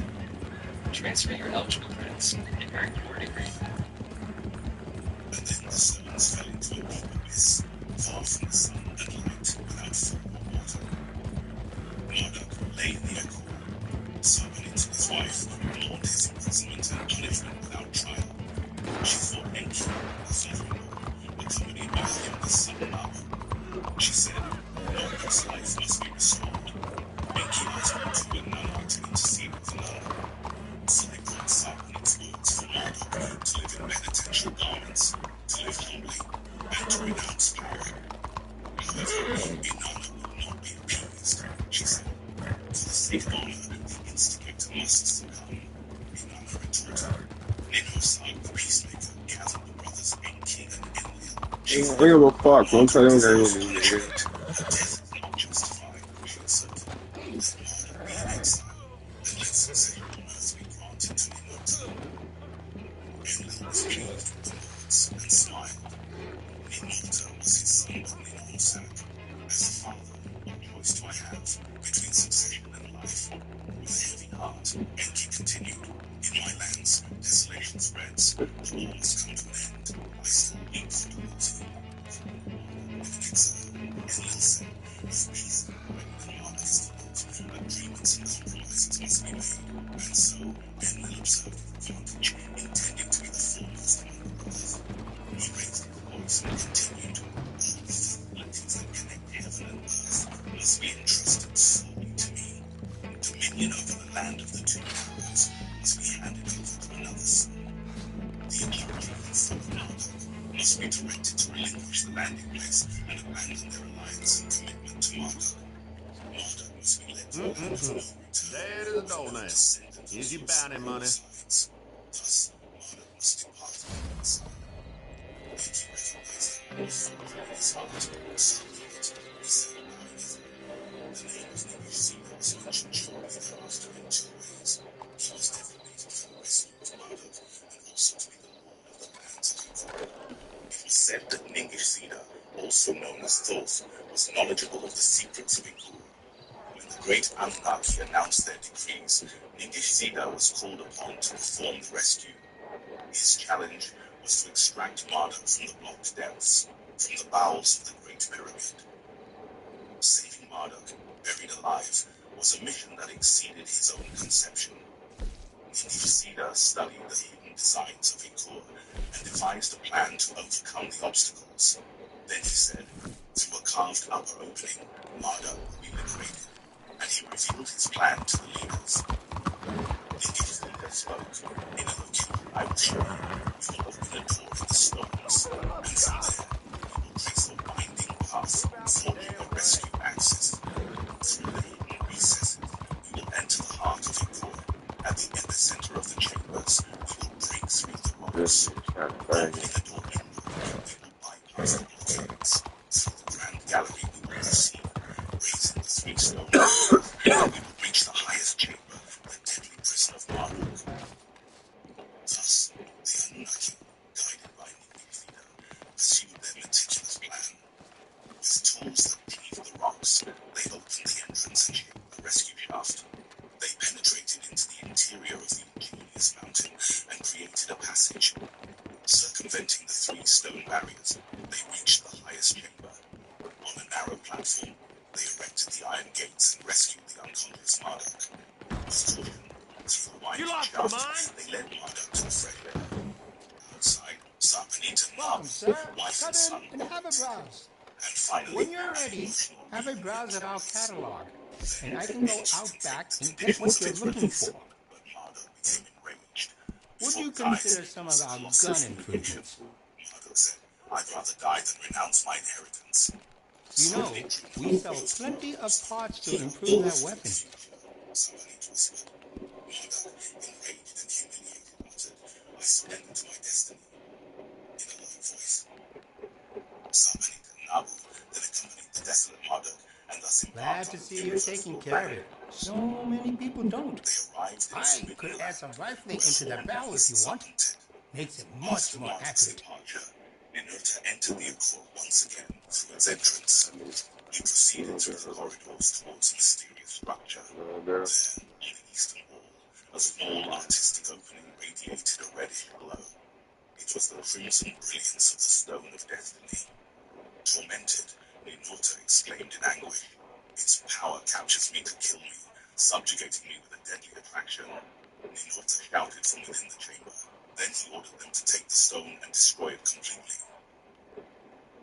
Retracing his steps, Ninurta entered the grand gallery and reached the highest chamber.